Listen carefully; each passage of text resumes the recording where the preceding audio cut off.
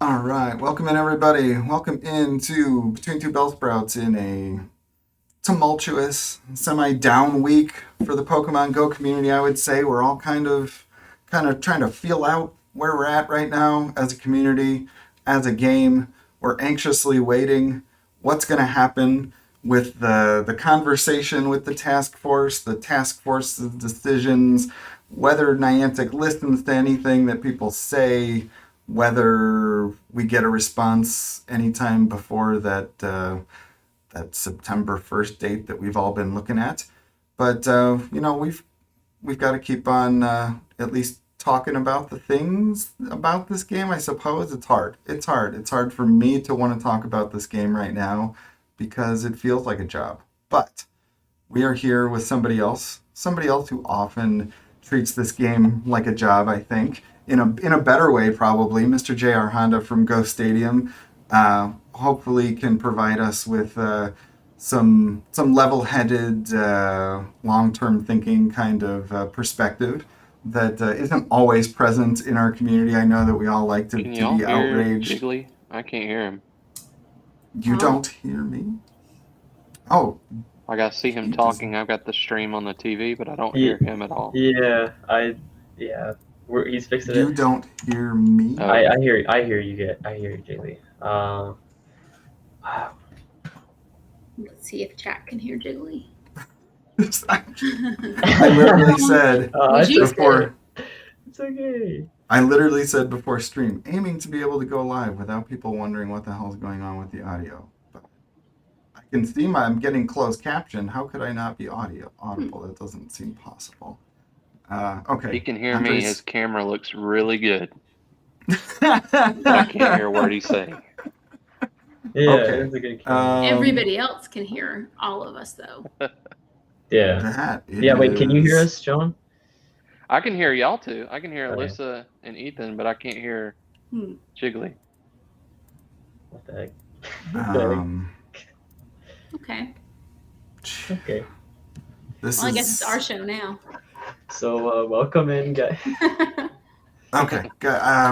Just the way that Jiggly always likes to open a show by just completely having no clue what is going on the technical side of things, even after I've over engineered everything. But I will think about this. I guess Ethan, why don't you ask John, what his perspective is on things with the community and from the Ghost Stadium perspective and a personal perspective because Jiggly thinks that John might have two different perspectives. Why don't you Okay. play telephone here? Okay, You can be so like the translator. what Jiggly said. No, so do you what is like you said the Niantic perspective No, and it he had or this from the Ghost the Stadium Go or Stadium the perspective John or the J.R. John Honda State JR okay, yeah, perspective got it, on got it. like where the community and the game are at. Okay, yeah. So this Go Stadium perspective and then your own personal perspective of where we're at as a community right now. That's what he's asking. Okay. Yeah. So, I have I've had a hard past couple of weeks, Mhm. just thinking about the situation that we are in, really as a community, first Yeah. and foremost, and then, as Stadium Gaming, being a secondary thing that is kind of tied mainly into Go because, our main division right now is Go Stadium. And so, uh, it has been tough nonetheless talking with many people, not only in my local community, but the community abroad about their feelings about the game and just the changes that have been made. I think it's bigger than just spin interaction distance. I think Yeah. it goes back to many of you may remember we issued an open letter to Niantic because of all of the issues that we had seen within trainer battles, which is, I Mm. would say one of Go Stadium's main focus and one of Stadium Gaming's main focus is the competitive aspect of the Pokemon franchise. And so when trainer battles were introduced, we were hoping for all of these great and wonderful things, and we started to see that with the Silph Arena. and we started to see that with these other competitions that we saw come up, like Battle of the Servers or Go Team Up, or still factions that we have now. And there was all this excitement around the game, and we were really hoping for Niantic to continue building upon that, to really push this game into an esport level of a game. And there for a long time, there was just severe bugs and issues. And I know people are like, well, what are you talking about? There's still severe bugs and issues. But yeah, there was even more back then. And I think it's still very bad right now. But we had gotten to a point to where we knew that something needed to be done. And it was pretty funny because we had just been accepted into the Niantic Creator Program as a platform, and not soon after, here we are publishing this open letter, saying, hey, here's the problems that we see with the game. Here are the problems that we have. We just wanted to respectfully bring these to your attention because it seems like there's no other way that we can get the attention of anyone. And so, we did that, and we got a response. I was contacted directly by Niantic. I was contacted by several members, including, not speaking directly with, but I was relayed information directly from John Hankey, that he had read the letter and appreciated the feedback, and was actively pursuing a resolution for us. And I think everybody remembers we basically got a response saying that they created the known issues page for Go Battle League. They said that they were going to increase QA testing. And there's a lot of things that, behind the scenes, I don't know that I can share really detailed specifics, but there was a lot of things that we had as a brand and as a community had proposed and that were actively being worked on as far as continually testing the game, and wanting to pursue that. And so we were hopeful at that point, but as we all know, time went on, and people can say, well, COVID happened and that kind of threw things for a loop, and it did.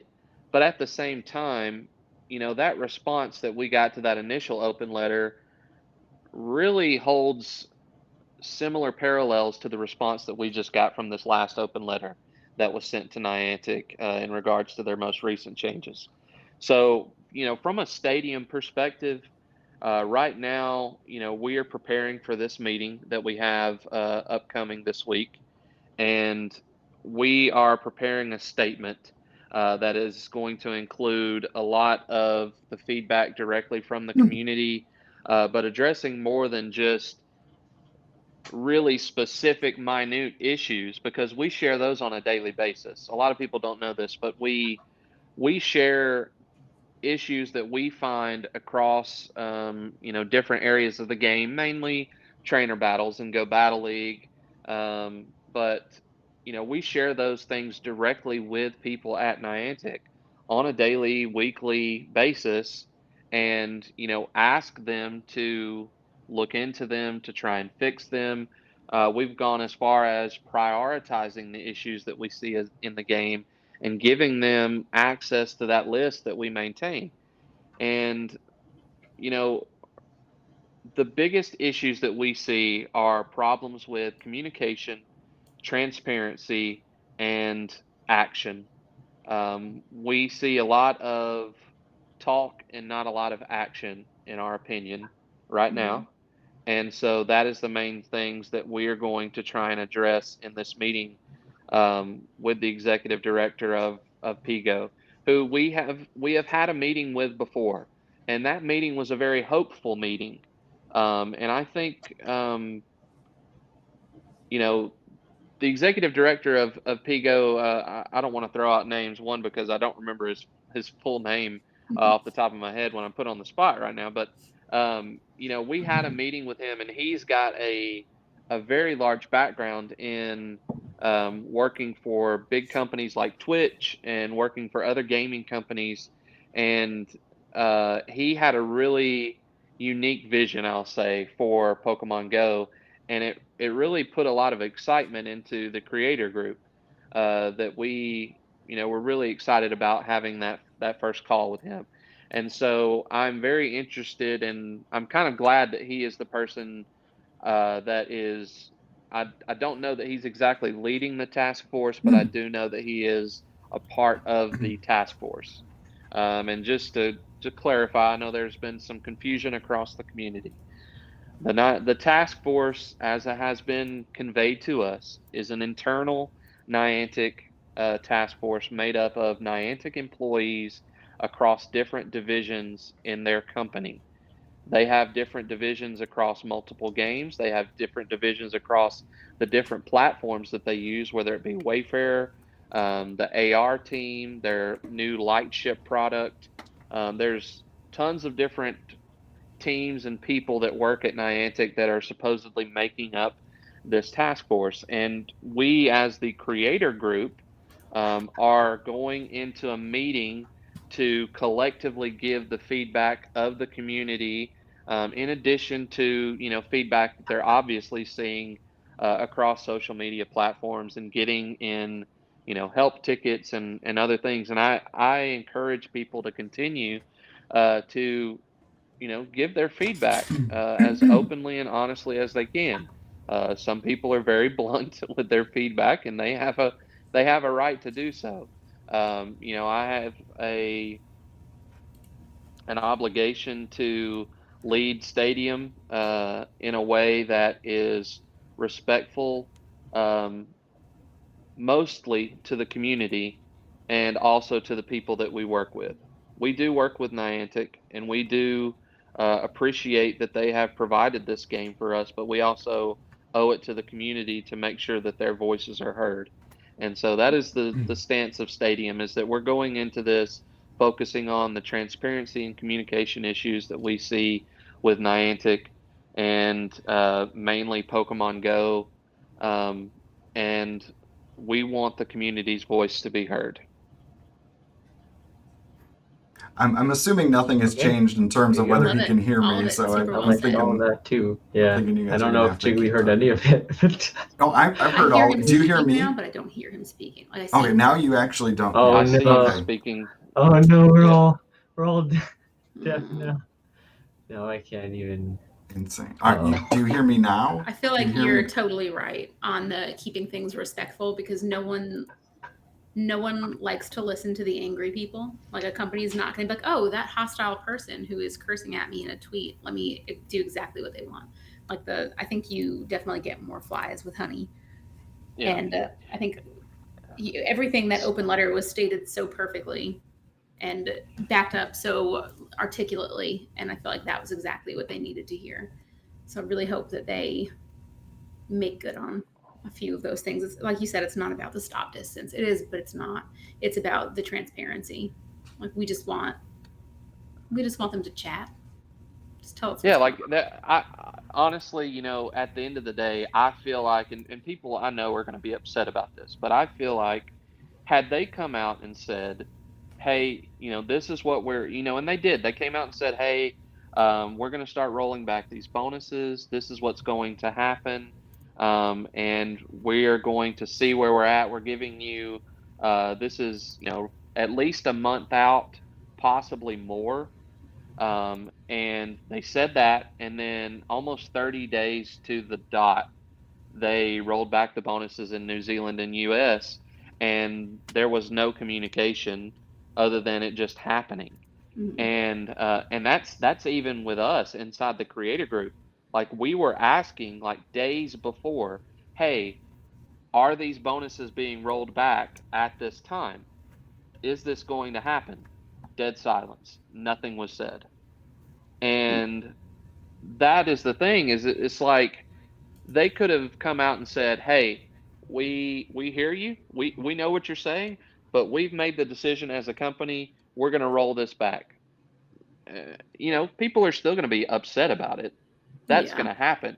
But the fact that they couldn't even communicate those types of things. And I don't know. Again, this is the thing. We don't know the challenges maybe that they're facing internally. And I know there's several arguments to be had about, well, if they're facing staffing issues, look at their revenue. Why aren't they just hiring people? Um, One of the points that doesn't get talked about a lot is Pokemon Go is not run just by Niantic. Pokemon Go is run by a joint venture between Niantic, the Pokemon Company, and Nintendo. They all are involved in the development of Pokemon Go. Obviously, the Pokemon Company owns the IP and they have say over how things are implemented and interact with in the game. So one of the things that I believe are holding these things up, and again, this is just speculation on my part. I don't know this for a fact.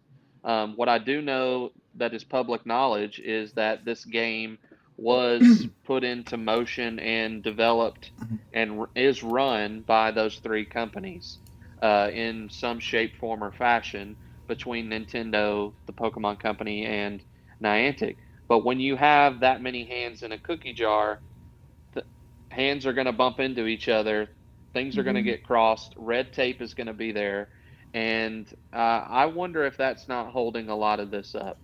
And that's something that I plan to ask. And I fully expect to not get an answer. If I do get an answer, it probably will not be a straightforward answer. And I can understand that because, they probably don't have any obligation to tell me how their business is structured. But being a businessman myself, I understand the inner workings of large corporations. I've worked in them and I know how they operate. And so I'm pretty confident that this is something that is happening. And so I I don't know what they can do, Niantic in their own right, without getting approvals from um, the Pokemon Company and Nintendo. And I'm not trying to shift blame or point fingers at anyone. I think, at the end of the day, they have an obligation, one company or all three, they have an obligation to this community that has made this game such a success to continue to grow the game and address the community's feedback. And that all we're asking for is simple communication, at least more than what Mhm. we've had. Mhm. PR responses in blog posts and not following up on those concerns is not something that I will stand for. I enjoy the game. I enjoy the Pokemon franchise. I always have. I grew up on it as a kid. Uh, but being in the position that I'm in now and feeling this obligation towards the community, it's important for me to hold these leaders in this business accountable and make sure that they understand that I fully understand their point of view, but I also understand the community's point of view, and there needs to be common ground found so that the community can continue to find success in their gameplay and their passion for the Pokemon Go game, while Niantic and the Pokemon Company and Nintendo or whoever can find, whatever they're looking for in developing this game. A lot of them say, a lot of this has come around. Well, this is based on our company tenets of we want people to get out and explore and we want people to do these things. And this is what our company was founded on. But I think a big part of that is communication and transparency and working directly with the community and understanding the impacts. Simply from a data standpoint, if we're talking stop interaction distance, those changes and bonuses were put into effect when there was a lower daily average case rate for COVID in the United States than there is right now. So to me, it does not make much sense that they Mhm. would revert these bonuses and not give a reason why, when before their reasoning for implementing the bonuses was strictly because of the increase in cases for COVID-19. So those are some of the things that I'm going to address when we go into this call later this week. Ethan told me that they can hear me. Can you? I assume JR I still cannot heard hear me. vigorous typing, so I don't know if that means I can hear Jiggly now or not. I was just about to say that I forgot that I wasn't mute at that one moment. That was definitely Ethan. Do you hear Jiggly, or do you just hear the typing? He doesn't hear me. This Couldn't even hear is something myself think else. over that typing. This is so weird. Anyhow, this is breaking my heart that I can't directly talk to John because I think Okay, I'll be translating. he's stating so much of what I feel very directly, and I guess it gives me a lot of heart knowing that he at Ghost Stadium echoes my sentiment that this letter is essentially a redo of the first letter that we got that came from Ghost Stadium, and that really it's kind of to the point where we don't have a whole lot of sympathy for this kind of letter anymore because they've kind of got a track record that they're not really doing what we need them to do, and so I don't have the same kind of sympathy. But trying to think the best way to less awkwardly do this. Can you join the call from another device and just not put that device on the screen so that you can chat? I know that's ridiculous, but at least you'd be able to talk. It's communicating. I probably can. I'll think about. I'll try and do that in the background while we keep this So going. what I Let me can think. do is I can mute myself while he's talking and turn the TV up so I can hear him. There you There's go. a slight delay. There's a slight few delay. seconds, yeah. It'll be Just off a a little little bit. bit. That's okay. That's okay. We can just pretend that this I'll is try like that. I'm gonna mute war right now and then correspondence turn in the the TV Iraq War, and there's just like they're operating on satellite phones, and we just have to wait for the delay and accept that. Perfect. Yeah. So I guess if I'm addressing JR through the television, JR, welcome. Thank you again. Personally welcome you, and thank you for jumping through hoops to try and talk to me directly. I was just saying how much it heartened me to hear that the Ghost Stadium really was kind of feeling the same way about this letter that the rest of the community was, and that unfortunately, the track record we've got is just not really leaning in their favor in terms of the way they're interacting with the community. I do think that there have been some improvements that have come and that were probably driven from that letter, and I heard you address some of those. What do you feel about what I think is one of the underlying currents of the frustration with the game that isn't really being brought up a lot in terms of the current malaise in the community, but it's the way people are responding to it, but it's not being described as the cause. They're saying, I'm going to stop spending money. And when I hear people say they're going to stop spending money, I think that the way I interpret it is that people are saying, I'm going to try and make Niantic hear me with my wallet. I'm going to try and make them feel it in the only way that they understand. But I think that the flip side to that is that this PvP game that, when Ghost Stadium entered the scene was really kind of Great League centric. It was kind of a roll your own, what are you going to battle in? And it's really turned into a GBL centric, pay to win kind of raid 1,000 times, really a money grab kind of peer pressure situation. What do you think about that aspect of where we're at as a game? Because the part that I find the grossest about this game entirely is the fact that during this pandemic, instead of adjusting the game to try and maintain their business, it feels like they've adjusted the game and stepped on the accelerator to generate more profit at people's like psychological and monetary expense without giving us a better product. And that I think is the worst thing that we've got going on in this game. And I think it's going to drive people away in droves if they just have to continue to raid X legendary like 200 times to get a perfect and enough XLs. Do you think that is a huge component of what's going on, or do you see it more as just like make PvP work and respect people who say that this distance change is either limiting them from playing the game or it's just a quality of life improvement.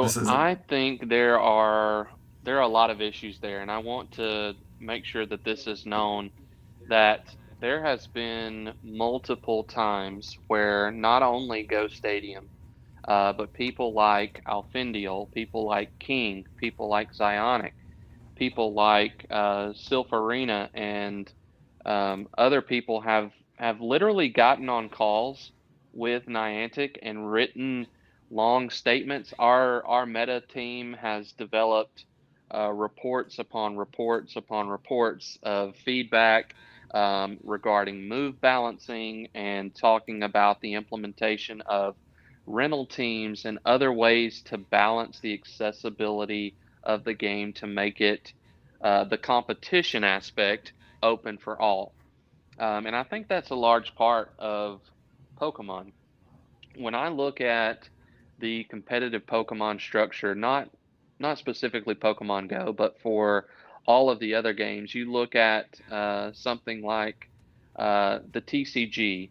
It's a little bit on that pay to win side because you obviously have to purchase your cards in order to compete, but they make products like a build and battle deck, or they make ways for people to get the cards that they want for I would say, a relatively low cost.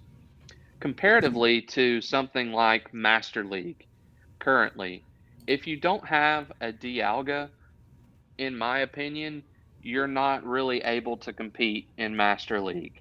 And so, and then the implementation of XL Candy and the sort of wall behind getting those XL Candy by either using things that are not approved, I'll say, within the terms of service of the game, or spending a lot of money to do, hundreds of raids basically to get enough XL candy, and then really hope you also get the 100% so that you can power it up and make sure that you are uh, competing at the highest level that you can. But then you look comparatively to something like the main series game, which is their, bread and butter for competitive play right now.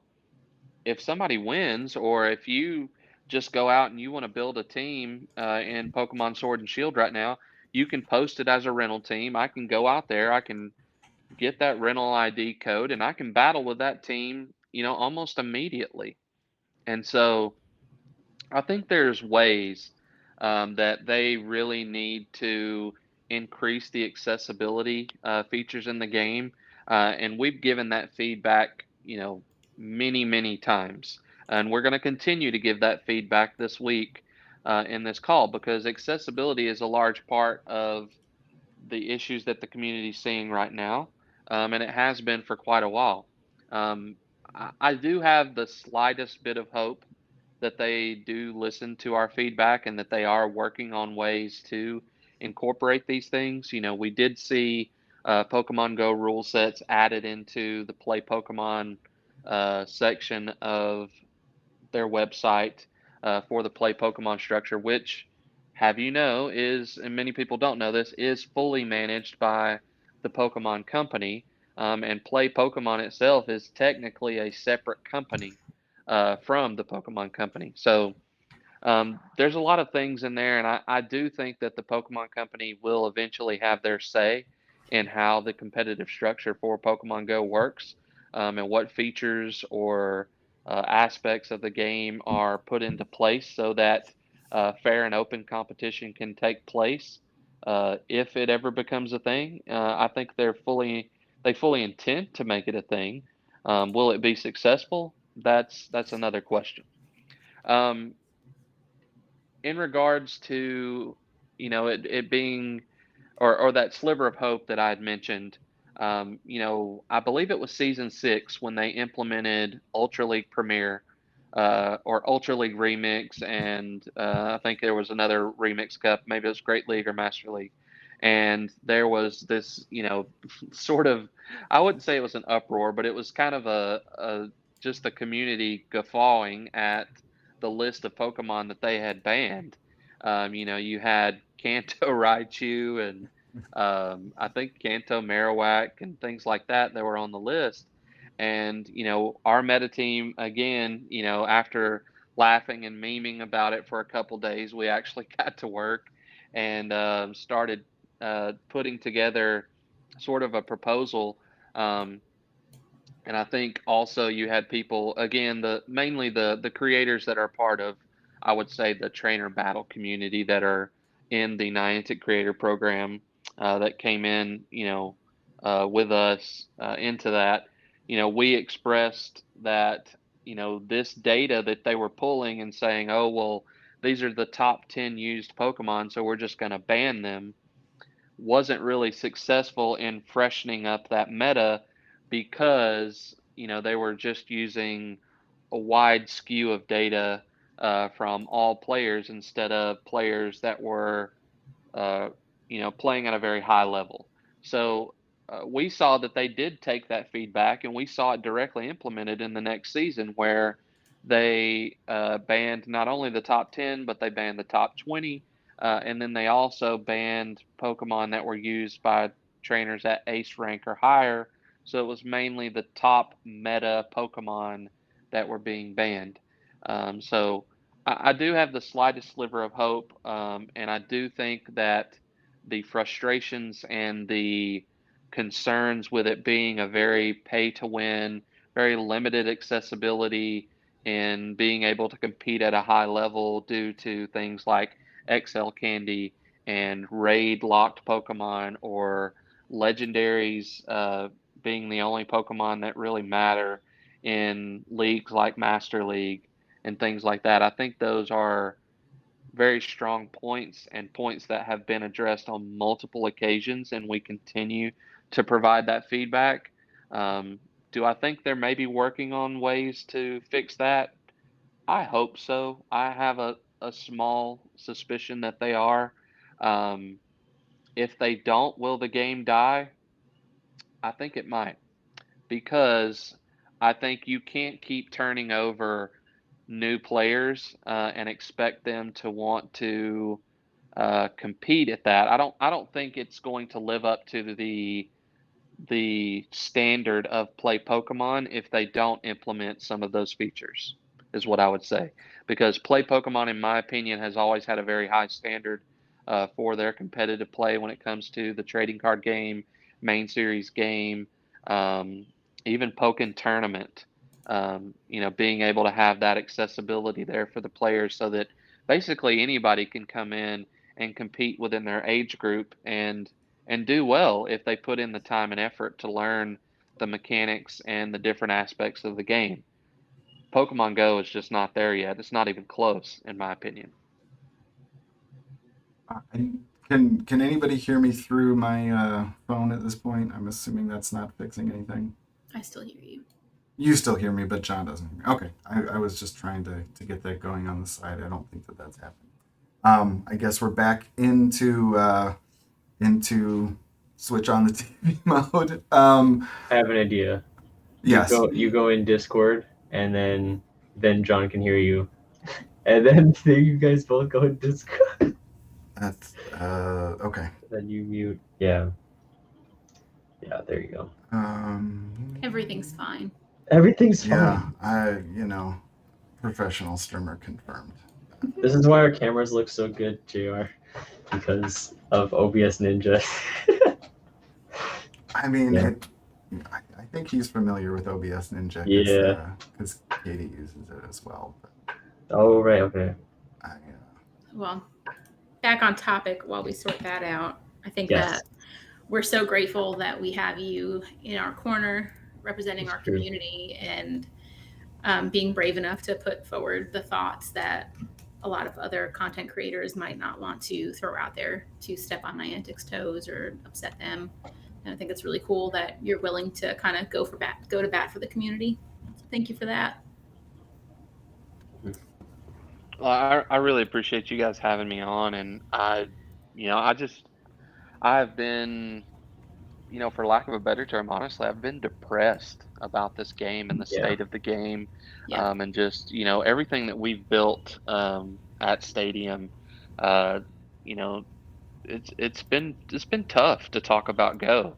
I've got the team, they're gung ho about Pokemon Unite right now, but when we want to Hmm. talk about Go business, we just had to cancel the tournament that we were going to have planned for October, obviously out of concern for COVID and the continued rise in cases and things like that. Um, but just talking about Go in general is almost loathsome at this point Yeah. for our team. And you know, the one thing that has got them going this week is we are collaboratively working across all of our teams to prepare a cohesive statement for me to read off, because I don't want it to be just hey, here's what I'm upset about. I want a very cohesive statement like we did in our open letter the first time and this last time. I want the people that are going to be there looking me in the eyes to hear what we have to say on behalf of the community. And I've gotten, DMs from people where, their big thing is about getting out there and going out and exploring, and I get that. I think it's great to have company tenets and goals and things that you want your company to do, but if it's at the cost of your player base, and your player base is not able to enjoy the game anymore, and it's causing your, honestly, look at the data. Are your daily active users going down? I mean, think of this from a company aspect. They have to have seen an impact with these changes for people not being able to play the game, or not even wanting to play the game for as long as they could. I mean, I look at somebody like Brandon Tan, who Hmm. literally plays the game for 16 hours a day, if not more, who has just completely stopped pretty much. I mean, I don't know how you ignore that. I don't know how, as a company, you can ignore a movement that happens where you're basically, taking promotional things out of consideration. I would say we were the number one trending topic in the world Hmm. with Hear Us Niantic. And so I don't see how you can ignore that. And I don't want to say that they've ignored it. Obviously they saw it, they responded. We were not happy with the response. I'm not gung ho about the response. It was a response. It was what we asked for, but more needs to be done. And it's not, again, it's not just about one specific issue. It's about an ongoing pattern of behavior, in my opinion, towards the community and towards people that they say that they work with on a regular basis. They say that we, as we communicate about this relationship that we have with Niantic, we're supposed to say that we're part of the Niantic Creator Program, and we work closely with Niantic, and we have a close relationship with Niantic. Well, I don't know anybody that I have a close relationship with that I don't communicate with on a regular basis. I wouldn't consider that a close relationship if I didn't communicate with them on a regular basis. And communicate is not just, hey, here's the announcements early, or here's an answer to a question that you had. It's, hey, give us your feedback. How can we do things better? How can we improve community engagement? How can we improve community satisfaction while achieving our goals?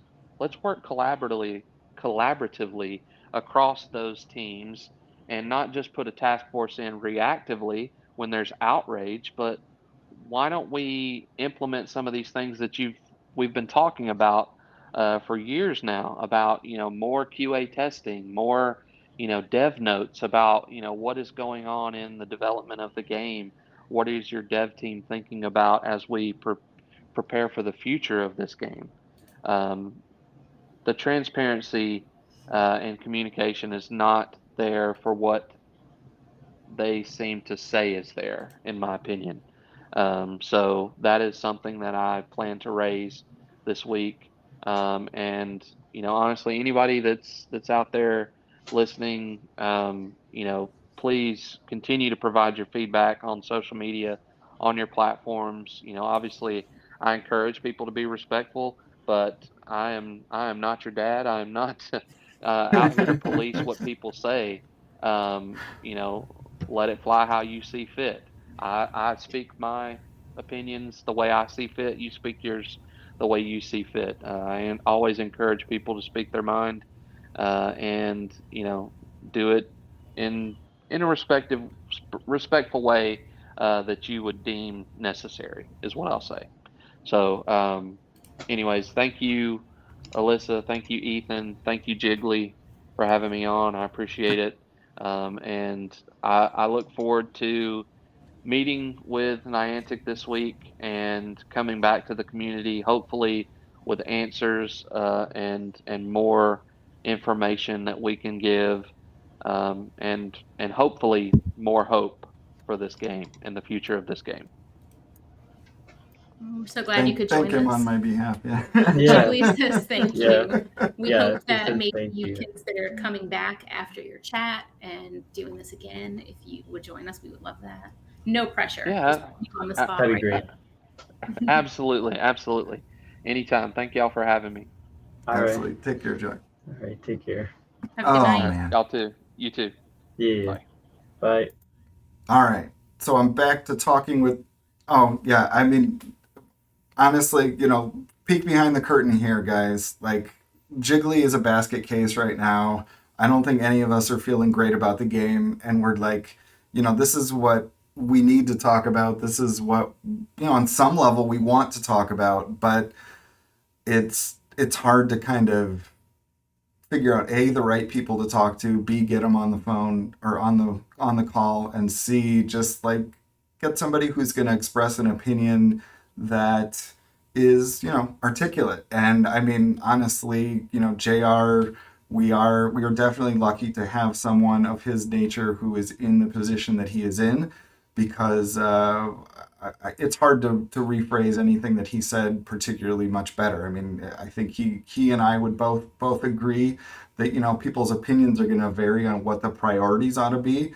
But the bottom line is there needs to be open communication. There needs to be some form of just, a little modicum of respect shown by Niantic to the community at large if they want to keep playing the game. And, if the guy who runs Go Stadium is telling you that he could see PvP dying, and he says it dispassionately like that, or not dispassionately, but, depressed, sad like we all are, I think that is a sign that you need to realize that, the people who kind of carried this game to the point where it was interesting again throughout COVID because of GBL and brought other people into that world, we're going to drop it like it's hot if this is what we're going to get. And, other people will follow, whether they see it now or whether they see it later. Everyone's going to get burned by this. And so thank you so much to JR for coming on, and thank you to Ethan for pulling him in, even if somehow or another I managed to make it so he couldn't hear me. I don't know if that was on my end or his, but that was interesting. So, in the same vein of, where this community is at, and just the malaise that he speaks to, the depression, the talking to other people in the community, and everybody seems to have a little bit of it right now, and it just it's almost contagious, where it's just like, okay, I'm in a bad mood, and then I talk to Joe, and after we talk to each other, and I find out he's in just as bad a mood as I am, now we're both even more sad, because what ultimately I think is the issue here is that we, as a community, we love each other and we want this game to be here to keep us together and give us reasons to spend time with one another. And we know the realities of life are when you have different interests than people that you spend time with, you drift apart. And it's like, ultimately, Niantic, you have our hearts in your hand, and you can sorry, I don't want to do this on stream, but literally, how many times have Ethan and I had this conversation? We're just like, you know, we love each other to death, but like without this game, how much time are we going to spend talking to each other in a month from now? And it's not because I love them any less, but Niantic is leveraging this into a profit center instead of giving us even a little bit of something that we can grasp onto and love. And it's like the excitement level that I had in my heart to meet all of y'all compared to just how crushed I feel right now. Just thinking, like, are we gonna make it to the next live event before any of us don't give a fuck? I mean, Niantic, if this doesn't tell you how much people care, like, I look like a blubbering idiot on my own stream, but like, this is where I'm coming from, and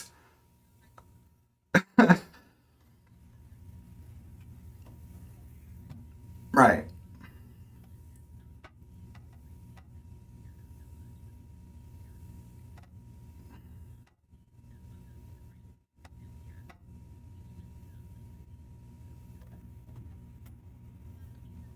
What? Oh, one second. I'm sorry. I actually this time I actually know what that is. I'm sorry.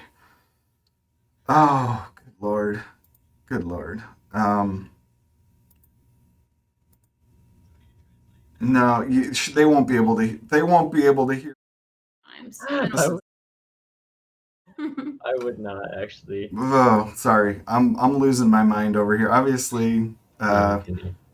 Jiggly is in a bit of an emotional We state, all if you are. will, We and all. so It's okay. I'm just gonna go the simple way, go back to this scene and drag it all over. You know, this stream is gonna be filled with technology mishaps and snafus, but at the end of the hour, I just want to communicate. I'm sorry, Alyssa, that It'd they be like couldn't hear that you. sometimes, They and should that's hear you okay. now. It's fine. Wait, Um, can you hear her? They can yeah. hear you now. Okay. I know exactly what happened, and I just this is the easiest way to fix it for now. Ethan could relay everything I said, but then he would have to say fuck like 3 times. So we'll skip that, but no. I just I don't know. It's not just you. We're all on the same page. We all love this game because of the community and not because of the actual game. The game was great at first, now it kind of blows, but we're here because of each other and not because this game is this just great thing that, is so fun to play. Like, it's fun to play, but really we're here for each other. And it's so weird because at the beginning of coronavirus, it almost got better. Like, we all, team tournaments started. We all took this from like an individual game to like this thing we could do actively with our friends on a team, and things, tournaments online opened up. We were able to battle people we had never been able to battle before. Everything seemed like it was like fantastic, and everyone had this vigor that we just maybe didn't have before. I remember thinking like, oh man, when the next live tournament happens, it's going to be so great because now everyone has all these great relationships they probably didn't have before, and it's going to be fantastic. And then Niantic, went and fucked it all up, and it's getting worse, which is fucking stupid, because you would think they'd ride that wave, like see that the changes they made in the game were improving it for everybody, and instead they were like, let's take that back and see what happens, and the game is crumbling. So because of that, I have this like, maybe it's optimism, fearless optimism, but I feel like they can't ignore it, and this meeting will be productive. At least I hope it will, because I'm not willing to let go of hope that we can hang on to this community for a little bit longer. Yeah, I mean, I echo that as well. I think the community is definitely why I've kept up with this game, and the Pokemon community in general is something you can't find really anywhere else. Sure, yeah, there's other card games like Magic or whatever, but Pokemon has something that no other community has, and that's just the people. Like, you can't really find these people anywhere else, honestly. Right. People think this community is toxic, but it's hilarious because it's actually the most wholesome gaming community that I have ever been a part of. Yeah. Like, go play Magic. Like, those people are assholes. Yeah. Literally So, any other game.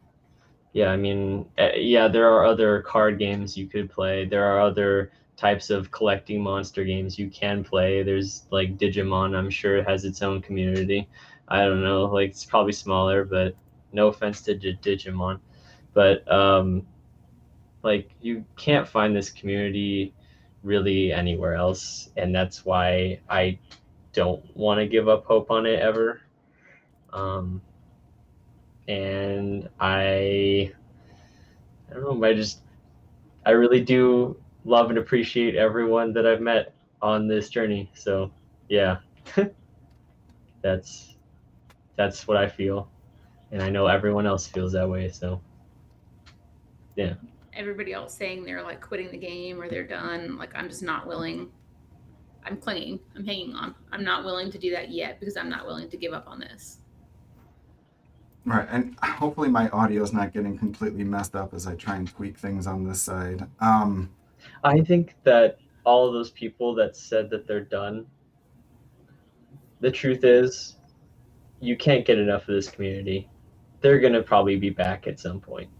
They're just writing it out right now, and they're like, I'm not willing to dedicate my time to this game right now because of what it's in right now.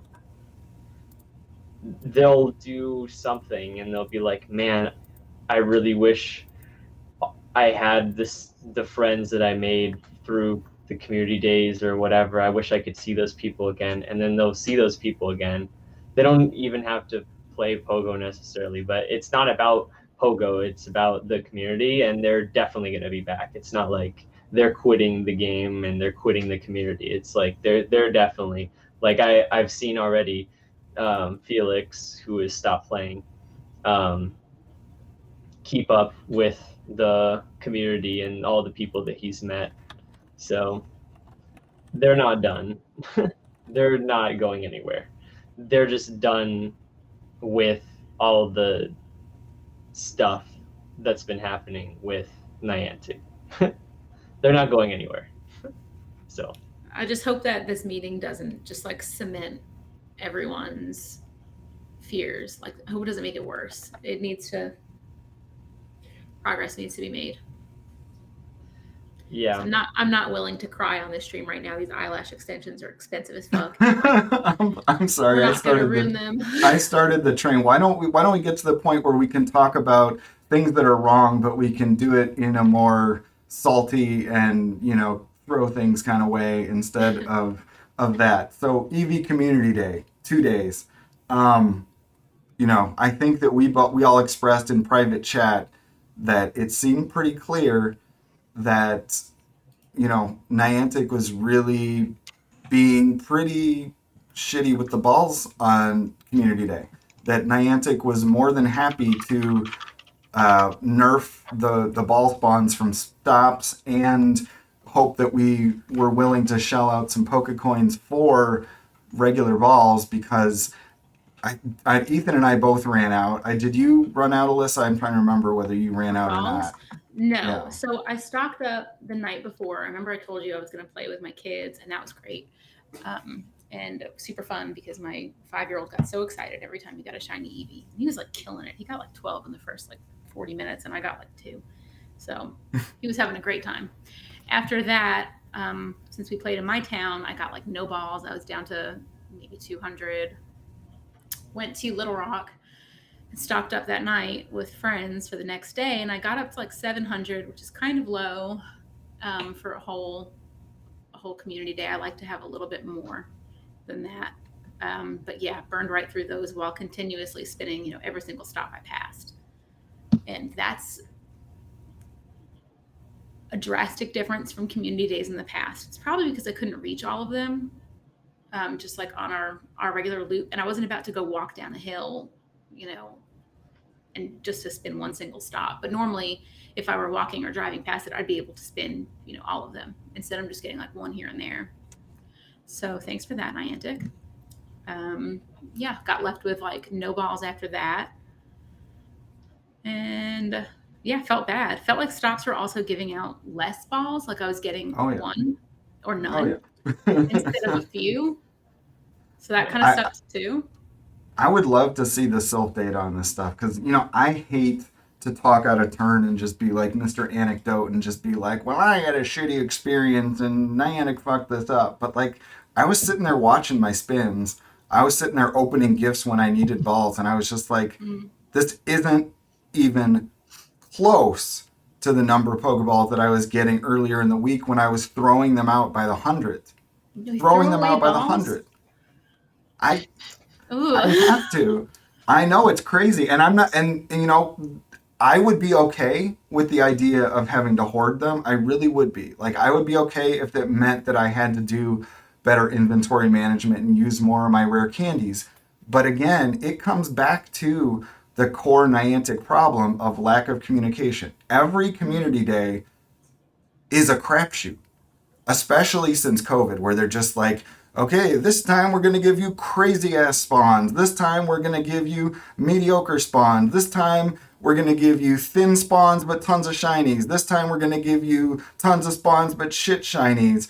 And it depends if you're moving. It doesn't depend if you're moving. We're going to give you your buddy coming to you 500 times with bundles of 50 balls, or we're going to completely dry up the stops that when you're going down streets that have 30 stops in a row, you're still going to be at the end of the street and you're going to be like, where did all my balls go?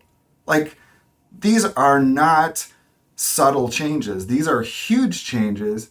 And I feel like the least that they could do is what I've started calling Community Day is Community Exploitation Day, because they're basically just like, everybody get ready for this one day where you've saved up all your resources and you feel good about yourself, and then we're going to throw 50 Ultra Balls at you, and at the end of the day, you're going to be like, where'd all my shit go? I was playing in a Pokestop dense area, and I came away like feeling like I've got nothing left. Yep. And I feel like it should just be consistent. If they want to put a stupid Pokemon Company Nintendo spin on it and be like, oh, Team Rocket has taken all the Pokeballs. This is going to be a challenging, Community Day, trainers. Save up your Pokeballs for this Community Day. Go right ahead. Whatever. Save up your dollars so you can buy red balls from the shop. Right.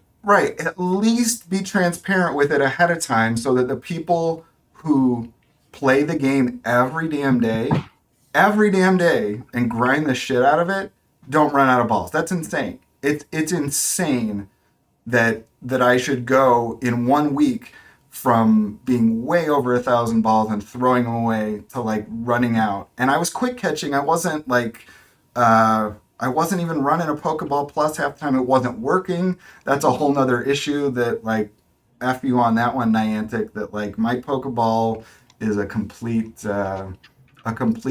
disaster when it comes to trying to do anything productive on Community Day. But that's another matter entirely. But how was everybody? Were you able to focus on like enjoying the EV Community Day despite that?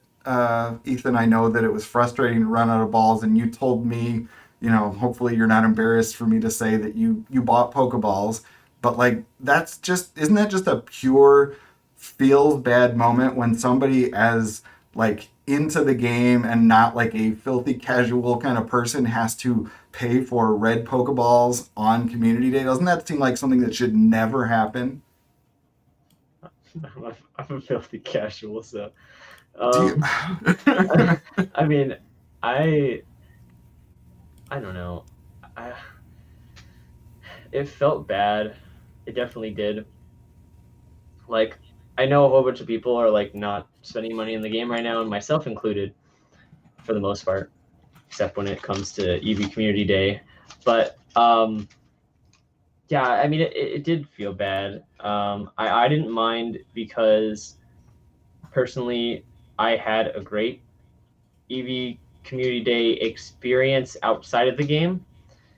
I was hanging out with someone who loves EV. And this is like, I wanted to do the Community Day to just be there with him. And he got a lot of resources out of it. And I was super happy that he got everything he wanted pretty much. And yeah, like, I don't know. I had a good experience outside of the game. inside the game, I expect things to break nowadays. So I'm just like, whenever something doesn't go right or I have to buy things, I'm just like, this is just what it is. And I'm not letting Niantic stop this experience. So, like, yeah, that does feel bad that they're exploiting the friendship. And I hope they can hear me say that so that they know how bad it makes me feel. But I at this point, like, I'm just like, I'm not planning on playing the game this week. I'm not doing Spotlight Hour and not doing Raid Hour. That's not me being a part of any movement, by the way. I'm not doing the boycott thing at all. I like encourage people to play the way they want to play. If you want to play the game, you play the game. If you don't want to play the game, don't play the game. Like, you don't have to be a part of a boycott. It doesn't need to be a huge thing. You can play the game however you want. At this point, I just am not surprised anymore. And so I've gotten to the point where I'm just playing this game purely because it was like a fun thing for me, a cathartic thing for me to do when I was outside walking. And yeah, I'm going to go for walks without my phone. And I've done that before, definitely before this game was out. And it's a lot more refreshing, and you get to look around a whole lot more, which is nice. And you get to see like all the wildlife and stuff. And I try to do that when I play anyways. But like during community Especially day, if they're skunks. yeah. Yeah. I'm sorry, I didn't mean to break up your flow. No, the skunks are great. It's just the last experience I had with the skunk was quite depressing. But during community day, Andy and I sat down and we were like, okay, it's time to open gifts. And we literally we read the names of the gifts that we were opening, and we were like, all right, a gift from so-and-so, let's see what we get. Oh, a hyper potion and some stickers. That's cute. And then I was like, okay, my turn, Andy. Okay, let's open up Sir Maximus's gifts. Let's see what he gives us. Oh, he gave me a Pokeball and a Pikachu sticker. Oh my gosh. This is awesome. It's your turn. Like, we did that, and we made it into more of like a satirical thing. So, like, honestly, Wholesome though, I like it. It was Laughing just so you don't cry, I see. it was just more of a satirical thing. Yeah, like, I'm really holding out hope for the game. I want to see it succeed. I want to see it be healthy for people to play too, because right now it's not healthy. Like the GBL thing, I'm not saying it's not healthy, but I'm not saying that it's a good thing to have restrictions of 5 sets every day, because that goes along with having like the 3 remote passes in the store for $3 or whatever it is, $2. Like, if there's this weird psychological thing that happens when your brain sees less as more or something, like there's this weird thing that goes Right, on.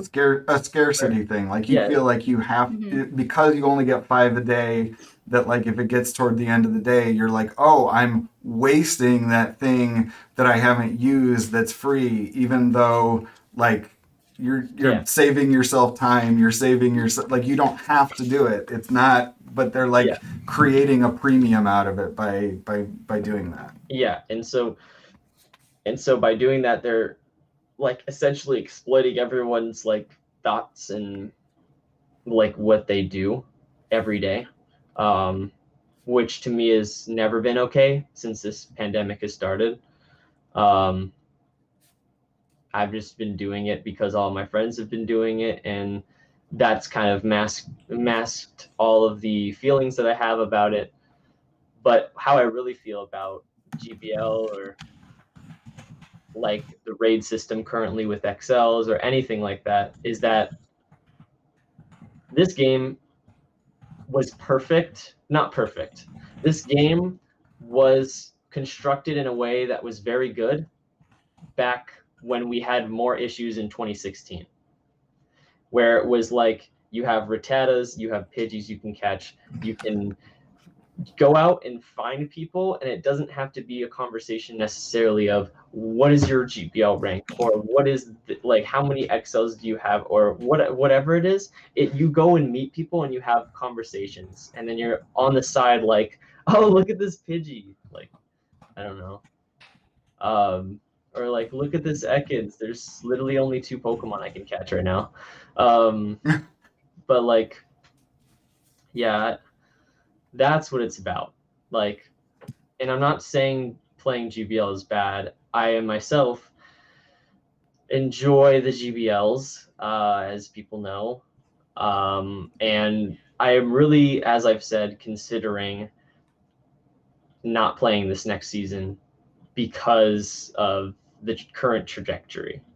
If that trajectory is changed, and if we have actual like feedback coming September 1st, where Niantic isn't afraid to say whatever problems they have, and they've done it in the past, so I can't see why that wouldn't be a thing, I may reconsider, and I may play a lot more casually than I have been. But as of right now, I haven't interacted with the game in probably since EV Community Day. I didn't touch it at all last week. I didn't do Raid Hour or Spotlight Hour, even though I made Gastrodon noises. I didn't do any of those things. All I did was just, and I don't want to be Debbie Downer, I just couldn't help but think about the future of this game while doing other things. And I'm not just thinking about the game. I'm thinking about the people, obviously, because that's what I'm thinking about when I say the game. But yeah, I mean, that's where everyone's at, I think, whether it's as severe as some people similar to me, or they're just playing the game because it's like this cathartic thing that they do, and it's really hard to stop something if you enjoy it and you enjoy the people. So it's really hard. I get it. So I understand. If you're going through anything, just know that if you need to talk or something, like I can respond. I'm on Discord, and we can get through it together. And whatever you're feeling is shared for the most part. So yeah. One of the things that I think is most important in this time is that we find ways to cheer up the community that don't involve playing the game. And it seems like it's pretty clear what the people are demanding. I'm glad you agree, because what the people are demanding is that you make the Pokemon cry of the day, and that's gonna put a smile on everybody's face. So I mean, what Pokemon are you feeling today? What Pokemon do you think would put a smile on people's face that you feel like you can replicate just to get things moving in the right direction? I mean, you agreed with the sentiment. We got to support the people, Ethan. We got to give back to the community. That's what we're all about. I didn't agree to this. I mean, I did. You kind of did. I did the what Snuffle cry off stream. I don't really want to do the Stuffle when I was playing main series. Okay, let's hear Stuffle. Yeah. Remind me. Stuffle cry. I can't do this. Well, I missed it, so that's not fair. I need it. That's right. How could you deprive Alyssa? I mean, Sadie Poo, we all know he's trolling, but Alyssa, I like she needs to hear. I'm genuinely invested. Okay. I just need to get in this Stuffle. I can't wait. Channel my Stuffle. Okay.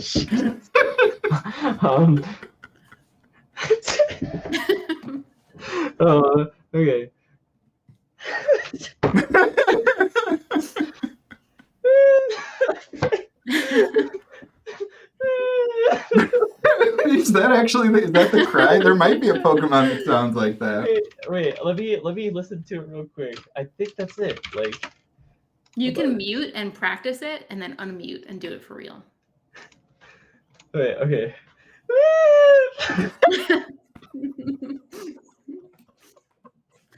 No. Niantic, how can you chase people like this away from the game that are literally bringing you free joy, publicity, building community? Look at this. Look at Ethan. The Pokemon is coming soon because it's in Gen. No, it's not coming soon because Niantic skipped it. Thank you, Niantic, for skipping Stuffle.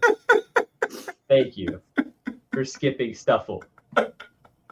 Aloha, Niantic. Wake up.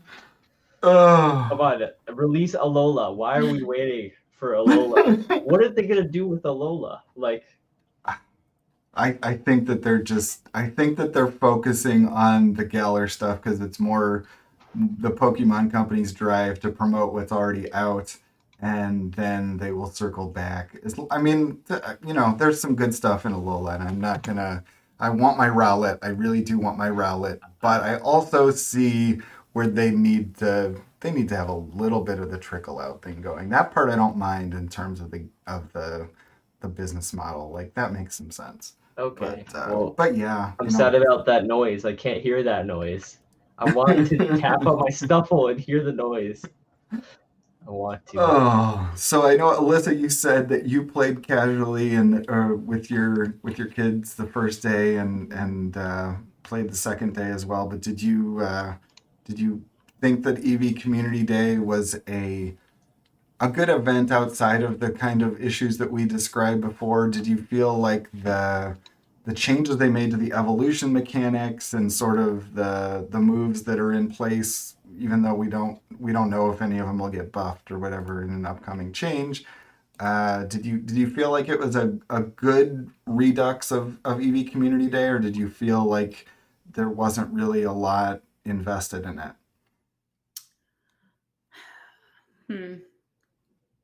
So just to paint a picture of how little I gave a fuck about the moves, I evolved nothing.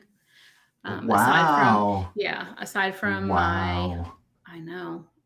my Umbreon. I evolved a couple of Umbreons because I had a perfect one. I wanted to do that. And then a really good one for Great League that I did. But other than that, I was like, I don't care. So I just didn't. I don't know. It's like super not like me. So you probably, as obviously PvP centric for the most part, I mean, I know you're now kind of consider yourself a little bit more well-rounded, if you will.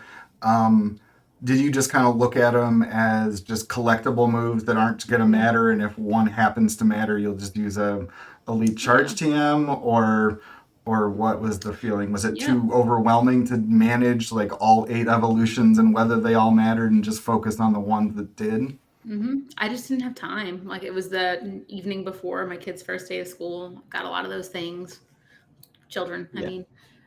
Things are chaos here. It was a long event. I was tired. I didn't even catch the last hour because I was busy trying to like get balls. So I didn't go home with no balls. So yeah, didn't buy the ticket. Played super casually, unlike myself. Yeah, just wasn't that into it. I can't believe you didn't involve Glaceon. I know. Water Pulse. I can't believe it's a tragedy. But you know what? I have like 10 elite charge TMs. Like if I need it, I'll make it. Water Pulse is gonna get a massive buff, and you're gonna miss out. And then I'll use one of my almost dozen charge TMs that I haven't been using, and I won't regret it for a second because I didn't stress out IV checking. And I did when I got home. I marked a couple Glaceons. I got a really good one. So I did check them. I'll evolve them when I need it. I'll give it the move when I need to. But it just wasn't worth it for me to sit there and IV check, 60 shiny EVs. Oh, I deleted everything that wasn't shiny too. All of them. I think I deleted every one that wasn't shiny as well at the end of it, and I still need to go back and delete some of the shiny ones. But it gives my heart pain, I'm not gonna lie, to transfer a shiny EV. I mean, shiny Eevee to me is kind of one of those ones you look at it and you're just like, oh, you're a special little Eevee. Like, I don't want to transfer you. I want to at least like give them each a chance to to be traded and get better, but I know I'm gonna have to transfer them. It's not like a shiny Weedle where you look at it and you're just like, whatever. So I also deleted all my regular EVs, and it was silly because I was telling Andy that I was like, okay, we're gonna trade after this event because he loves EVs, so he'll take it for everything. Because I need a Lucky Dex, right? Mhm. So I just mass transfer him EVs, and then he gives me whatever I need for Lucky. So then I was like, okay, we're gonna trade, and then I went and deleted all of them. And when he went to trade, he was like, "Oh, I guess I'm not trading with you then, because you have literally 0 EVs." And I was like, "Oh, that's something I did, right?" Yeah. So then I never heard the end of it, and yeah, I was really sad after that. I was like, dang, I messed up. But yeah. Yeah, I completely agree with you, Alyssa. I think that all of these moves are like really underwhelming, especially for like things like Leafeon, Glaceon. Like even Bullet Seed is kind of underwhelming because it doesn't have the bulk or the moves to do anything. So it has Leaf Blade, I guess, but like what I'm curious about in the future is if they're going to ever do like buff a specific Pokemon instead of buffing like, I don't know, like moves. They buff like the stats of a Pokemon. That could be cool. And it's like, oh, Leafeon is like this. You need a Leafeon, and then I'll be like, yes, I have Leafeons. I have a rank 1 for Great League and a rank 1 for Ultra. Yes, I was ready for this day, this joyous occasion, where I get to use Leafeon. But for right now, Leafeon is like not amazing. So, yeah, what I decided to do also after Community Day is since it's Andy's favorite Community Day, like literally he's named after Eevee. He went super hard, and so both him and I were like, okay, we're gonna post in Flex Zone today, and that's like a big deal because like we never post anything in our local Discord. And so we were like, we're just gonna troll the heck out of these people in our local Discord. So we had like a flex off, and like he showed his EV collection of how many shinies he got in the day, and I think he got like 170, which was insane, or 140, 140, I think. And then I showed my Shundo Mewtwo, and then he showed his EV candy, and then I showed all my Shundos, and then it was just like a crazy, like, we just bombarded the chat. And the last thing I posted, and I didn't get to mention this to Jiggly, I don't think, but I got a rank 1 Umbreon as well. Yay. I actually got 3 for Great League. Wow. Nice. So I posted. That's nuts. Yeah, I posted one of them that I didn't evolve on purpose because it's 69 CP. So I was like, I posted it in the. Who are you? I posted it in the Flex Zone channel, and I was like, the CP hits different. And I put like a little thing, and then they were like, is that a rank 3? And then someone else was like, no, it's a rank 2. And I was like, oh, okay. And I was like, thank you guys.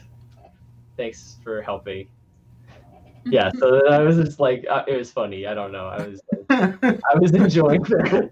I don't know. Oh, Ethan, Yeah, you're so funny. Yeah, I enjoyed that. That was like one of the highlights of this terrible community day, where I wasn't like running out of balls.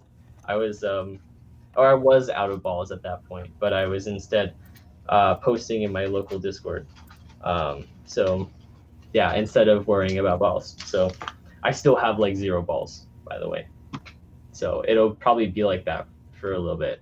I'm hoping to fix my situation tomorrow. Yeah, I plan to do the same, but I mean, we'll see. We'll see what Niantic decides to. I literally spun 1 stop today. I just wasn't feeling it. I think that's about how many I spun. Yeah. Yeah, I did my usual thing, evolving way too many that I didn't need to.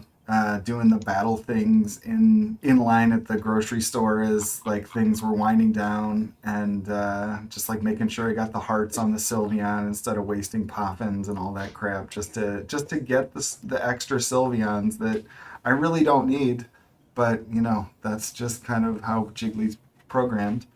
Um, was there anything that you guys thought was particularly good, like well or poorly executed in terms of this community day, other than the ball situation? Given the fact that you know there were so many things going on, I felt like it was the right thing to do to make it so that the Espeon and Umbreon evolutions did not require the walking, because in the past, even when they've had like multiple days, that's really been a cumbersome requirement to work around, because you have to both buddy the thing and then walk at the 10K. And if you're trying to be at all efficient, like you're trying to like, you have to remember to do that part really early and then remember to do the other part after you've walked the 10K, but preferably not before you've walked another 10K for the other one. And it has to line up with the AM PM. So that part I thought was pretty huge.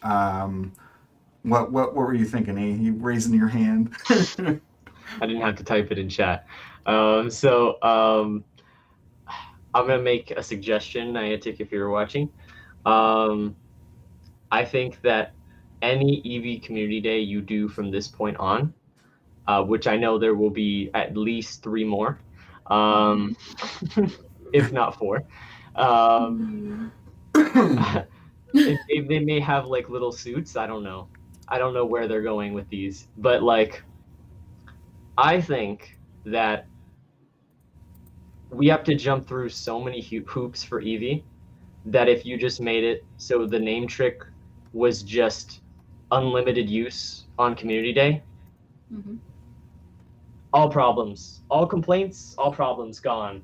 Just so you know. Because if you're watching, like, that is a huge gripe about this Community Day, and like, I get the whole like, oh, this is a fun little quirk. Like, Eevee has this weird way of evolving, and you have to like name it only once, or like risk your chance on RNG. Like, I saw like, I didn't get to evolve mine because I ultimately was too nervous to. But I did see on Twitter, I think Alpha Phoebe post his. I literally have the same exact Eevee that Alpha got, and it was the Eevee that was like, where is the stats on it? Let me see. Oh, here it is. 0, 15, 13, which is either a rank 1 Vaporeon for Ultra League or a rank 1 Flareon for Great League, but it's not a good Jolteon. But you're going to get a Jolteon. And so I saw Alpha Phoebe's post, and he was like, any smilers in chat? And it was a Jolteon with those IVs. And I was like, oh, that's why I didn't evolve it. So I was just like, yep, I don't want to destroy that. So if you're watching, Niantic, just make the freaking name trick unlimited for those however many hours, the 6 hours on both days, like, or however you have to do it. Like, we jumped through so many hoops for you already that it's a miracle that we're all still here.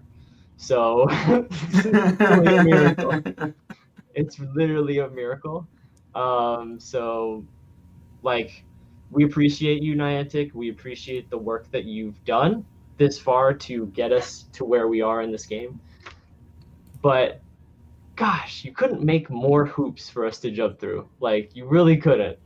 These hoops are there's not only so many in quantity, they're so well constructed too. And I mean that with every seriousness. They're so well constructed, and it's just like, by the way, I'm totally capping Niantic. I think you make us jump through so many different hoops in so many different ways that the hoops either need to disappear or they need to be constructed with some sort of other material, because I don't know. That's all I'm going to say. I'm going to get too much into a rant if I continue. But like, the name trick definitely needs to be like a thing, I feel like, for every single one, and it needs to be unlimited. So that way, you don't have that crying kid that wanted to get it. Like literally, it could have been his first or his second Vaporeon, right?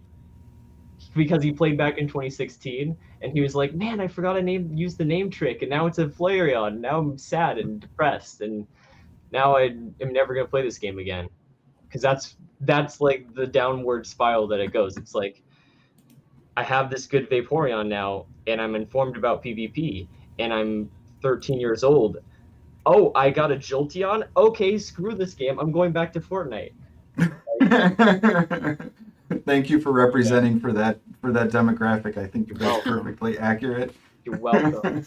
Yeah, that's exactly what they're saying. So like literally any other game, like, oh, I'm going back to Apex Legends. Like they don't realize that they have this careful little community, this precious little community in their heads. Or maybe they do. I don't know. But like it's this very sensitive community that's literally on the breaking point. And September 1st, we'll see what happens here. But hopefully it's good, and hopefully they listen to us and me in particular right now. And if they do an EV Community Day, they'll actually, do the name trick, and then I'll be like, that wasn't my idea. It was Niantic's, because then I'll repay the favor for them. I'll be like, that was totally Niantic right there. So there you go. Good idea. And then I don't know if did you guys notice? I was telling you guys this, but did you guys notice that the spawns were like spotlight hour spawns, or at least they felt like it? Yeah. So like seemed like there were a lot. Yeah. On top of the problem with the balls, the EVs kept coming at you regardless if you wanted them or not. There were just more of them on the screen, and I always felt super sad to just shiny check them and run away, because you can't just leave an EV on the screen like that. So if you're going to give Spotlight Hour spawns, it just has to be something where you don't feel bad about it. Like it has to be maybe some sort of grotesque looking Pokemon. I don't know if we can all agree on what that one would be. But Weedle. There you go. Weedle. If there's just too many, you don't feel bad. Weedle, although Weedle does have a very cute 219 animation. If you haven't checked that out, if you haven't seen it, I'm sorry it's not in the game anymore because it's bugged, but we'll probably get to that. But it has a very cute animation. But Eevee's is way cuter, and Eevee in general is way cuter. So I'm sure you guys were also shiny checking at some point, like just shiny checking. And the fact that we have to do that is pretty sad and telling. I don't know. So that's what I have to say. And I guess specifically to your situation, Alyssa, did you find that the 2-day community day and the what we've become accustomed to in terms of the long community day served you well in these circumstances? Like, did you find that it was semi-relaxing, easy to do, and not really feel FOMO? Or did you feel like it was, you said that you were pretty busy. Did it still feel like your casual person really still had too much going on to really fully do EV Community Day? So normally I go pretty hard for Community Day. Like I'll grind the whole time. This time was pretty low pressure because I didn't feel like I had to go play the whole time. There's 12 hours of it, just unnecessary for EVs that I've been catching for years now. So I don't know. I didn't really have FOMO for the hours that I wasn't playing. I thought it was fine. Like Nick didn't even play it all the first day. So I feel like most of my local community shared that sentiment. There was like hardly anybody actually out playing. I just feel like this wasn't a super interesting community day. Most people have a bunch of shiny EVs, or they've been hanging on to good IVs. And I don't think anybody was compelled to play all 12 hours of it. I don't share the same sentiment as Ethan, where I think 6 hours is too long. I like 6 hours. I think that's a good amount of time. 12 hours is ridiculous for just one Pokemon. What? He heard she was giving the other side of the coin. She knows that you think that the 6 hours is too long, and she was saying she doesn't think it's too long, but she said what? You said 12 hours is 12 hours was too long. Right. 12 hours was here's how I summarize my 12-hour experience. I came home and I had a sunburn and blisters, and I went to sleep. So that's how I mean, you still get blisters with socks and Crocs. Sorry. I think we need to speak to Andy and demand that we know why he let you go out without your parasol is really No, where it the wasn't blame his needs to fault. It was lie. my fault. Literally, like I was like Buddy so system. I was no, but I was like, it's not gonna be that hot. That's what I said. It's not gonna be that hot. Sure enough, it was 98 degrees. How does your phone not overheat? Oh, it did. Okay. Oh, it did. About 6 times. Oh my god. Yeah, I mean, okay, so this is my case. You can see it. It's pretty big. It absorbs a lot of heat. It's black. I don't know really wallet. much else to Wow. say about it. Yeah, it has a wallet. It's pretty handy. Mhm. Because I would always lose my wallet if it wasn't attached to my phone. So it absorbs all this heat, and so that's why my phone overheats so much. And I actually took it out of I was just like so sick of it that I took it out of the case and I played like 3 hours of the community day like this, just out of the case, because I was like, I can't deal with this, and it didn't overheat when it was out of the case. So That's good. there you go. So Solutions. Ethan was playing without protection for half of community day. I could have fallen. This thing could have fallen in one of those like great cracks. Like I was joking with Andy. I was like, "What if watch me trip right here and this phone falls into the little grate?" And then I really can't play Pokemon Go. Yeah. So. Yeah, but right as I say that, my phone overheated. Okay, well, so it is overheating. Like in your house right now? What? Yeah, I mean this room's kind of hot right now because I have like lights and stuff, and it's in the case. So sounds like this case, while it's preventing you from losing the phone, may need to have some engineering or the wallet, redesign here. Yeah, the wallet. Yeah, it's not very. It's a nice material, but yeah.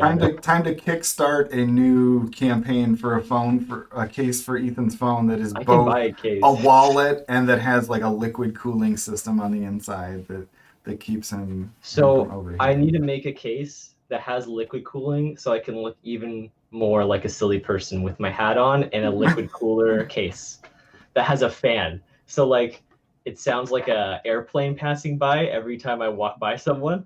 It's like you could hear the fan in the back, like, and they're like, "What is that noise?" And I'm like, "Oh, that's just the in-game noise. Have you ever turned it up?" So, yeah, that's what I would tell people. Anyways, yeah, that was my attempt to be funny. I don't know. I don't think I was funny. You're funny. No, you're funny in a different way. Yeah, the smells are different. So, yeah. Other than that, I don't think. I mean, there were so many. There were feel bad moments. I won't lie, during community day where it was like, I think even a shiny I had like not run from me, but despawn because I had no balls. So I was like, all right, that could have been a shundo. Yeah. But yeah, we can't be negative, guys. Gotta stick out hope, and we still have each other, which is the most important part. So yeah, we don't need EVs when we have each other. That's the moral of the story. There you go. All right. I think that recaps EV Community Day. We all played it. We all, we love EV, but I think it's time to look forward into other things. And Niantic, as we all know, has promised this exciting task force, which is going to convene sometime soon. Maybe it's this week. I don't know. But they've been suspiciously quiet on the Pokemon Go Live blog lately, but that doesn't stop them from posting things on the Niantic blog again, where they're just posting just the oddest stuff that you can't even make this stuff up. Um, I I'm trying to remember, was it you, Ethan, that was talking about it, or maybe I know that this conversation came up and it really echoed kind of my thought as well, that like John Hankey is basically like, I don't know, he's kind of like a poor man's Elon Musk, where he's like, he's just as loony, but like he's got a vision, he's got lots of money, but like he's fucking bonkers. Like, I don't I thought know. those same words as I was reading that, whatever that was that he wrote. Right. And Yeah, Aw, same, and same thought. poor Hanky it, Panky. I don't it's know. like, you know, the biggest thing that's so crazy is it's like he's talking about these sci-fi concepts, and you can look at this, you know, the metaverse is a dystopian nightmare, let's build a better reality thing, this blog post that he wrote. And I think you can read it a lot of ways depending on where you focus. You know, I think if you look at it on its face, it's nice to hear something coming out of Niantic that's actually, you know, words, real words, as opposed to just like, you know, we're assembling a task force, we hear you, this kind of crap. You know, he's definitely having some deep thoughts. But basically what he seems to be trying to say, in my view, is that yes, we're essentially trying to build like this metaverse thing, but because the metaverse has such a negative connotation in this book Snow Crash, and in the general parlance that it's been brought up, that he wants to differentiate what he wants to build as the what is he called, the human metaverse, or the IRL metaverse, whatever it What's is. this? What does he? And What it does he want? Does he like want to? What? What? This is like I I mean, did read some of it. I don't know, but I think the idea is that there's a negative connotation of people kind of wiring themselves the into cyberspace, you know, going back so far as bad Keanu Reeves movies and Wall-E with the fat kids sitting there it's with a a TV strapped in front of oh, their face, and I you like know, that movie. every freaking game or movie you can think of where people like wire themselves into some sort of contraption where their reality is distorted. And there's all, I think, you know, Ready Player One, I think, is one, and Yeah, there's so many, but in the end, almost all of them have a negative view of where that results. And just it's a bad thing. It's a, you know, it's a manipulation thing. It's a dehumanizing thing, and we don't want that.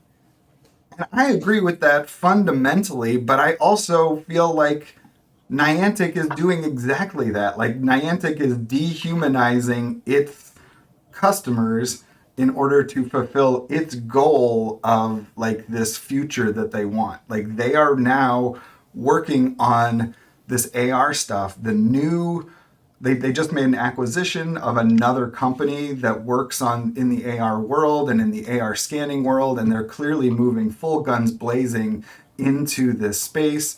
He talks about it in this blog post about how this is, you know, what they want to build. They want to build this incredible world in which you're being mapped, like the world is mapped down to the detail that's greater than a GPS, greater than satellite imagery, all that stuff, and that you can interact with it in real time.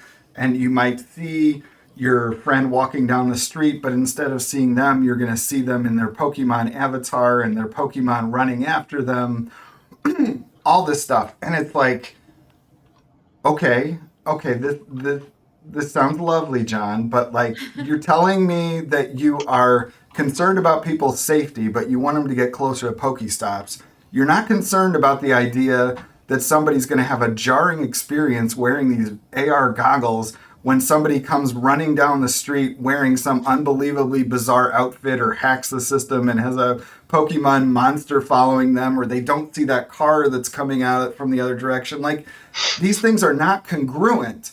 Like the sorry, vision sorry. that you're pitching of wearing these goggles everywhere and seeing all of these Pokemon running around, I'm sorry, John, but that is not going to be people playing the game safely, which you don't ever define what safely is. Like that's a whole other can of worms with the way that they define safety. But it's crazy. It's crazy talk. I love big thinking. I love his premise that we want technology to make human interactions better, cooler, more real. But like literally you're doing the opposite of that, John. Like I mean if you were watching this, you can see you are tearing human people apart so you can make more profit, and you're trying to justify it on the premise that you can do it better and that we all just got to trust you and that you're going to do something better than what's in these movies and these sci-fi movies. And it's like, maybe it's not going to turn out just like these sci-fi movies, but there are sci-fi movies that very much paint a similar reality to what I can imagine. I mean, the AR goggles, it's a great, cool sounding idea, but I don't want to be walking down the street and be seeing somebody's GBL rank floating over their head while they have a fucking Shundo Pokemon that just came out in raids following them down the street. Like, nobody wants that. And so there's a huge hole in your logic that, like, you're presuming that people sharing these things is going to result in better interactions and that it can be congruent with what you have built. And it's just not. It's just not. Like, you're completely tone deaf. And I get that you want to speak to the futurists out there. You want to speak to the tech nerds. You want to reach out and you want to, like, grab some interest there. I don't think that's what this audience is. Like, there's a reason. There's a lot of different fantasy worlds that people live in. Some people love their sci-fi. Some people love their fantasy dragons. Some people love their Pokemon. And the people who are here for Pokemon, we're not here to hear about your futurist vision where, like, we can see all this stuff. I applaud you for your vision, and I don't have a problem with all the AR scanning and trying to bring some cool stuff to the game, but you are not going to get widespread traction on this from anybody anytime soon. We all know that the Google Glass just failed epically, and that was, what was that, like 5-6 years ago? Now that Google Glass came out and did it, and obviously if something with Google's weight behind it and that much hype behind it and that much just, you had all the influencers in the world wearing those damn things for about 2 weeks and then nobody gave a shit. Because, I mean, sure, technology moves on. Sure, you can try, you can iterate, but, John, we're playing a mobile game, and if you want to pitch these unbelievable futuristic visions, you're going to have to show me that you know how to make a basic functioning video game, like on the PvP side, before you're going to convince me that you can deliver a real-time Pokemon dancing through my damn legs while I walk down the street experience, because that ain't happening. And so let's take baby steps, and then you can tell me about your special metaverse that's not the one that we're all talking about.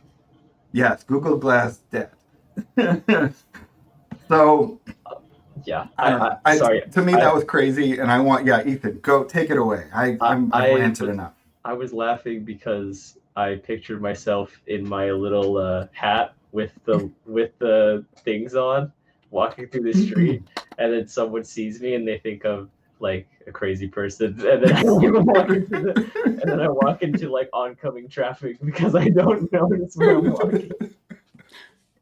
And I see a Pokemon in the street. I don't know, like I can picture myself doing that. I don't want that.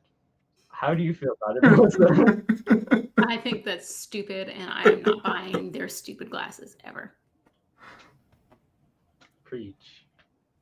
Yeah. Oh man. I mean, so on in a similar vein, without being stuck on this craziness, because I could go on about this for days and Jiggly rant, #/rant over. One of the things that we are seeing in the development of the game is that they are pushing for the AR scan stuff to be a bigger aspect of the game because, as we all know, that's what they want out of us. A lot of people have a huge problem with that. A lot of people are expressing different sentiments, such as, I'm not going to be Niantic's free workforce. This isn't fun. This takes me out of the gameplay experience. All those different things. Those were kind of the when the feature came out concerns, and I think and the don't take away my Pokestops when I scan and it's not there or something.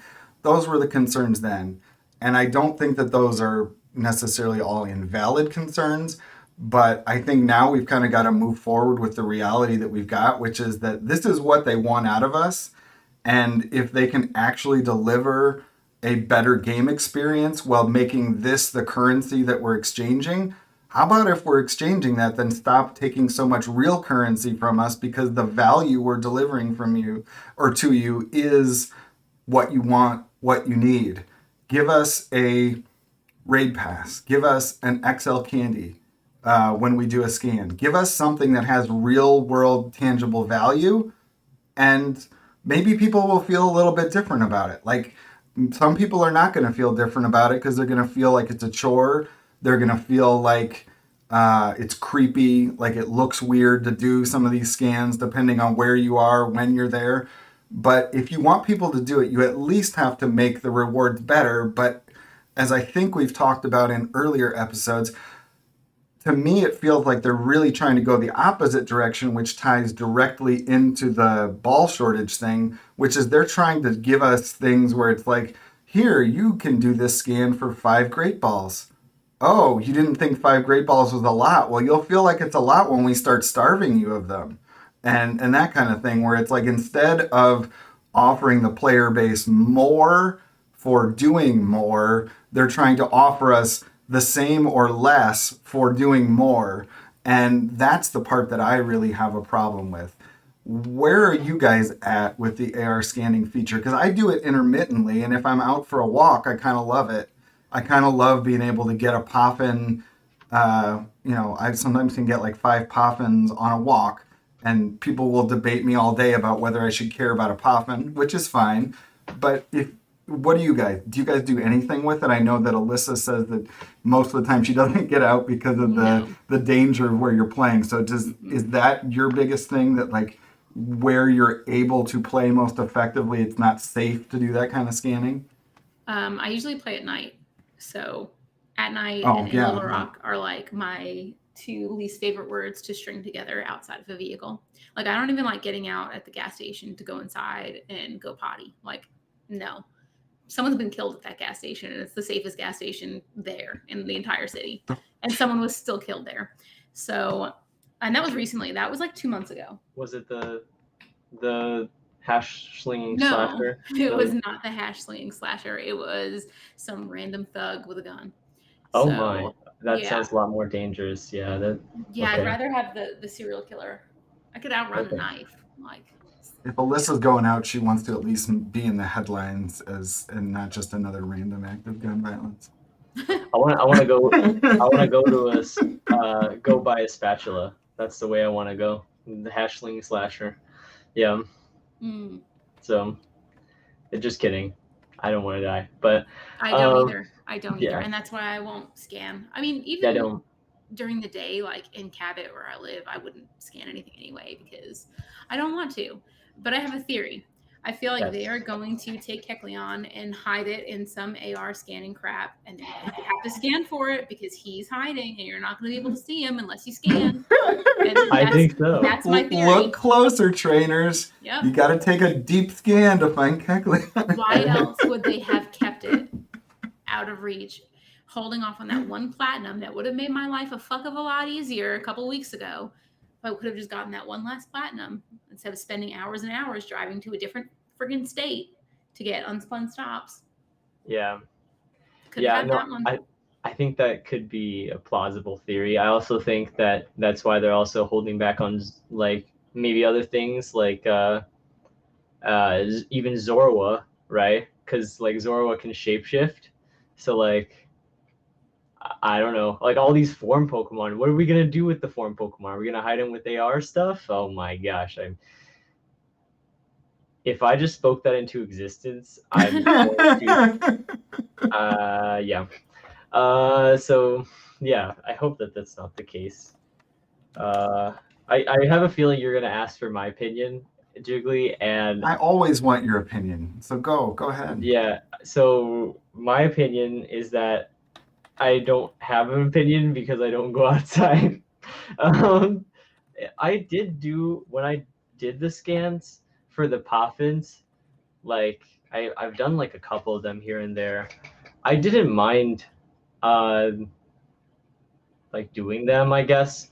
And I guess when they're done with whatever you're doing with that scan or whatever, because I had to scan like a couple times before it like disappeared. It disappears and then another scan opens up, like another gym or stop is a scan thing.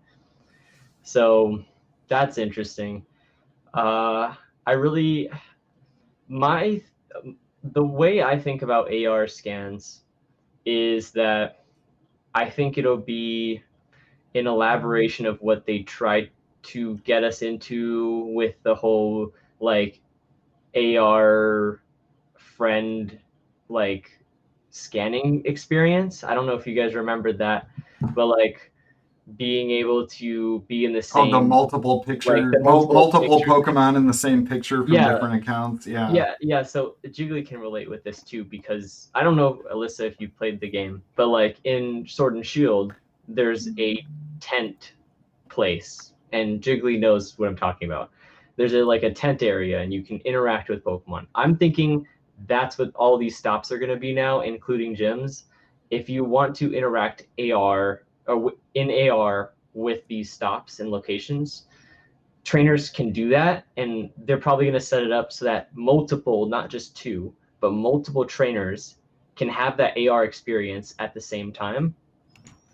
And I'm excited for that. If that's the case, like I don't mind doing AR work for that if that's the payoff, like personally. Um I know everyone has gripes about it, like, oh, they're taking my location or whatever. None of these scans are around my house or where I actually hang out most of my time, or besides the campus. And I don't mind them having data on the campus. I don't know if the campus probably minds, but I should ask them probably.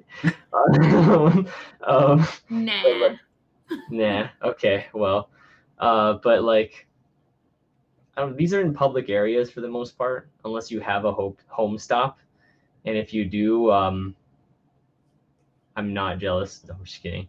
I am extremely jealous. And you have a home stop, and you're gonna have to AR your home. So get wrecked. Now they know your location, so you actually have to worry about that. No, I'm just kidding. But like, they do have your location. But like, I think that could be the possibility. There is that it's like a playground area or something, which I don't mind personally, but I know that, and obviously as the game expands, they're probably going to expand that to like the entire game being AR in like the foreseeable future, like way in the future.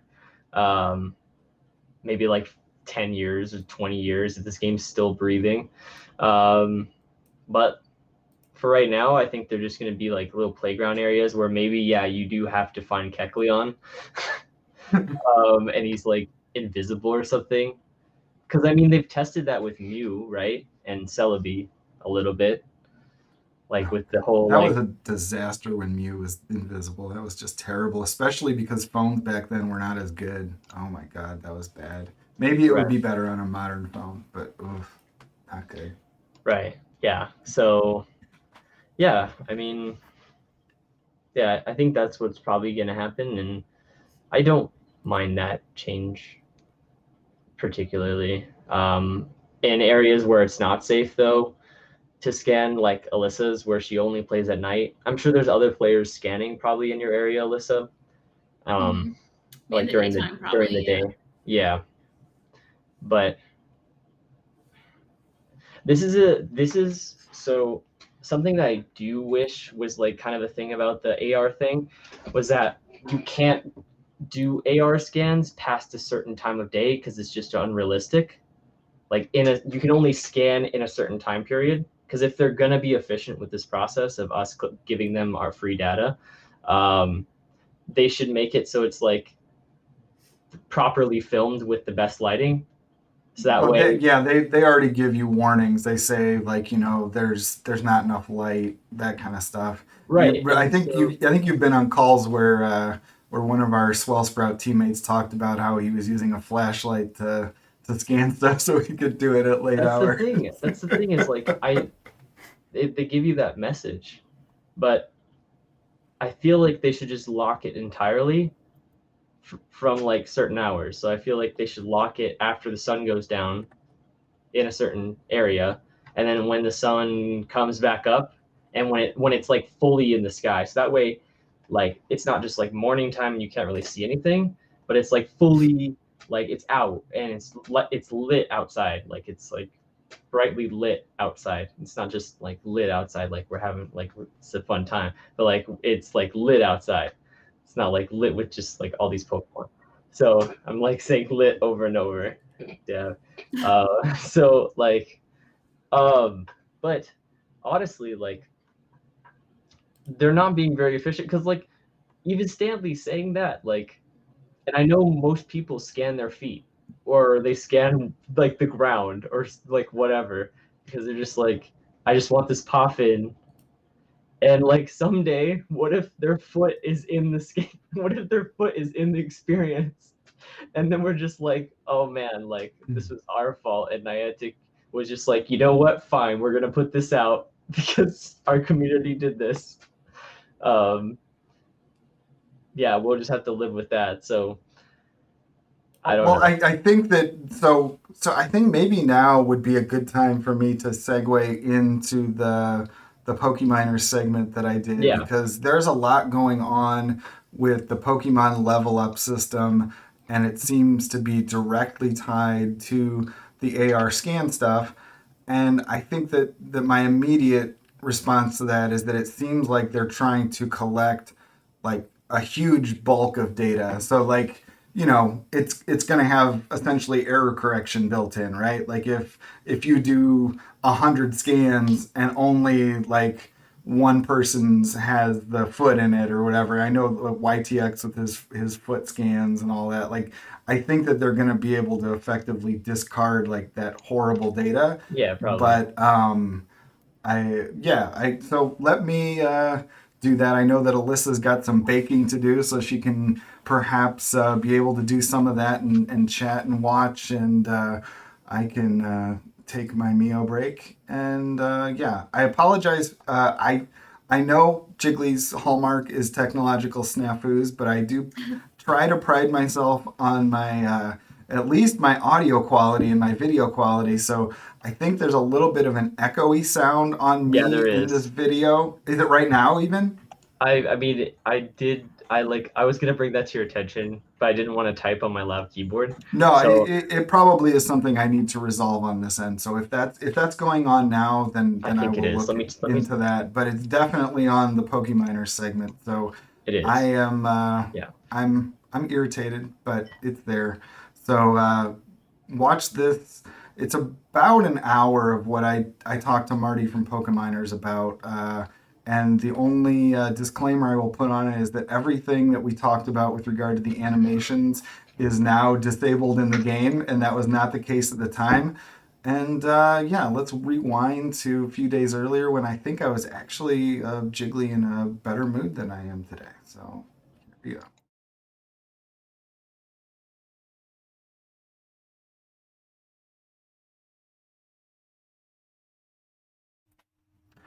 All right, we are here pre-recording this on Saturday, August 14th with Marty from Pokeminers. This segment we're gonna try and do on a regular basis when news dictates.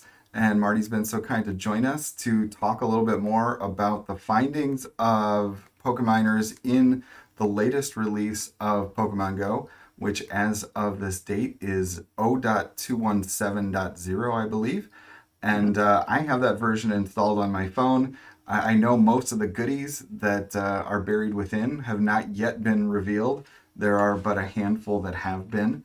But we do have what they've posted on Twitter. We've got now in the middle of the screen, which is the kind of the graphical assets that have been added, which includes some of the things that we were expecting to see based on some of the announcements for events. So for the part 3 of the unlock, that makes up the bulk of what you've got in that image. But then you've got some other images toward the bottom that are a little bit more related to the nuts and bolts and things that we haven't seen yet. So I mean, I think we're all excited about all of it, but the stuff on the bottom probably requires a little bit more explanation than the rest. So what have you found in the code in terms of assets, Marty, that is going to be of interest to folks this week? Yeah, so the big thing is they added all of Alola and Galar Mons and forms to the code base, and they started adding assets for those as well. We had a few assets before, like Owlet or Rowlet, however you pronounce it, the Gen 7 grass starter. And so now they've added a few more things. Specifically, the new things in 217 are the stuff for the Ultra Unlock 3. So the Scrovert, Dubwolf, Flonks, Phalanx, can never pronounce any of these names. Got me. And those are all added to the thing. But what's interesting is that you'll see, like, we put the missing number symbol when they don't add things. Right. And so they added the shiny forms for all like the common Pokemon, but they didn't add shinies for Hoopa, and they didn't add shinies for Zacian and Zentra, or however you pronounce it, the wolves. So they didn't add shinies for either of those. I know that they're shiny locked in the main series. I think that they do have shinies in the game files that were data mined from like the main series games, but I'm not 100% sure on that. So I don't know if they're just withholding it or if they actually don't exist. But Hoopa shiny definitely exists. Right. I've seen that, and so it's weird that that's not added. So it's I guess we'll like watch this as they go. They've basically been transitioning to a new asset system. They've used basically this homebrew thing that they made back when the game started, and they've used that for like 5 years now, 4.5 years. And over the last couple months, they've been working to transition away from that. Unity has a much better asset management system in the later versions that they've updated to, and they're slowly moving things over. And so what you'll actually see, in this update, is more of those Pokemon being moved over. So all of Gen 1 are now in this new asset system. And then like a bunch of random things from like other generations. So like the Go Fest costume Pokemon are in this system. These new Galars are in the system. But then like random stuff like Wailord, Lucario, Salamence, Absol. But all these Pokemon that are in this new system have new animation, well, old animations that are now in new places, I guess, that you can actually see live in game, and a few people have discovered them. But it's kind of cool seeing these new animations, and maybe we could take a look at those in your app if you want. Yeah, I've the one thing that the reason I noticed it immediately as soon as I downloaded it from APK Mirrors, you can see I live on a Tangela nest, and so the one of the first places you see it is right there where the Tangelas pop up, and we've all probably, if you had the new version of the app and you were playing the first Eevee Community Day, you saw Eevee with its reaction when it popped up, and so that was the first thing that clued me off. And I think I probably did my own digging before I realized that you guys had, of course, figured it all out. But the first thing I noticed was that pretty much everything, almost everything, from Kanto was done, and the ones that have certain forms, but there's still some weirdness with it to me. It's funny. Let me get the stupid Ivy thing off the screen. So if you scroll through it, like the first time when you go to the animation, it does it, and then if you scroll to it, it's supposed to do it. But I've literally caught an Ivysaur and it shows the animation, but on the Pokédex it doesn't. So it seems like there's some disconnect there. Is that something that you've seen in the data in terms of the difference in the way that they're handling certain evolutions in the decks versus on an encounter screen? So what's actually happening there, if you exit out and then tap into Ivysaur directly, it should Oh, do it. there it does it. Okay. Yeah, so when you in your Pokemon inventory or you're in your Pokedex, what actually happens is when you tap on, say, like Ivysaur, the game loads Bulbasaur and Venusaur at the same time. Oh, okay. And so it's not, I guess I don't know if they're going to fix this, but like technically what's happening is that when you load Right. Ivysaur, those, even though they're not on screen, they do their little animation. So you can, if you're fast, you can tap into Ivysaur and then immediately swipe and you'll see like the tail end of Bulbasaur's animation. Okay. So the animation is essentially getting triggered as soon as you press on any of them, but it's invisible to you because you're not on a page that's got it truly visible. I got it. So Exactly. that makes sense. Which is also interesting because I note that this is not the case for some of the other mounts. Because if you go to I know Clefable, like you go to Clefairy, it does this, then you swipe and it does its full on spin. Regardless, like it doesn't seem to me. I guess let me give it time to cool down Clefairy. I think it's loaded, and then you swipe and it does it. So it seems like it's somehow inconsistent from one type to another. The starters certainly seem to be in the vein that you're talking, where they're all loading at once. Don't know whether that's the case on all the 3-stage evolutions. I don't think so, because I think Machoke does his thing, Machamp does his thing. It almost seems like it's starter specific, or there could be some other categories. But whatever the case is, that was something that stood out to me immediately. That only the starters seem to be not working. I didn't notice that, to be honest. I have no idea. Yeah, this is the guy who just spends way too much time just like looking at the game from a much less technical standpoint. So we got that, and you said there were just a couple random ones. Did you say Lucario was one of the ones that did get added? It should have. So this is part of the new asset system. I haven't checked all of them if the new animations are there, but let's see if Lucario, Salamence, Absol, they all should have it. Salamence I've seen. He does a little like happy animation thing. Also like Chubchoo, Meloetta, all the EV evolutions all were added as part of this.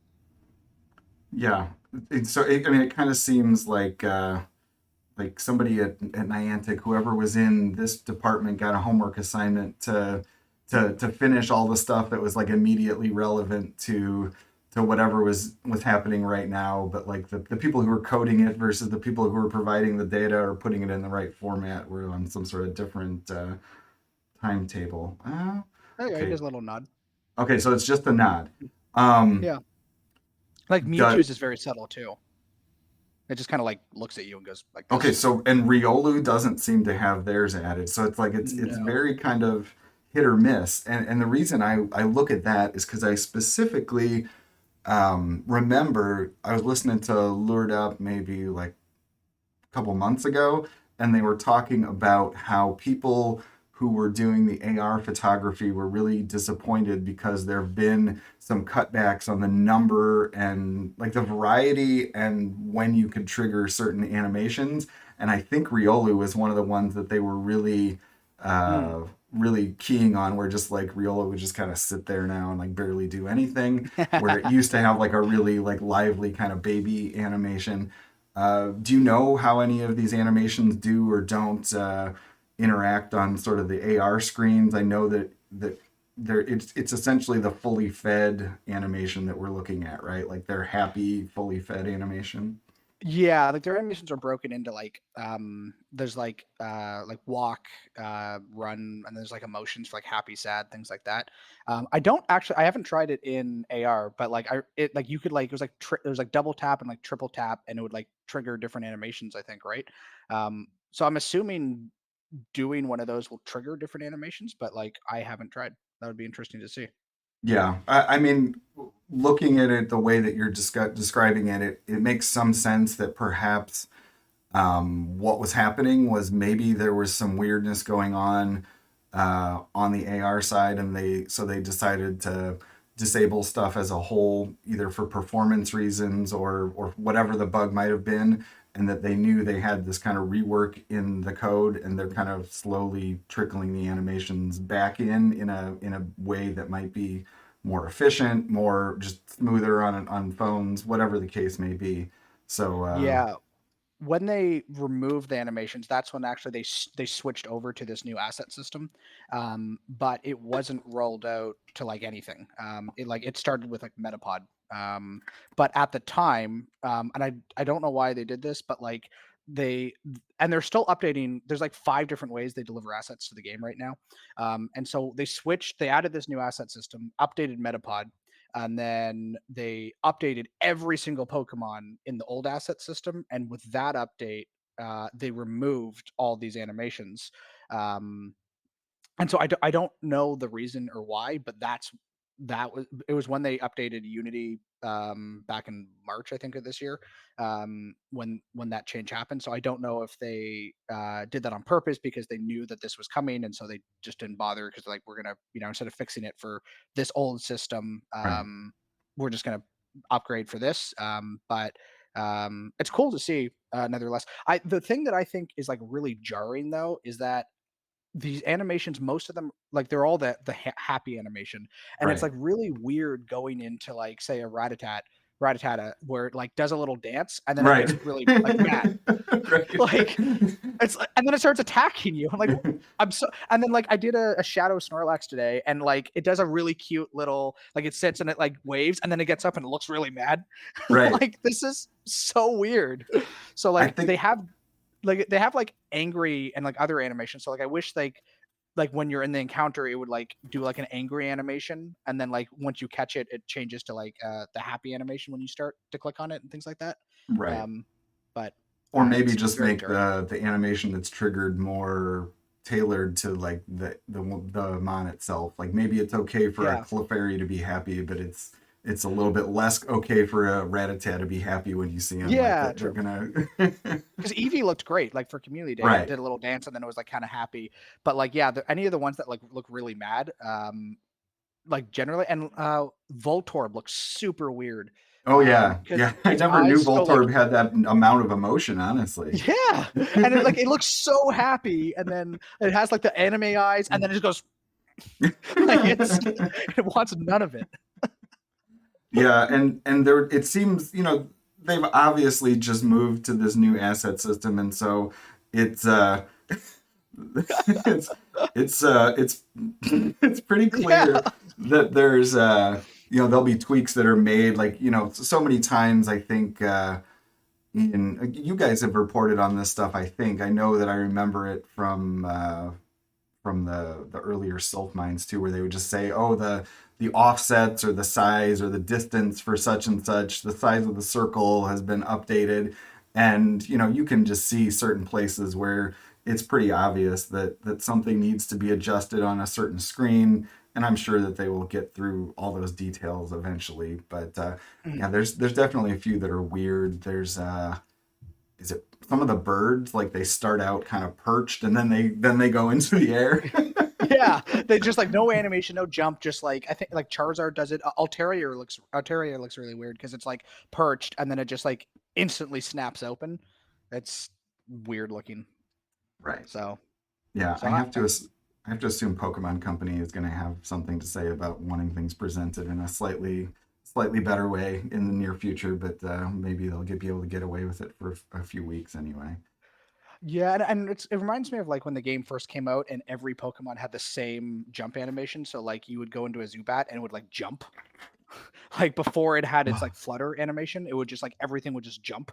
Right. Uh which like it makes no sense for flying Pokemon. And then they like I don't remember when, a couple months later they like added like some jump, some hover, some fly, and it was a lot more natural. But like when it first came out and everything just jumped, it Oh was like yeah. this is weird. Well, that was when they had to adjust so many of the distances and the offsets and stuff, because depending on the size and aspect ratio of your device. I remember those Zubats, they'd fly off the side of the screen and you get those little arrows to like show you there was more going on over there. And that was like the most jarring UI problem that I've ever seen on a game like that. You're just like, no, that shouldn't happen ever. That shouldn't. That is not catchable. No. So that was definitely exciting that they are doing that. I mean, amidst all of the turmoil that a lot of us have had in the community these recent days, not necessarily agreeing with all of Niantic's decisions, one of the things that I've heard echoed, and I feel like myself, is that it's not so much that I'm mad at Niantic about the distance thing. It's that like enough people in the community are mad about that and enough other things that it just kind of, it's a killjoy. Like the whole community just has like this fog hanging over them. And so as trivial as it may be, as superficial as it may be, the idea that when you click on an Eevee or whatever it is, that it's like sitting there bouncing and happy, like that's the Pokemon brand. And it's the Pokemon brand. Yeah. And it gives you like that little, like, not the shiny dopamine spike, but I mean, it gives you kind of like just like that positive reinforcement. So, it's not a huge feature, but thumbs up Niantic. Yeah, it's definitely a nice tweak. Right. And so am I correct that in recent days or weeks that not only were you saying that the animations were updated for this, but isn't every single Pokemon in the entire like Pokemon universe essentially now in the game data, just waiting for the switch to be flipped, as opposed to them doing it somewhat piecemeal? Because we got that push right before GoFest that I think was probably meant to troll folks like you, like, yeah, you're gonna get Ash Greninja, yeah, you're gonna get this, and now it just seems like we've literally got anything that could exist does exist, and we know we're not getting it all, right? Yeah, so there's three main steps to adding new Pokemon to the game. The first step is add it to the APK. Second step is add its assets, and then the third step is add it to the Game Master. And so they've done the first step for everything now.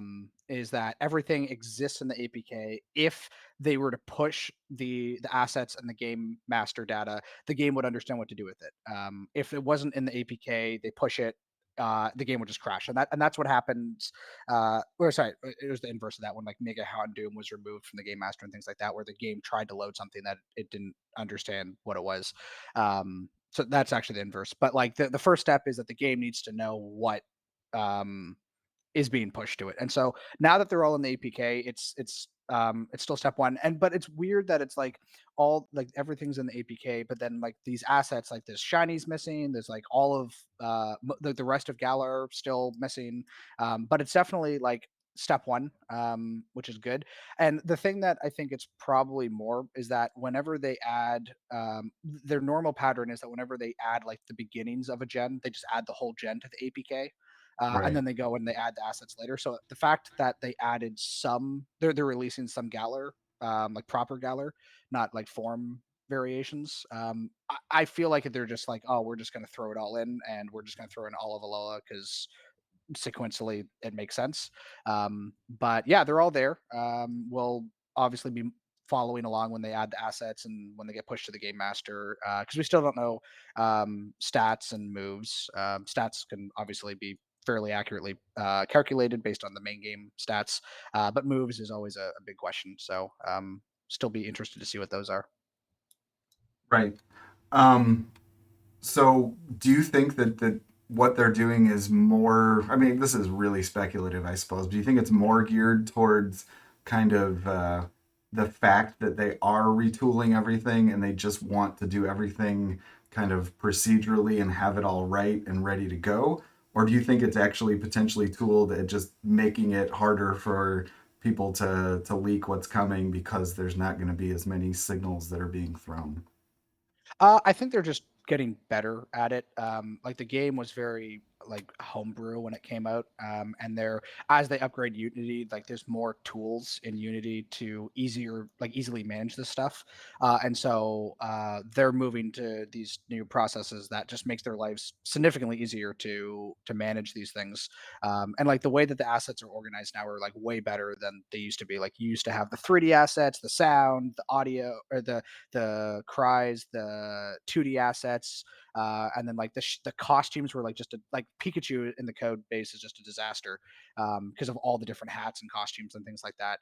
And so this new system it bundles everything together. Like, okay, you have shiny Pikachu. This is everything to do with shiny Pikachu. It's its cries, it's its animations, it's its 3D files. And so it's much easier for them to like work on things and then deploy it to the app. So I think it's just them modernizing the app more so than like preventing leaks or anything like that.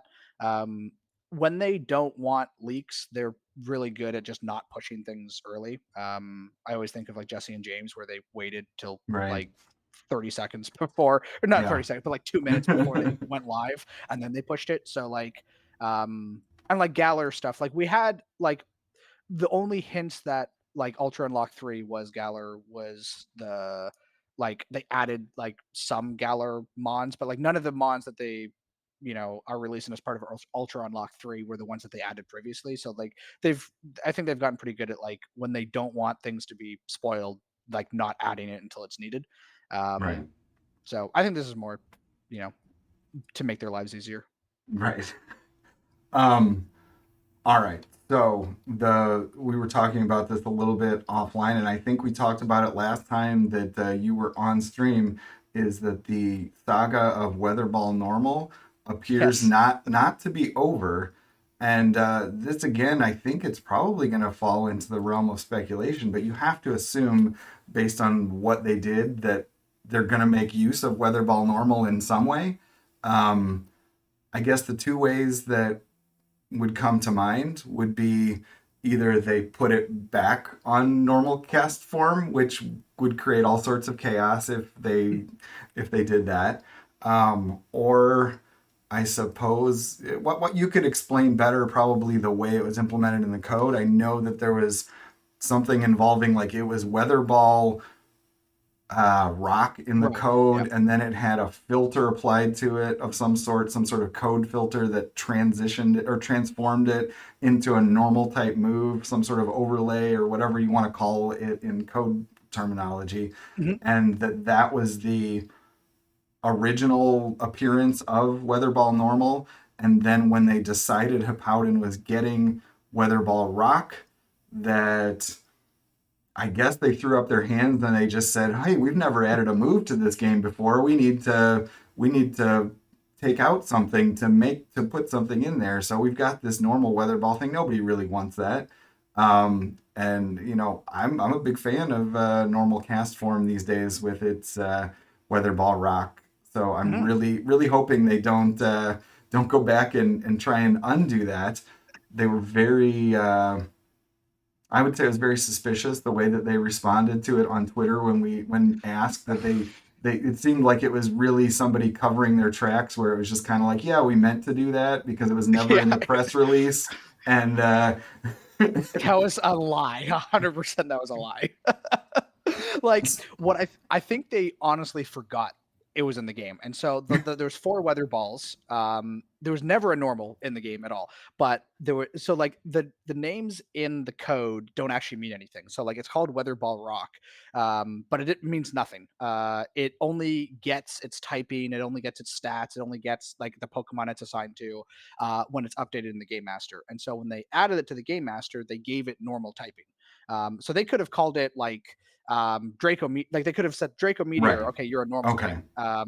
So I don't know what the reason was, if if it was like an oversight that they meant to actually add it as a rock type, and then they're like, well, we don't need it as a rock, so we'll just use it as normal because it was easy at the time when they added it to cast form originally.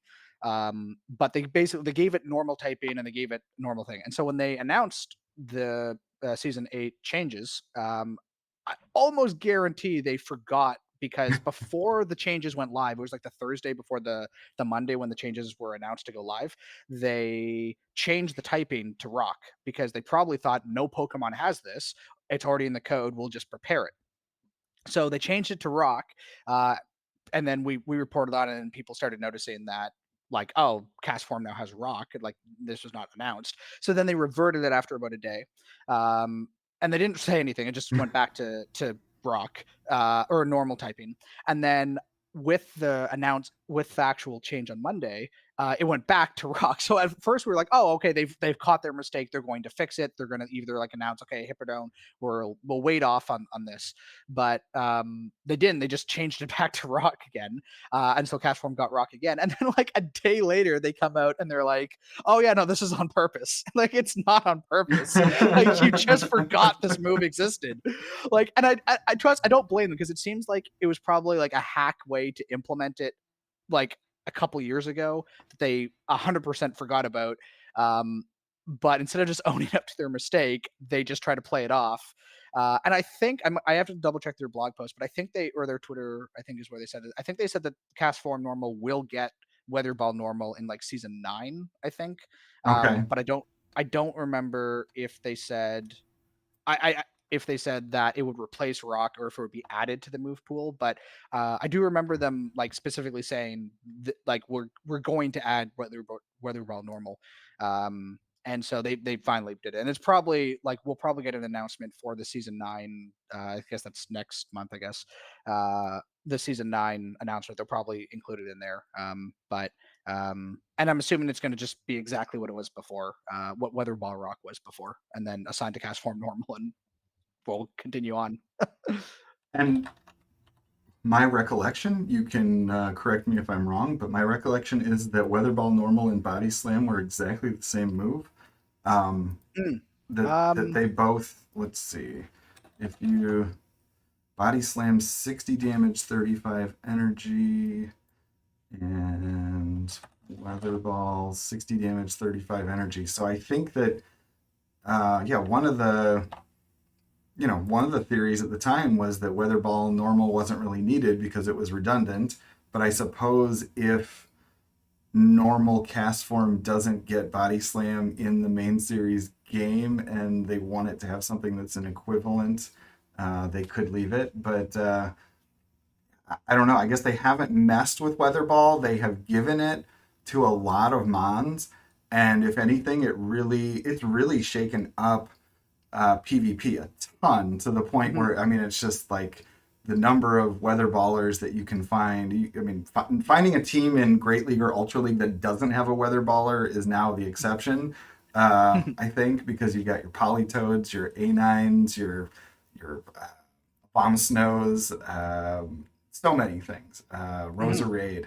And so do you think that there's much likelihood that they would potentially target that for a change? Maybe a quote debuff. Maybe it has like 5 more energy required, so it's not quite as good as Body Slam, and it shakes up. I mean, I think that would shake up the meta immensely, just to limit those body or weather ball spammers just a little bit, and then maybe there would be a reason why you would have normal weather ball versus Body Slam. Yeah, I think Weather Ball Normal will probably get the same stats as the rest of the Weather Ball family, but they are very spammy. But Weather Ball Normal, I guess, wasn't used too much, right? Like I think it was only used on cast form normal. And yeah, I mean, they probably no one just ran that, right? Most people didn't run normal cast form at all because it had such odd coverage and typing. Like it wasn't a very efficient thing. You've got like ghost moves and normal moves and slow moves, and they don't really match up real well with most team comps. But the rock obviously changed a lot of that with the flying coverage and such. So yeah, I think it's possible. I think they could maybe nerf weather ball a little bit, but it's not. I guess it's not like its biggest issue is that it's spammy. I guess it's not like overbearingly difficult. Like, it has no stat changes, I guess, which would be even worse if it was a spammy move. Right. Yeah. I think the main thing is just that if you really look at the meta and if you hear people talk about the meta, I think people have almost gotten to the point where the new board of Azumarill is the board of seeing weather ballers, and that maybe even a slight tweak to that could matter. But that's all in the realm of speculation, and I guess we shall see what they do on that. Then moving along, there's several other assets in the game. There's the one referenced in the title, which is the biggest deal. But what are some of these other items? The Pokestop Scans badge, is that that we're going to be getting a badge in our collection of badges that's just going to say how many Pokestops we've scanned. We're going to have a new metric maybe to ferret out spoofers. Maybe. I don't know how often spoofers are scanning these stops, to be honest. It would it would all be scans of their living rooms. Right. Yeah. But, the scans. Scanned. I was thinking spun, like you would have like individual, maybe that's already in the game, how many different uniques you've already spun. Okay, scanned. I think. See, I can get along with the scanned. I want there to actually be something behind this. You probably are well aware, the community probably ever since they announced this feature, they've been very skeptical of it.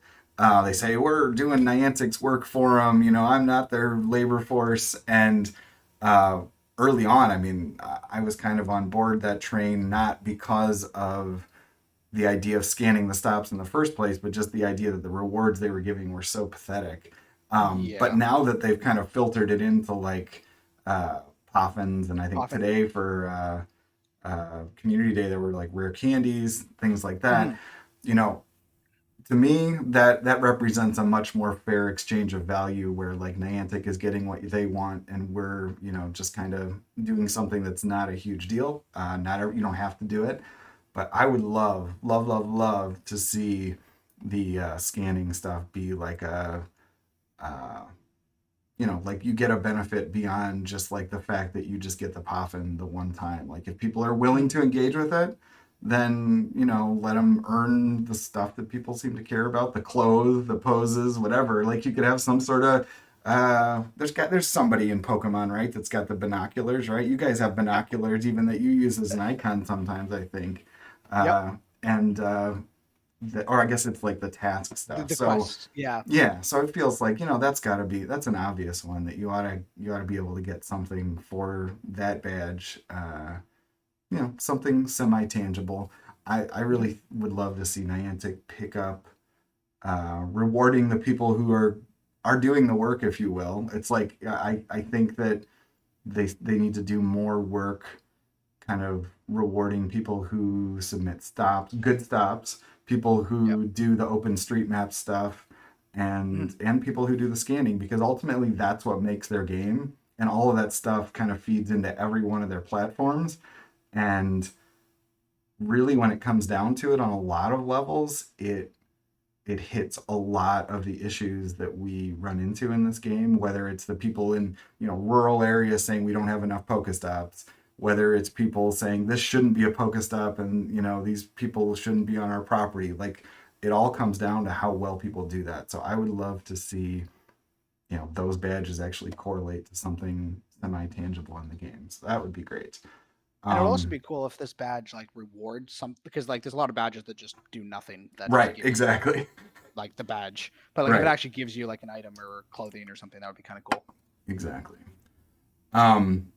Next on the list, I believe, if I'm understanding correctly from what I read, there's a couple of designations in the code for something called an event legendary and an active raid item, but you can't really discern yet what those are going to be, right? Those are kind of just like loose ends that are hanging out there that don't have an obvious purpose. Yeah, it's like the two. So there's not a lot to go on. They could be nothing.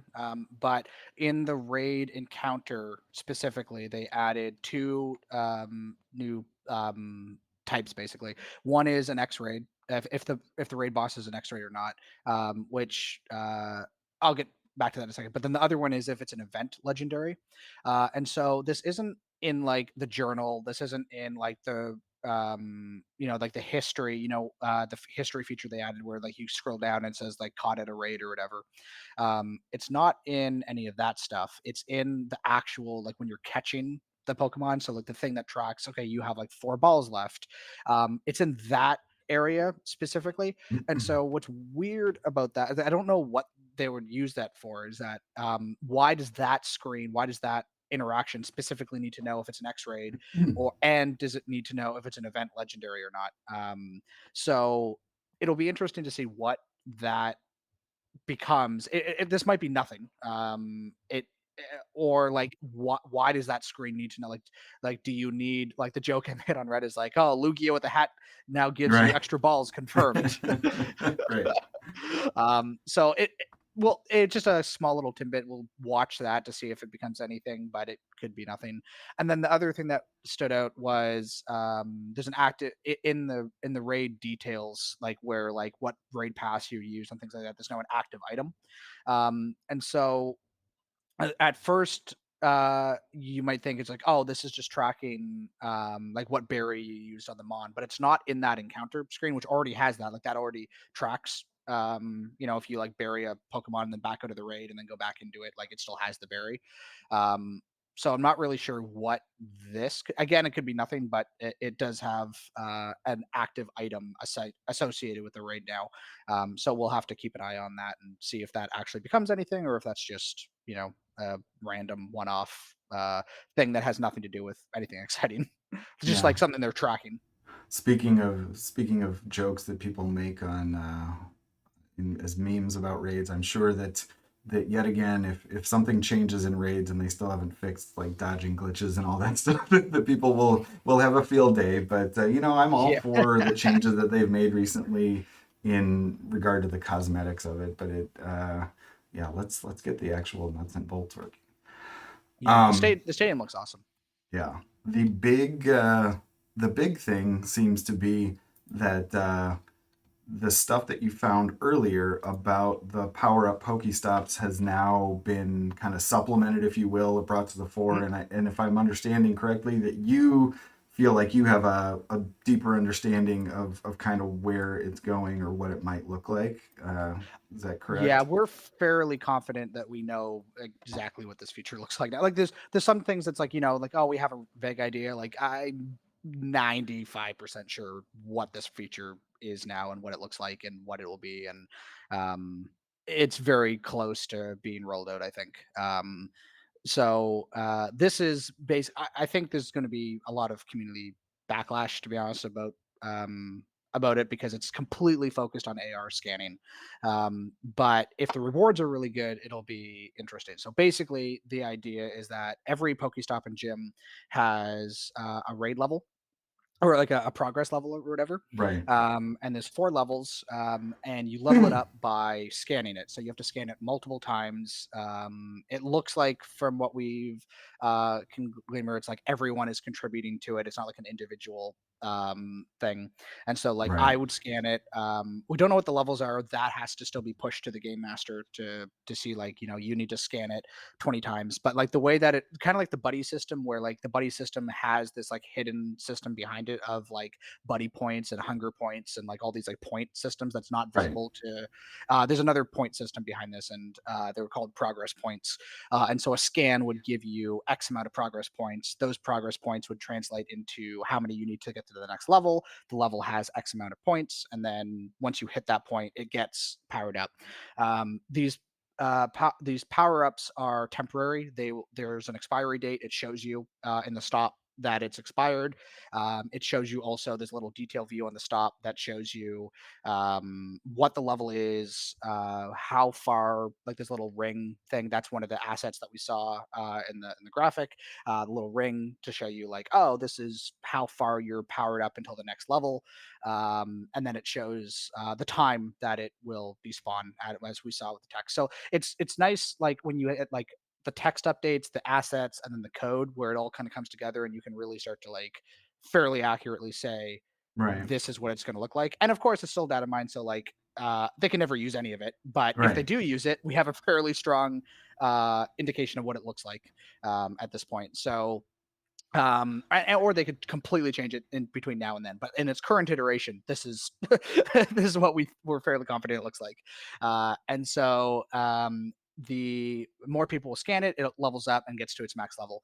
At the different levels, it gets rewards. So we won't know what the breakdown of those rewards are, how many things you get at different things until we see them pushed to the game master. That should contain all those settings in the game master from what we've seen. But the different rewards, there's 4 different rewards right now. There's you get a specific buddy heart for scanning a power or for spinning a stop with a that's powered up with your buddy. You get a specific heart for that, and then there's some stuff for the buddies that were added to support that. You can get bonus items. The items pull from like the generic item pool, which could be like virtually anything in the game. It could be something in your inventory, but it could also be like avatar items. It could be coins. So Right. if they could just pay us coins from spinning these things, that would be awesome. They won't. We But could get it can. random parts of outfits like you kind of do in Unite when you're just like Yeah. getting the random gotcha grabs. Yeah. Yeah, exactly. Yeah. So I mean, but like they have this just like technically that same pool is like when you spin a stop or when you do a raid, it could technically reward you coins. They've never done this. They probably never will do it, but the game supports it. And then you can get multiple items. These items will show up separately. Like, when you spin a gem that's your own team, you get like a little gold or like a blue or depending on your color, Right. like bonuses, and it shows in the journal. Like, so you'll get like extra powered up stop items, which is those. And like how many you get, we'll need to see. But you also get extra spawns. So they've actually split out lore spawn, like Pokestop spawns, into a lore system and a power up system. The power up mons appear to have their own spawn pool. So just like when you put like a glacier laurel down, it spawns things that are specific to that lore. When you power up a stop, it'll spawn things that are specifically in that spawn pool. And then the game tracks if it's from a powered up stop or if it's from a lore. Assuming so you can like still lore a powered up stop, and then it would like spawn both lured up mons and powered up mons, kind of idea. And then the last thing it can reward you right now is extra raid balls in raids. And it'll actually show up as like a little bonus, like power, like you get like a friendship bonus and things like that. It's categorized as a separate system where it's like you'll get extra balls because the stop is powered up. I'm guessing it'll like we won't know until the game masters push, but like it'll either be like these different rewards unlock at different levels, or you get all the rewards but you get more of them at each level. So like you might get like 1 ball at level 1 and 2 balls at level 2, things Right. like that. These settings were all added to the game master, so we should be able to see when they go live and things like that what these are. And then we haven't seen any indication in the code for this, but in the texts they mention the other way to power up these stops is to get lucky spins. So if you spin a stop, you have a random chance of getting a lucky spin. We also saw in the text, nothing in the code just yet, about like a skill challenge where it's like you have to spin a stop and then stop it at a specific point. Oh, geez. Like that I don't think is related to this, but maybe that is kind of that's a little bit farther out. We haven't seen as much about that, but the game lists all the ways that you can power up a stop right now, and the only thing on that list is AR scanning. I don't know if the lucky thing, like a lucky spin, is purely on the server, and so it's just like a random thing that will happen that the game, like the game client, doesn't know anything about. It just knows, oh, it was powered up. Or that's not implemented yet, and they still have to implement that. Or the text will be changed because it's not active or something like that. But it also means that in theory they could add more ways to power up a stop. That's not just AR mapping. Right. So the initial feedback I've seen on Reddit is people are not happy with this, especially because it's a temporary bonus. But we'll see. I think going to your point, if the rewards are good and they last long enough, the timers are in like days and hours, so I don't think it'll be like a 30-minute power up. I think it'll be like a day power up, for Right. example. So if like you could like someone could go out in community day, power up a bunch of stops, and then like lure them up for community day, and then you have all these powered up, lured up stops. And if the reward, like, if you get a lot of extra items, if you get rare items, then I think it would probably be worth it. It really just comes back. It's like anything. It's like, what's the balance of like how much Right. work is the community going to put in, and what are we going to get out of it? Like they could put coin, like for the AR mapping tasks that we have now, they could put coins in that system as well, and just straight up pay us 100 coins per scan, but they won't, right? Right. But like they could, like the game allows them to do that. Yeah. So we'll see how this is balanced. Um, I think what's good about this is that one of the big complaints about AR mapping is that it takes you out of the game. It's this thing that you do that has nothing really to do with anything else that you're doing. Right. And then all you get is a reward. So at least it still takes you out of the game, but at least you get an in-game like Right. experience or like thing out of it. Right. Which is kind of cool. And then it's not just like, oh, like you said, I just got this one item and I forgot about it like 10 minutes later. This is like, oh, I powered this up, and now for the next day, I now get these bonuses or whatever. So, yeah, we'll see what it kind of shakes out as, like, and the balance and the specification. But the feature I'd say is probably like 90% complete. Mine is that lucky spin stuff. It's a lot more like the other big feature they added recently was the route maker and like the route system. Right. That feels almost done too. They haven't touched that in a while, but like this feels even more complete than that. So we could see this soon, but I also thought that we were going to see the route maker for GoFest, and I that never remember. happened. I know. I'm Because that I'm would have been holding a my perfect. breath. Yeah. Yeah. So we'll see. This could go nowhere, but because it's tied to AR mapping, I feel it will be pushed out relatively soon. And just to be clear, because I'm sure it's on a lot of people's minds, as of this moment, it doesn't appear that there's any correlation between powering up a stop and spin distance, right? This is not like Yeah. this is not going to be like we take away the spin distance and then make you work for what we've given you for X amount of time. Yeah, and of course things can still change, but there's a lot of people saying that because just the timing, obviously, of us finding this in more detail is bad with everything else going out. But from our perspective, there's been absolutely nothing to suggest these are related to individuals or into the distance. Maybe they'll add that as reward, but like right now, like the interaction distance is all like per account based, and everything we've seen with the Pokestop power ups are like global based. Um, so I think they clash a little bit, but I might be wrong on that. But no, as of right now, there's nothing. There's nothing to suggest that these are related. Right. I see that you've got something in the notes that, and I read about how you said there were some developments on the egg transparency stuff, but that was that kind of getting more back to like something that had been there and they'd started to walk back or broke or something like that, and now it's sort of back, or what's the upshot on Yeah. that? Yeah, so there kind of two things on the egg transparency thing is that they're like it's always kind of interesting like looking at when they started working on things, and the Power Up Pokestop feature was started, at least the timeline in the code was started between the egg transparency feature and the Kanto Tour NPCs, like when they did that contest and you could see yourself at stops. Right. So it was started between then, but then the egg transparency feature they like this isn't really that interesting, but they there's like a help menu now. So when a lot of people when it came out, they didn't know because there was like 5 tiers there of like the different eggs, and like there was no indication like that one egg was the most common and 5 eggs was the least common or whatever. Or is that the other way around? It's no, Right. 5 is the least common, 1 is the most common, I think, right? Yeah. So there's no indication of that in the game, and so they added a help menu a couple updates ago to basically explain that.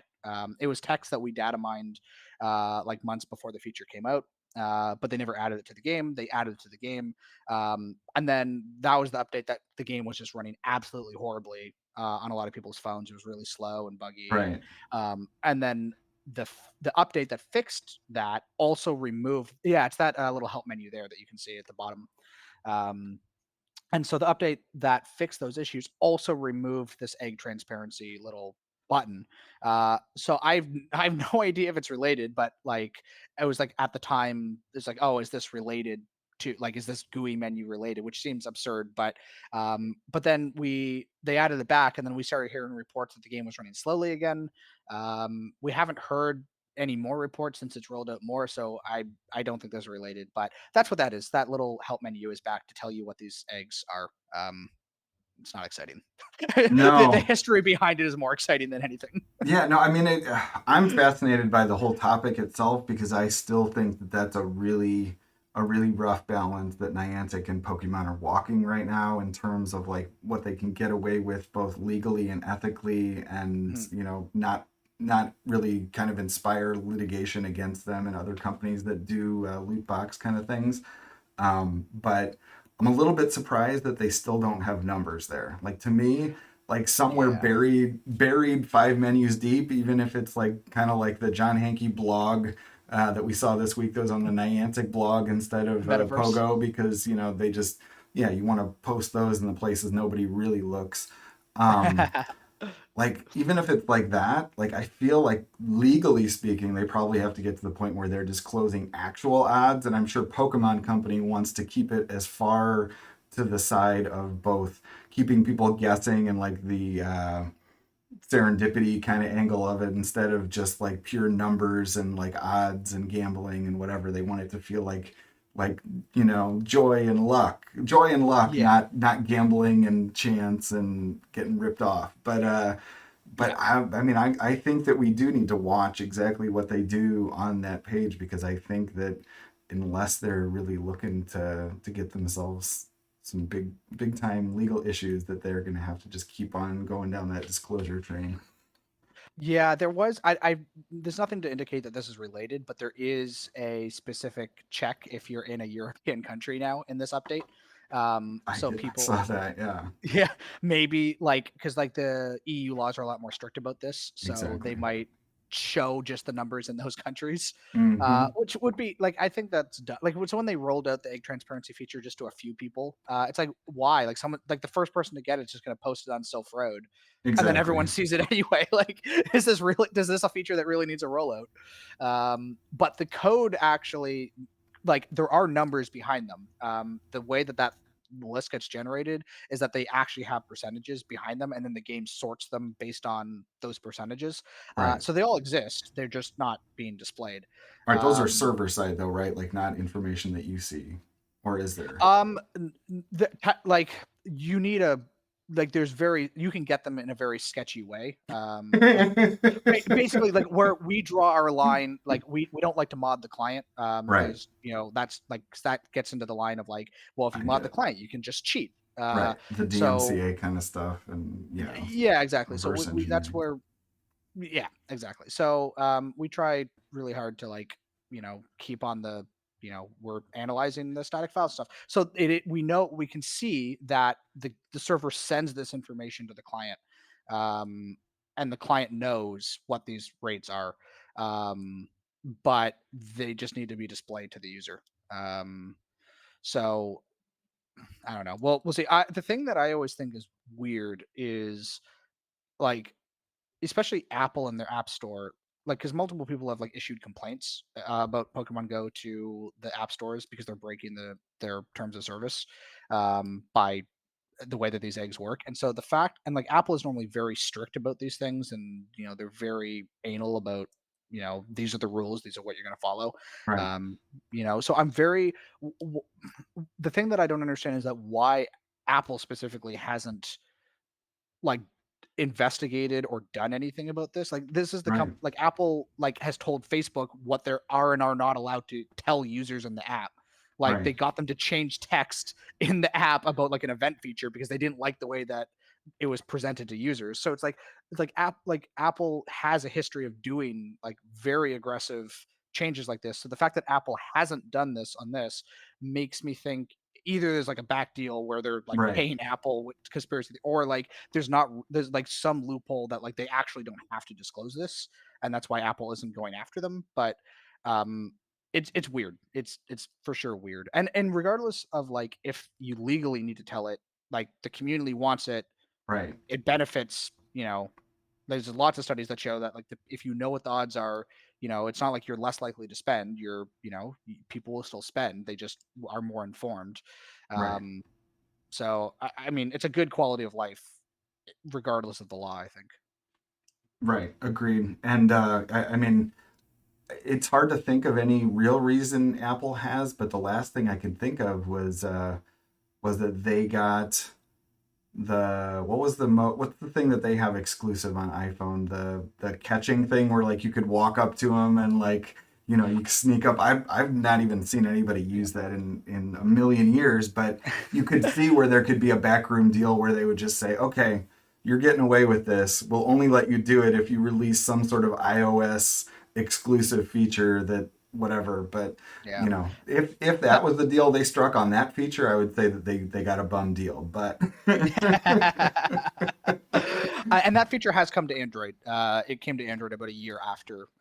But yeah, you're right. No one uses it because it's really cool. Like when you actually take the time, but like it takes like the catch experience from like maybe 2 seconds to like quick catch to like 30 seconds per catch, depending right, on how difficult it is. But it is like I've done it when I first came out. I did it a lot, and it's just a fun experience. Like it is like, oh, this is cool. Like if I'm not trying to grind, like this is like one of the more immersive, features. You look like an idiot in public though, but right.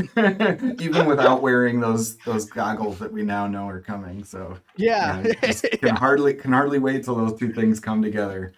Um, oh, jeez. Let's see. And I see that you've got just a few smaller things on the bottom of the list here. Buddy used leaderboard in raids. So Yeah, that's a question of is that a new accomplishment where it's like you're using your buddy, and then that's going to be a new thing at the end where they just say like whatever the name of it is, but it's an achievement that you can get like the rest of them. Yeah, so when we first data mined this feature, there's a couple of achievements that aren't live in the game yet. One of them is buddy. Like if you bring your buddy into battle, you get an achievement for it. It looks like I'm not 100% on this, but like it looks like the 217 now supports that achievement because it now tracks what the buddy is that you brought into battle. Like when you're doing a gym or a raid, it tells you like it's like, oh, this is the buddy that you used. And so at first I thought it was going to be a really cool, like when I forgot about the raid leaderboard thing, and I'm like, oh, awesome! Like you can have like a seventh Pokemon come in and be your buddy and help beat the raid. And then I was like, nah, this is probably just the raid leaderboard thing. Right. So my theory is that once 217 gets forced, it's not out, it's not finished on Android, and it still has to go out on iOS as of this recording. But my theory is once that gets forced, people will start seeing that achievement pop up after. But we'll see if I'm right or not. But I think that's just what that is. Yeah. And I think this is another item that I can probably bring up my phone for, because if I'm understanding correctly, it says quest change color based on status. And so I think that that's what we're referring to, these AR scans. So I'm not next to it, so it's gray right now. And if I Yep. were near it, close enough to scan it, would it be the original goldish, or what It color is turns it now? blue from what I saw. Blue. Okay. Yeah. And there seems to be from the code. I'm not sure where these get activated, but there's two states. There's like active and inactive, and then I don't even remember. There's another version. It's like I don't remember what it is, but there's like two states to it, and so like I don't know if they're all being used at once right now, or if like the inactive active one is just for AR mapping, and then like there's another type of quest that will use this other status system or what it is, or Maybe it could be for routes. Like if you're following a route, you could be like either at it, not at it, or like you're at it in sequence with one that you needed to go to earlier in the route or something. Whatever. I mean, you could see where there could be a non-binary choice. yeah, I'm just actually bringing it up because now I don't actually remember what it is. But and I can't actually find it in the code. But yeah, my first thought was like, whatever it was called, it made me think that it's like maybe it's like for event quests that like the event is no longer the active event, and so you can see if it's like an old quest. Because like it normally just says like event, and then you don't know what event it is, and so at least it'll like tell you if it's a new event or. But that was just I guess I have nothing to back that up. Yeah, I need to find it in the code again. It's not important, but yeah, it's somewhere in here, and it's not called inactive from what I'm. Right.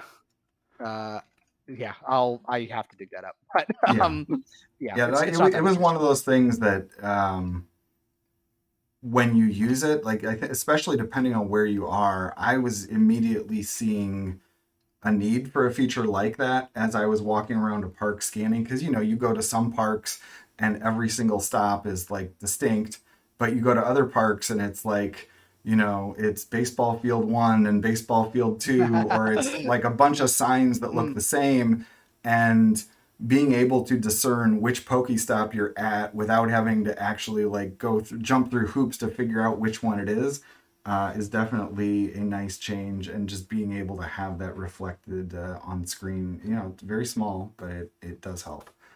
Yeah, for sure. Especially with like the mega, and this isn't in the notes because it's not anything that we specifically data mine, but like even like to that point, like being able to see the buddy poke or the mega Pokemon now when you spin a stop and you go to Oh, mega quest, geez. Yes, like exactly. that's a That's big help. huge. Yeah. The number of times where I'm just like trying to rack my brain or check an infographic to be like, is this one of the ones I keep or one of the ones I toss? Yeah, I ended up just like I'll just do them all, but like once you start to max out on them, it's like you're like, oh, I just wasted my power up on something Right. that I don't need. Right, exactly. When you've got a power up task and you just wasted your power ups to do something for you, Pidgeot or Beedrill or whatever, the really plentiful ones, like that feels bad. Yeah.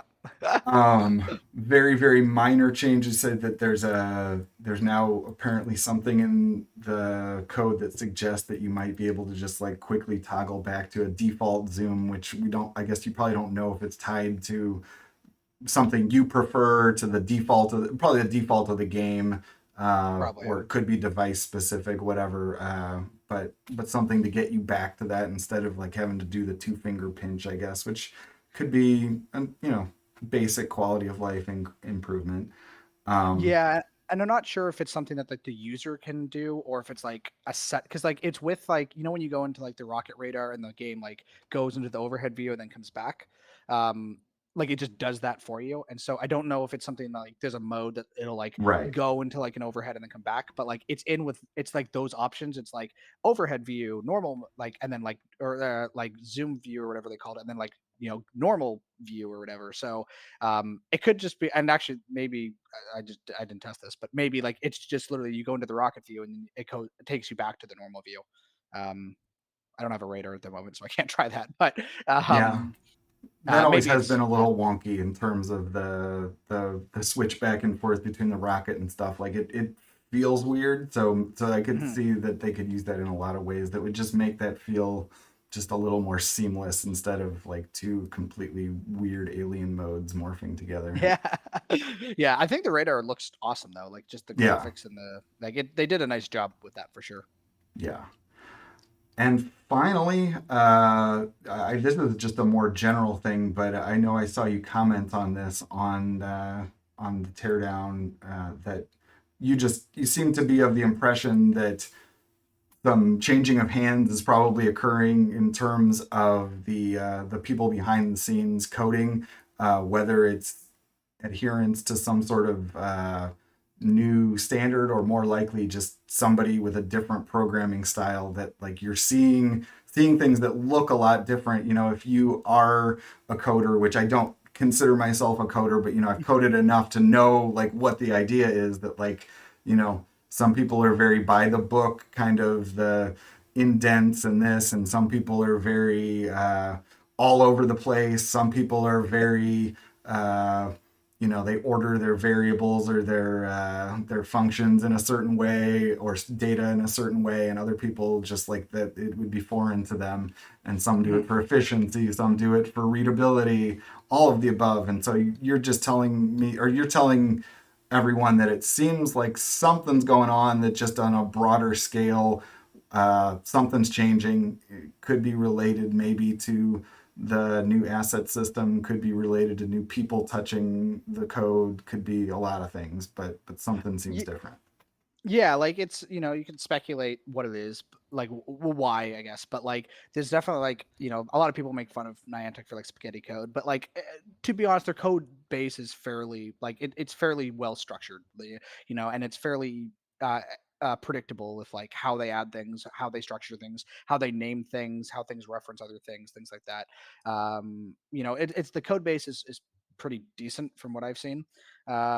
And this new stuff is, it's not bad, you know, like people, you know, when they hear, oh, like this changes in the code, like, oh, they're going to jump to like, oh, it's bad or whatever, but like there's nothing wrong with anything that, you know, I've seen.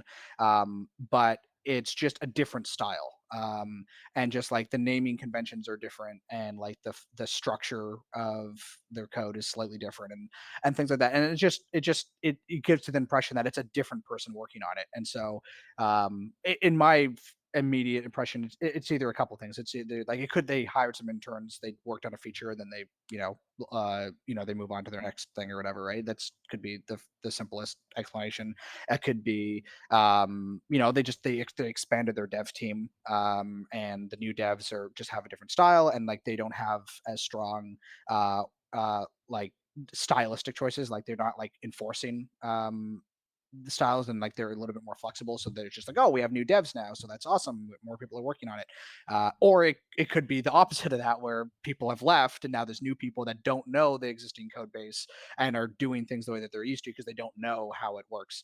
Obviously I have no idea and no inside, like I like, you know, and you can speculate all you want, but it's just interesting for people that, you know, kind of care about, like, I guess, trying to peek behind the curtain as much as we can as outsiders. That it's there's definitely like there's a different like flavor to the code in the last couple of updates, that is just, I guess, worth reporting on. Right.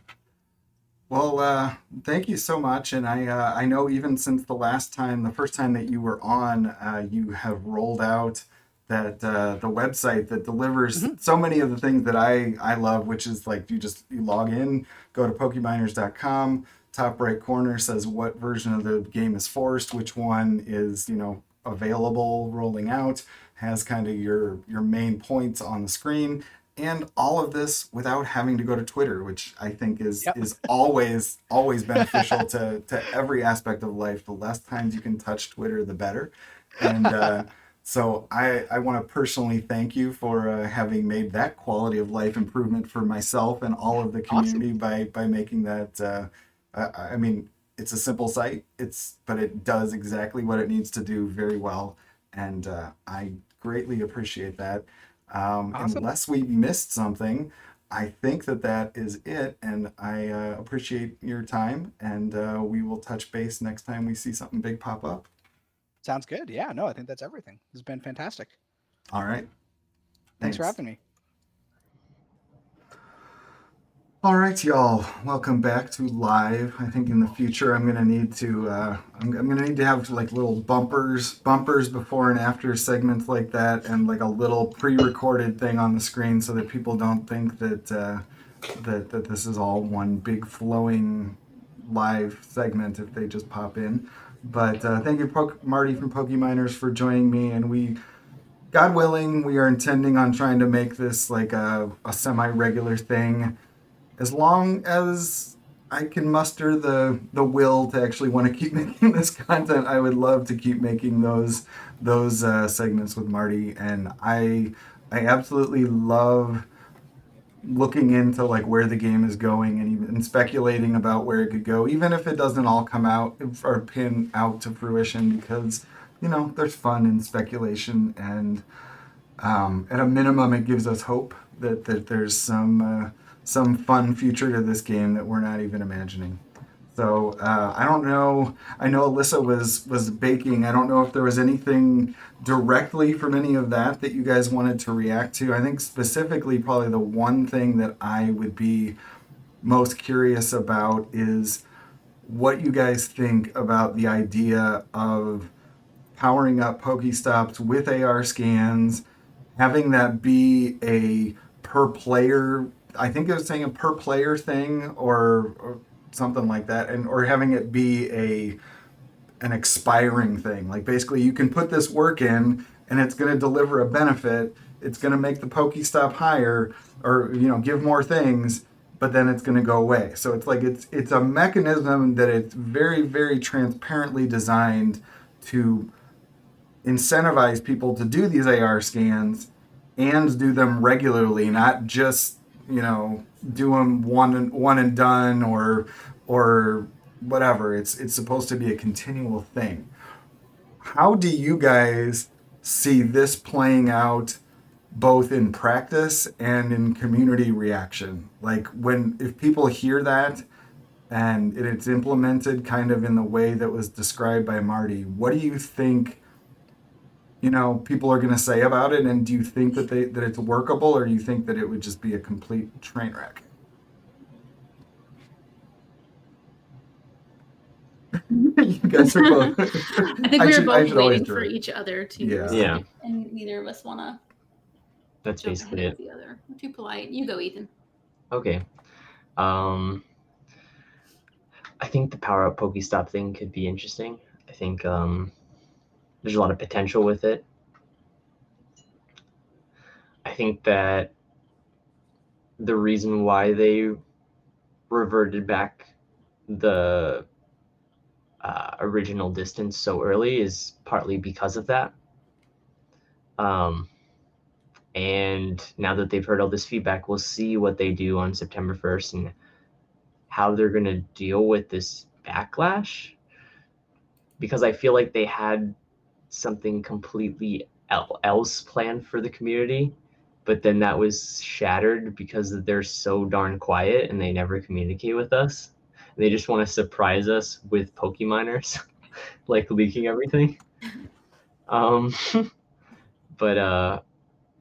we love your subtleties, Niantic. But like, just come on, just communicate. Like, just tell us ahead of time. Like, it's so nice. Honestly, every time we get like, it's like GoFest time, and we get all these like community days ahead of time. That helps so many people plan for them. So like, I'm sure that they had something planned for this Pokestop thing ahead of time.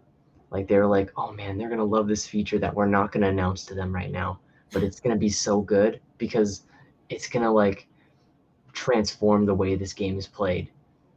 But then the community literally just threw a dumpster fire on them, and they're like, oh, plan B? Never really thought about that. So I'm sure they did have something planned, and I'm sure they have something else planned that's an even better alternative. But I can also understand why they're having so many issues with reverting back the 80 meters, because this game is Pokemon Go, and it's like how we played the game before the pandemic. Doesn't mean it's the right choice, but it's like so hard because John Hanke, I literally see Hanky Panky needs to calm down with the exercise tweets. Like he's always like on his Twitter, he's like, I go out and I exercise. And it's like, okay, we all go out and exercise. I get that, Mr. Hanky. And then he goes on this huge, like we mentioned earlier, the huge like metaverse talk where he's like probably thinking about that while he walks. He thinks about the metaverse on his long walks in the park. But like, the 80 meters wasn't a bad thing. It really wasn't. Like, it made the game safer. It, like, sure, some people didn't go out as much because they could reach a lot more from their house right in this current time. But when everything is changed back, when people are going outside, when society is when society has reached a new normal, these changes they'll find are much more practical and safe. So it's just a matter of them reinventing the wheel that I think was the hardest thing for them, and that's why they're taking so long with the September 1st thing. I think that's why they had to push it back so far, is because they had something else planned with the Power of Pokestop thing, with the routes, and now they have to yet again incorporate another feature on top of this new feature. So I'm sure they're upset. I'm sure they're upset. We all are upset, but we can't give them too much grief because they're literally working overtime probably for us right now in trying to make sure we have the best experience. And they don't want to say anything because they don't want to spoil it, and that's just the nature of Niantic. Hopefully after September 1st they're not like that anymore. But please don't treat us like children, Niantic. We're not children.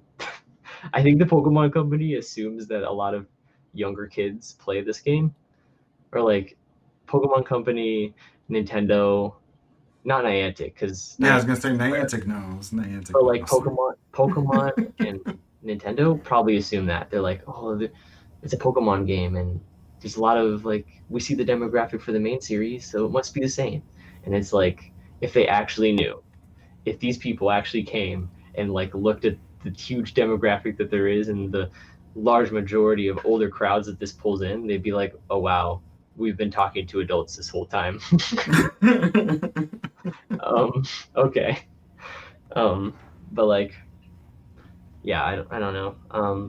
I don't think they're completely unaware of their demographic, but I definitely think that they had something else planned for the Power Up Pokestop thing. And I like the idea of it. I like that, like, maybe there's something, like, speculating here. I want to know what you think, too, of this, Alyssa. Like, and Jiggly, do you think that there would be, like, since it's a route, do you think there'd be, like, since they've incorporated the music during nighttime, do you think they'll incorporate, like, the route music for, like, each of these things? Or would that be too complex? Probably that's too complex. I mean, I had not thought of that, but that actually sounds spot on. Like to me, it seems like when they are making smaller changes, it always seems clear that that is geared at like a larger goal, purpose, feature, whatever. So like when they did the Skybox stuff, I think Yeah, that Skybox. it wasn't clear to me what it was for, except to make the game prettier.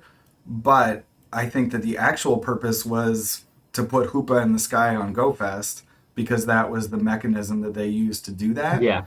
And when you say, the only blog posts that we're getting out of Pokemon Go these days are, we got the one about the nighttime music and all that. And so if they are trying to if they're trying to bring a feature to the game where you actually have, whether it's a desire to have the music on or just that the music is more a part of the game, then you would definitely think that they would want to incorporate more variety in the music, and that it would be something that would actually be kind of like immersive, like you say, where it's just like, oh, I'm on the Route One music or whatever. That like somehow that like whether it triggers nostalgia, whether it's just a greater sense of immersion, whether it just encourages people to play with the sound on in some way, like whatever it is, like that probably is their reasoning behind that sort of development, that there would be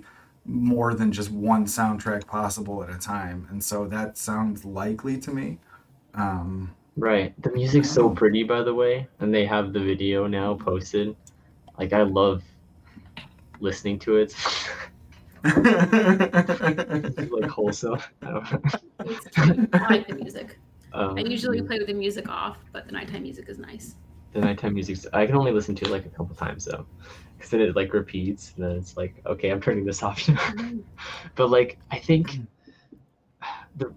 another like, so when I said like, they were hesitant with to like revert it back to 80 meters.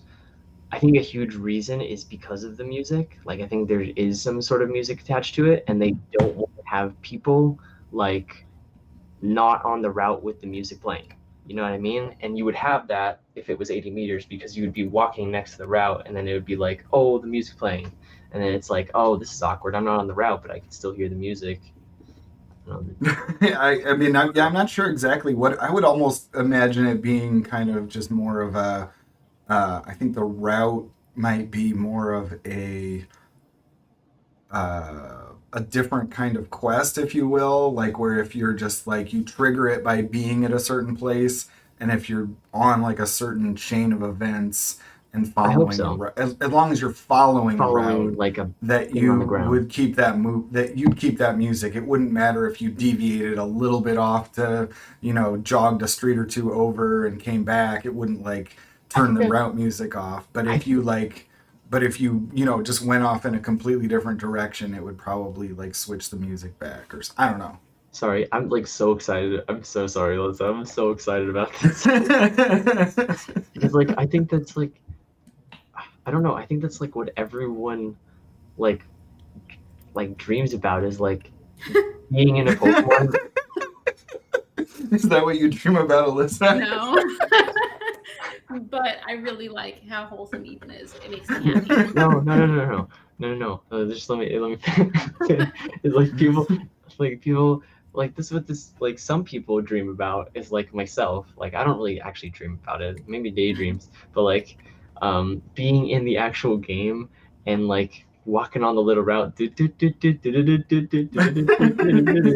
and then catching the Pokemon on the route, and then you go off the route and With music your AR goggles on. with Right my into traffic. AR goggles, hat, socks and Crocs. Yeah, I'm ready to go. But like no, like just walking down the path and then you see like it's like Route 1 or something, and you see like a Pidgey or Rattata, and you're like, oh, it's Route 1. Oh my gosh! And then I don't know how they would do that though, because then they would be like, is Route 1 only in this like location, or I don't know. Sorry, Alyssa, you can express your thoughts now. I'm sorry for hogging all that. No, I enjoyed every second of that. That was wholesome AF. I liked it. Okay. I'm not sure how I'm supposed to follow up with that. I'm sorry. No, I love it. It was great. Well, so I guess if you don't have a direction, I would ask you this question: as someone who doesn't presently engage with the AR feature and that kind of doesn't enjoy or doesn't want to engage with it, how would you like? What would this feature look like where it would be okay with you, where it doesn't feel gross because it's something you're not interested in, but it's still there. Like if the power up, it seems like the power up Pokestops is going to yield you additional items from the stops when you've powered it up. So I think I've already expressed earlier how gross I think it would be if they were to say, oh, you have to power them up essentially now to get sort of the kind of resources you're used to getting from them before. But if you continued to get the resources that you normally get out of Pokestops now, and they started just adding items to it, what do you think that they could do that would be up to the line of okay, and where would it be gross? Like what if they started throwing at the top, if there were power up a Pokestop 4 times and you got like a rare candy occasionally, would that be gross to you if it wasn't something you engaged with, or would it be okay? I mean, I would do it if the rewards were worth it. If it was a consistent thing, like if you powered up this stop and now every time you go past it, you're going to get, bonus items, then I'd start risking my life, I guess. I'd be getting stabbed at the Capitol. Fine. So okay, that sounds terrifying.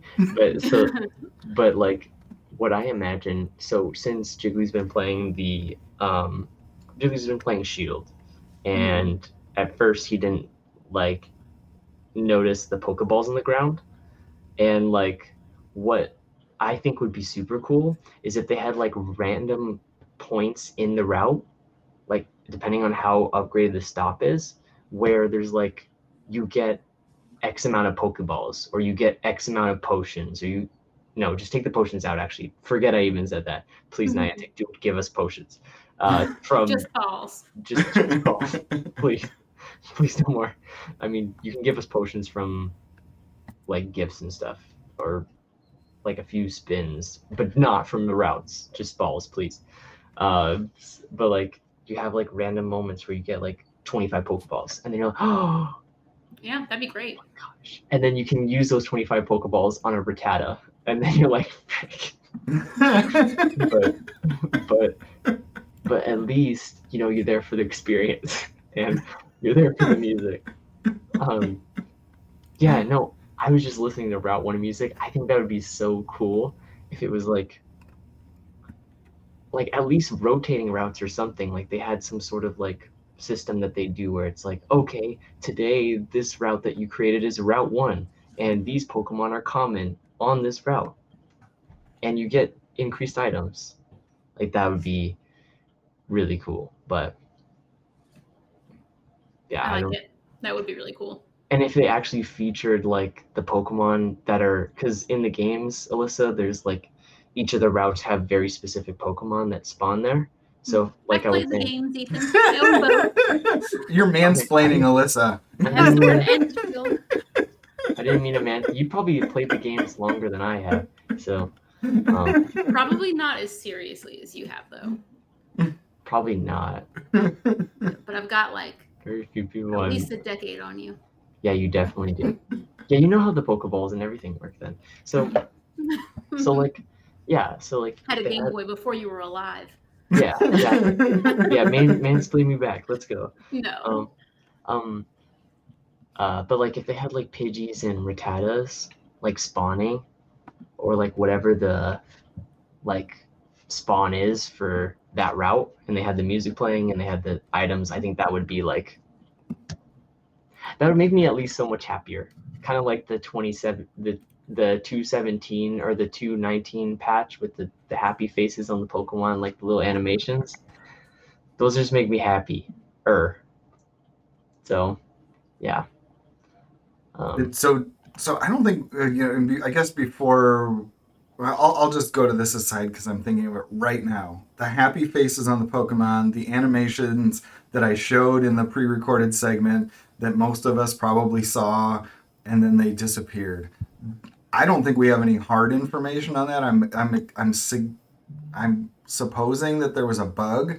I think I saw at least one weird Sylph video where somebody had like an Eevee on their AR mode that was like circling around the room like it was on crack or something like that. But that's super cool. Do we have any ideas what's going on, DJ? Do we have any ideas why they actually reverted the change, or what we think is going on there? Because as I've said before, I think Niantic needs all like the positive PR that they can get right now. And one of the few things that was putting a smile on my face was that when we tapped on those things, that they were, happy, they were looking, excited.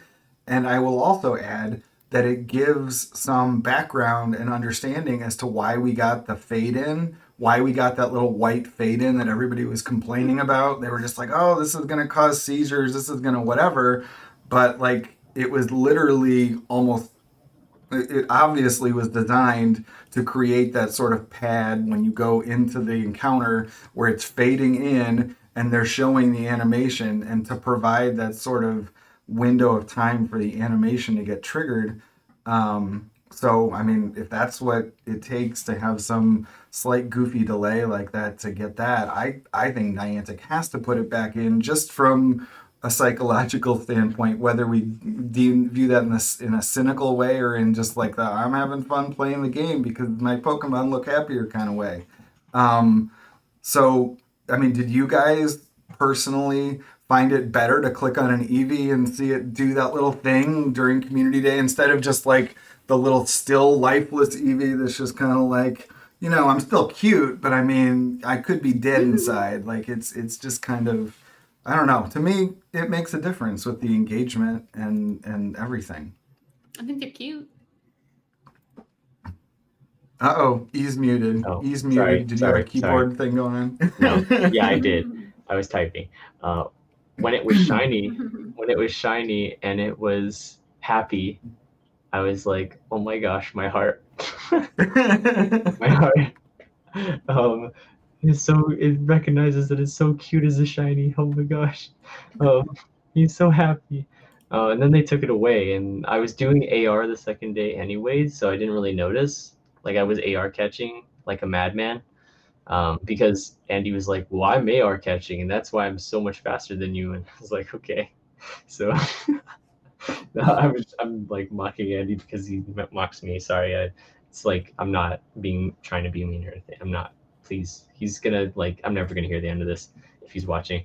But like, yeah, I was using AR mode the second day. We both were, and I showed him on Saturday the animation thing because he didn't even notice because he always plays an AR.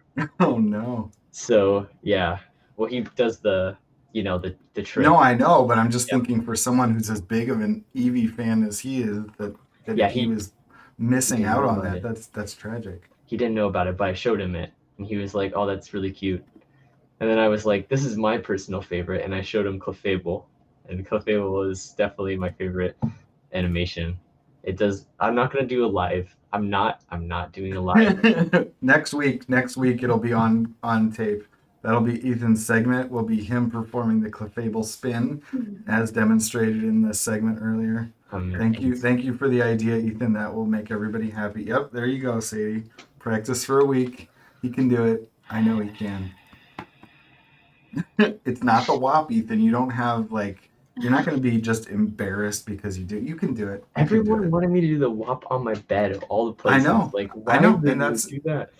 I know. Like, This is much better. Much better. Okay. Mama E will be totally okay with this. Abby will talk to you about the dance steps if you're having problems with coordination. It'll be great. Okay. So you're gonna consult Abby about this. This is great now. Mhm. My life is great now. Yeah, okay. Well, so Clefable. I do like Clefable a lot, and that when I was watching little bits of the stream, the video back, like I saw you showing Voltorb and Electrode off, and I like those ones a lot too. So, a lot of them just bring me joy, and they bring all of us joy, and they took it away from us, and now I'm sad. Now I'm sad. So, yeah. Yeah, I kind of figured that they were like, oh, we're going to push this version out with this stuff in it for EV Community Day because we want people to experience that on EV Community Day. But it literally wasn't even over before they took it away.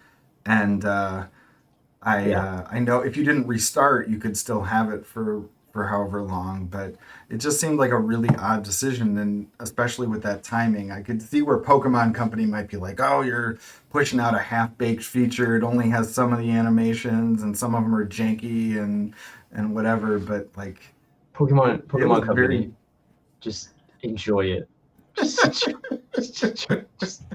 please. I know this entire game is half baked, but just enjoy it for what it is right now. I don't know. That was all. Sorry, I had to interject that for if they're watching. Yeah, I don't know. I'm trying to think what I wasn't listening to most of the video. I was busy chatting with Ethan. I'm trying to think what else was in there that was really worthy of reaction. Oh, the weather ball thing, the weather ball normal thing. Sorry. Like, where are we at with this? Is there an outcome that makes sense to anybody? I think I expressed in that clip that I'm assuming that it's gonna foretell like a weather ball debuff, or maybe weather ball does like 5 less damage or whatever to kind of slightly tame down the weather ball spammers. But how do we get from a world where normal cast form gets normal weather ball, which didn't exist in main series games, and then they replace it with rock, and then they decide they're going to bring it back, and unless I'm missing something, literally the only target could be normal cast form, right? Because it's the only thing that ever had it. And so it seems like they're setting up weather ball to be on normal cast form, but they won't take away rock weather ball on cast form after all the weirdness they had with that, will they? Do you think? Probably not. I wouldn't think. Because it would make it worthless. I mean, they've done things before, so I don't know that I would be surprised, but I wouldn't think they would take that back. yeah, I don't know. I think they're gonna accidentally put out every typing of weather ball. I think that's what they should do. I think it's the only logical thing. So we're gonna have weather ball fairy, which I'm very excited for on Azumarill. Ooh, Azumarill with fairy wind and weather ball fairy. Ooh, Oh. ooh, I'm excited. I'm excited for Great League. This is an exciting time for the game. But could you imagine if you had a normal cast form and it literally has Hex, Rock Weather Ball, Normal Weather Ball? Like, what a weird. Like, that Weather ball. I'm Yeah. kind of frightened by that possibility. Like, it may not be OP and it may have some weird ass coverage, but like, it would be spammy as hell and it would still have some coverage. I don't know. Yes. I to me, any outcome at this point that involves bringing normal weather ball doesn't make sense. It unless they've got something in mind that I can't imagine, and I don't know what that is. I really don't know the purpose of the normal weather ball. Because is it not Body Slam clone? Right, It is. exactly, and that was why I thought it might get nerfed because then they could bring it back.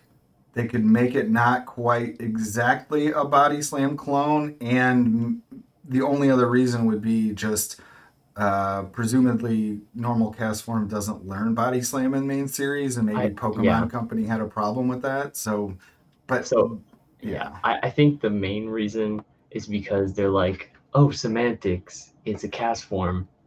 Weather. There you go. Weather normal. There you go. Weather ball normal needs to be a thing because it's normal cast form. So yeah, exactly. Cast form can't learn body slam, so we're gonna call it something else. Semantics. Bam.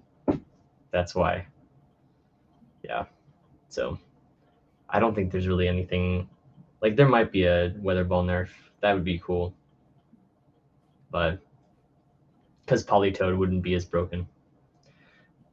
well, I mean, it feels to me like most of the things that people think are quote. I mean, everybody's got their own opinions, but most of the things people think are quote broken in the latest iteration of PvP are some form of weather ball user. It's like Right. it's A9, it's A9 Obama as well. Snow, it's Polytoad, it's so many things have weather ball these days that like it just feels Roserade in some cases. I mean, it's just It just feels bad to when the Polytoad, and I'm sure you guys both experience this, where the Polytoad gets to four mud shots, and it's like, okay, time to shield again. Oh, you thought I was done? Okay, four more. Oh, I'm not done yet. And he gets It's not off like fun to be on the other side of that. yeah, he Right. gets off like It's fun six when of you're them. doing it. exactly. He gets off like six of them though. That thing is like, he has a lot of water in him. Like, where did he get all that water? He drinks almost as much Mio as Jiggly. Yeah, he drinks a lot of water. All right, and so we've talked off stream about kind of what the event going on right now has been for us. I don't think any of us have been into it beforehand, and I certainly haven't really warmed up to it as it's gone on. Would you say, E, that you felt a little bad that you've been missing out on the Elgum XL farm or something? But I mean, I really, really hope that Ultra Unlock 3 somehow has enough juice to actually turn around kind of how so many people are feeling about this game. And I don't know that it will. I feel like it's going to be a little bit of like, oh, the excitement of seeing shadows on our nearby for like an hour. And then like once you have the dex entries, like it's just going to be, just not nearly as exciting.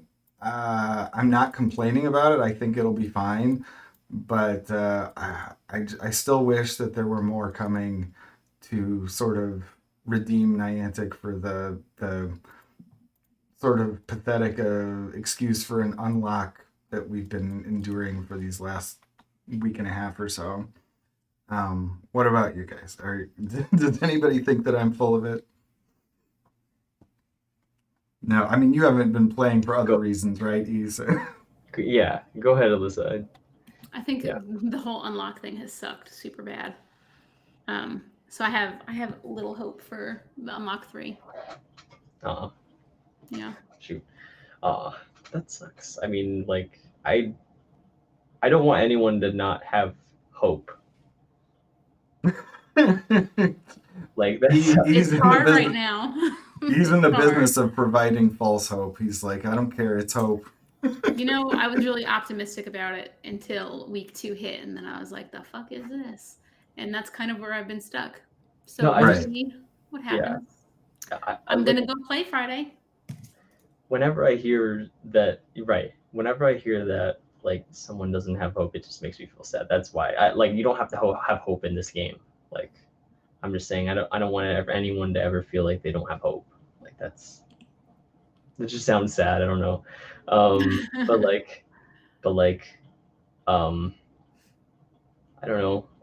I did miss out on the LGEM XLs, right?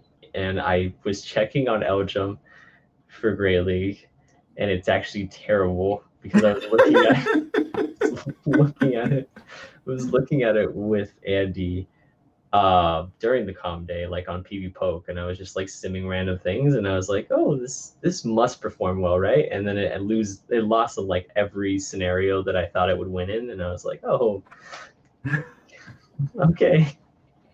All right. Well, LGEM isn't the little spice guy that I wanted.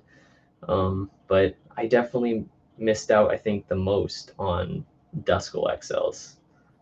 That's what I don't really feel FOMO, but with all these Heracrosses and all these Shundos. But I do, when I see the Ghastlies and the Duskulls, I can't help but feel like, dang, XLs. But then it's done. But then I'm like, okay, yeah, I have Halloween for that, hopefully. And we all do. Imagine a Halloween event comes along and they're like, yeah, no gas leaks for you, no dust calls. We'll do. Oh, I don't think they have too many choices. Then I'll just be like, well, I got played. But yeah. I think it'll be good, Alyssa. I think you'll enjoy it. I think I hope so. Yeah, I mean, what was in the wild again? I'm literally Skwovet, Wooloo, yeah. Galarian Darumaka, Trubbish, Phalanx. and Phalanx Phalanx. is listed as the kind of that if you're lucky, the we're not going to tell you exactly how common or uncommon it's going to be. Oh shoot, it's going to be like the Axew. even though it sucks, I think. It I'm just thinking feels like a lot of good stuff is locked in eggs, and they just Right. by incubators, and I don't like that. Right.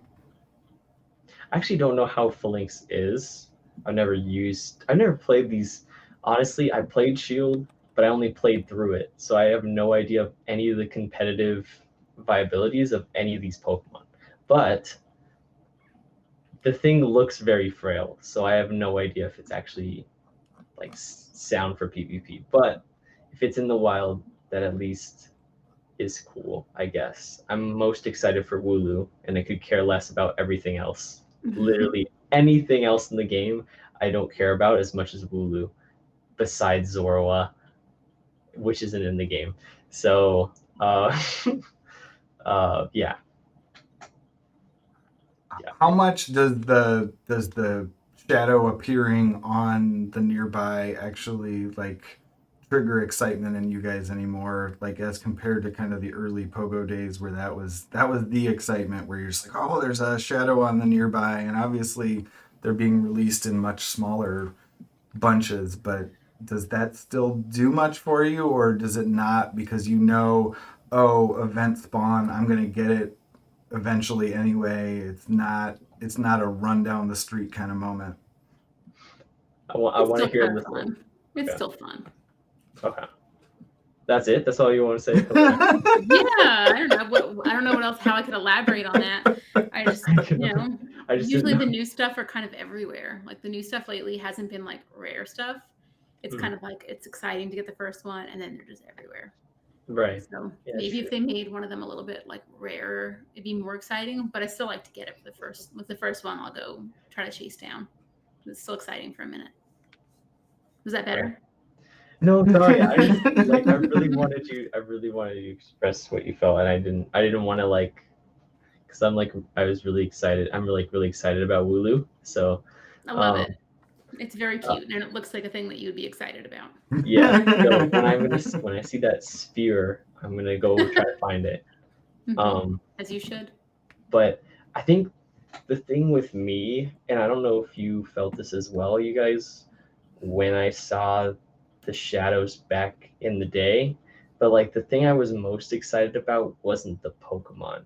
It was like we've talked about. It was thinking about, oh my gosh, there's a new Pokemon. I get to meet someone new because I know someone else is gonna go find this. Uh-huh. That, and I know that sounds yeah, wholesome, no, but that's true. that is what I thought about. I was like Right. not about the Pokemon. I was like, I know someone else is gonna be here, and they're gonna be just as excited about me, or just as excited about the Pokemon as I am. Sorry, I didn't Mhm. just excited about me. That's all right. The Freudian slip is all Sorry, right. Freudian slip. I mean, that's what I actually meant, but I'm just kidding. No, I'm just as excited about the Pokemon as I am. And then when we get there and we both catch it, we'd like talk about it and be like, "Oh my gosh, it's a I don't know, it's an Axew." I keep bringing up Axew because I've never seen an Axew ever again. But like I remember when Axew was first out, that was exactly how I felt. I was like, oh, maybe there's like some new student that I'm gonna meet here, and like I could like form a relationship and talk about this Pokemon with them. And like me being awkward, Ethan, I'm like, oh, well, like look at this cool little Axew, and they're like, yeah, it's an Axew, and then I'm like, okay, have a nice If they don't day. have appreciation for how cute Axew is, then they're not worth your time. Sorry. That's just facts. Yeah. Okay, You well, say that you think a lot of the stuff is trapped behind eggs and raids, Alyssa, and I think it's hard to disagree with that. I think we Yeah. probably complained about it last something. Is it the fact, which part of it bothers you more? Is it the fact that you would rather catch some of these things wild for IVs or just for the fun of it? Or is it just the fact that it's the using incubators, spending money aspect of it? By the amount of Heracross raids I have done this week, it's clearly not the money. Even though I said I wasn't going to spend money, I'm ashamed. Oh, no. Like how much oh my god, I did so many. Like it's disgusting. You'd be so disappointed. I wouldn't be disappointed. I would value. I've done 170. I still. Wow. And Okay. I did not get a single shiny one. So I'm sorry about that. I'm sorry about that. I wish I could go back in time and be like, stupid, don't put any money in this game. But I'm a sucker and I did it. I still value you as Thank you. a player. Yes. We'll just never talk about what I did. You can talk about it. You don't have to talk about the fact that you didn't get shiny, but you can talk about it. Well, I'm pretty angry because I feel like the odds were not in my favor. So, yeah, that is stupid. Yeah. Yeah, it was. I'm big mad about it. I mean, I'm big mad about the fact that I literally spent like close to $60 for Dialga and didn't get a single hundo, or 70.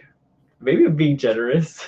I feel like, yeah, what were your rating numbers? I felt you were being generous. I think I did like 250 Dialga raids.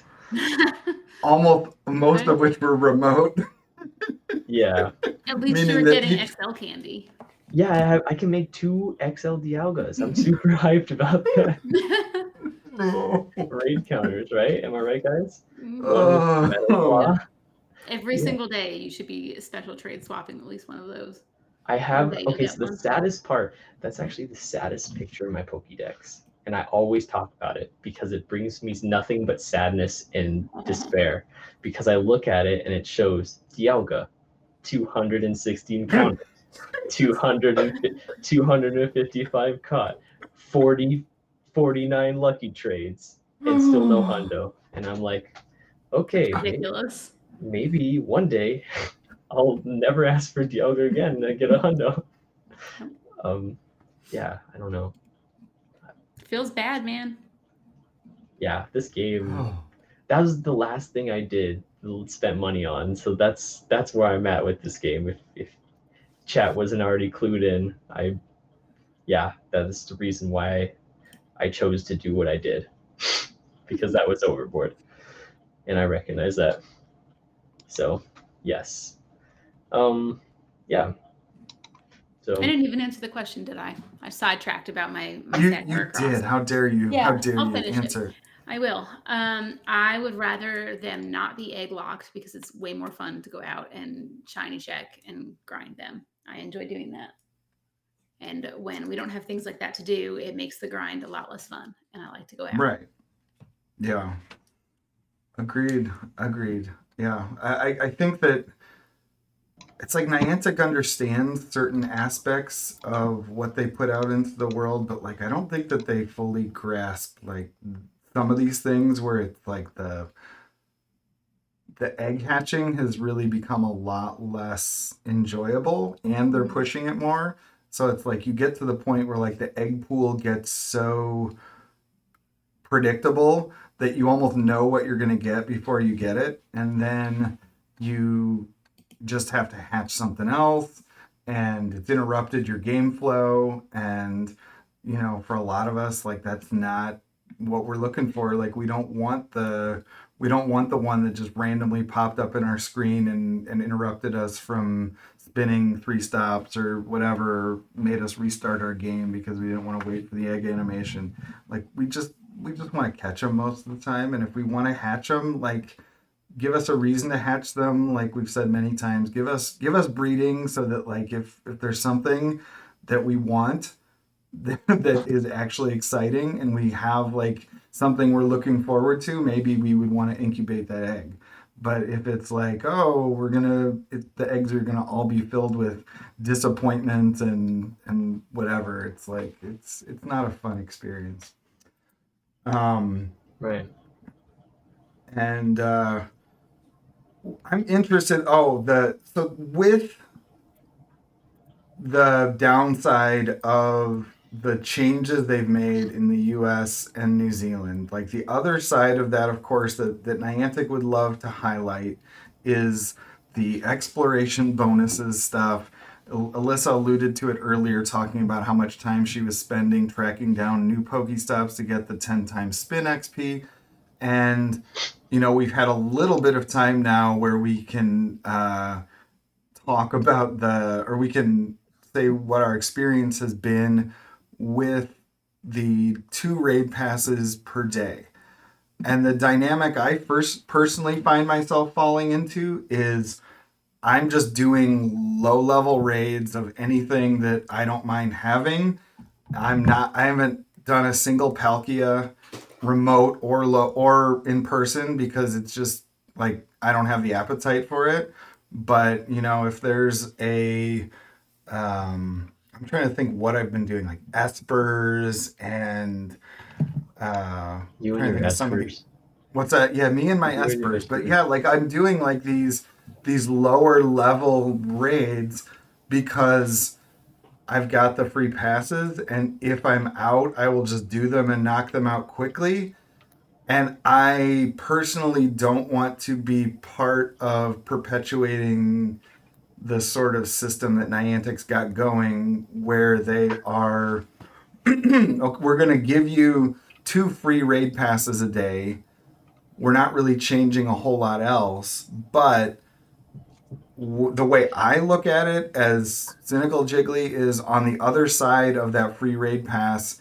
If I am doing a legendary or something, it's just on the other side of every one of them is cha-ching from Niantic multiple times. It's like, you know, if I am inviting 5 people, then they make, you know, whatever it is, 350. They make, you know, a few bucks off that raid, and it's not free. In fact, it's free for me to do.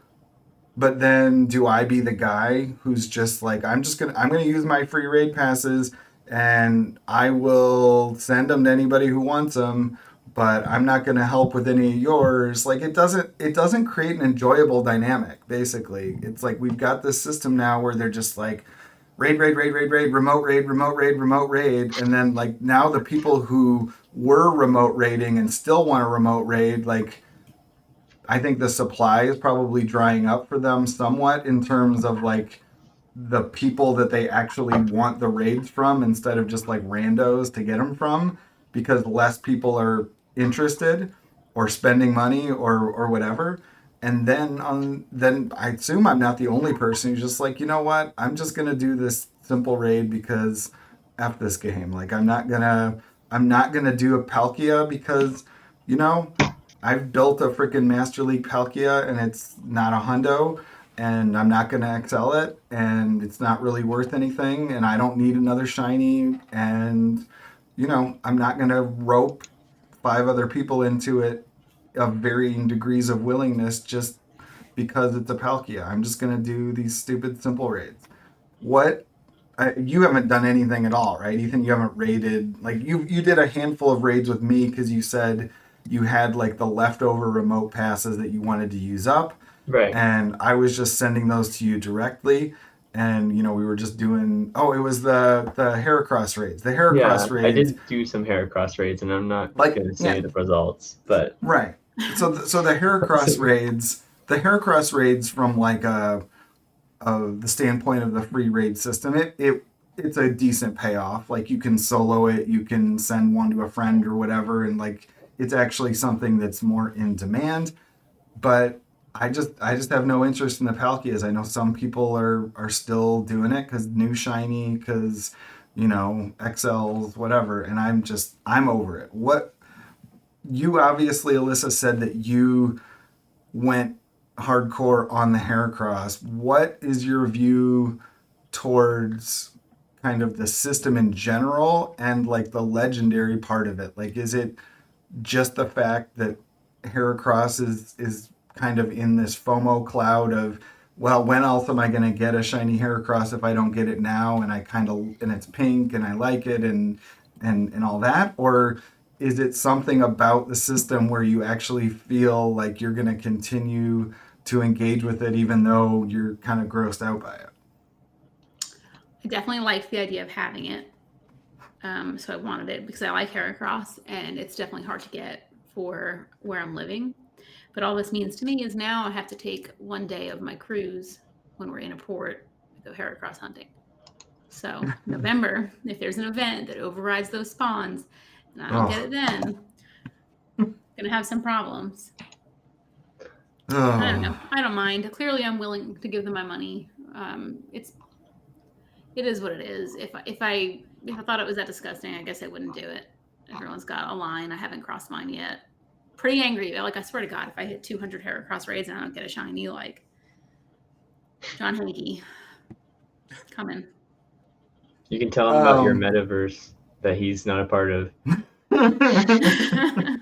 I'll never buy his glasses. I actually did do some raids, but the free passes. Right.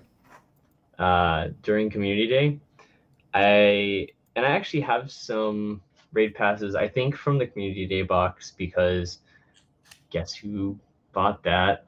Because of the ball deficit. But like, I don't know.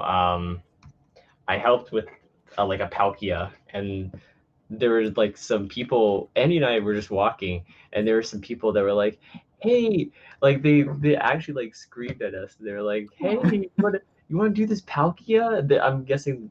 I think no, if I remember correctly, they were like level 35 and 36, and they're like, "Yo, you want to do this Palkia? We need some help." And I love and it. then Andy and I were like, "Well, I'm like more of the like social one," and I was like, "Sure." And then Andy was just like kind of falling behind, but he's like definitely down to help. He just was like, "All right, what's happening here?" He's like a lot more cautious. And so like we did the raid, or we went in the raid, and then in the lobby, like they were like, "Whoa, these guys are level 50." And I was like, "No, please stop, please stop." and then like And then Andy had because we did 2 raids. We did a Palkia, we did a Heracross with them. And we were walking to the next raid and they couldn't stop talking about the fact that we were level 50 or whatever. And they're like, whoa, you must be playing the game for a long time. And it's like, oh, jeez. I didn't want to have this conversation, but I bet you were so red. yeah. But then I found out they were actually students, new students coming in, and I was just I just thought about I got really sad and thinking about my time at UCR, and I was like, frick. But then the very next raid in Andy fashion, he's like, yo, dude, where did you get that pose? He said that to me, and I was like, please shut up, Andy. Shut up. Yeah, he was just not mocking. He wasn't mocking them. He was just being Andy. He was being silly. But there are definitely people that are like that are that I've also raided with people, and when I've invited some people and they're like, oh, you know this person? And I know Alyssa's expressed that too. I don't know if Jiggly, if you've gotten similar, I'm sure you have, but yeah, those things, they happen, and it's magical, and it's also please stop.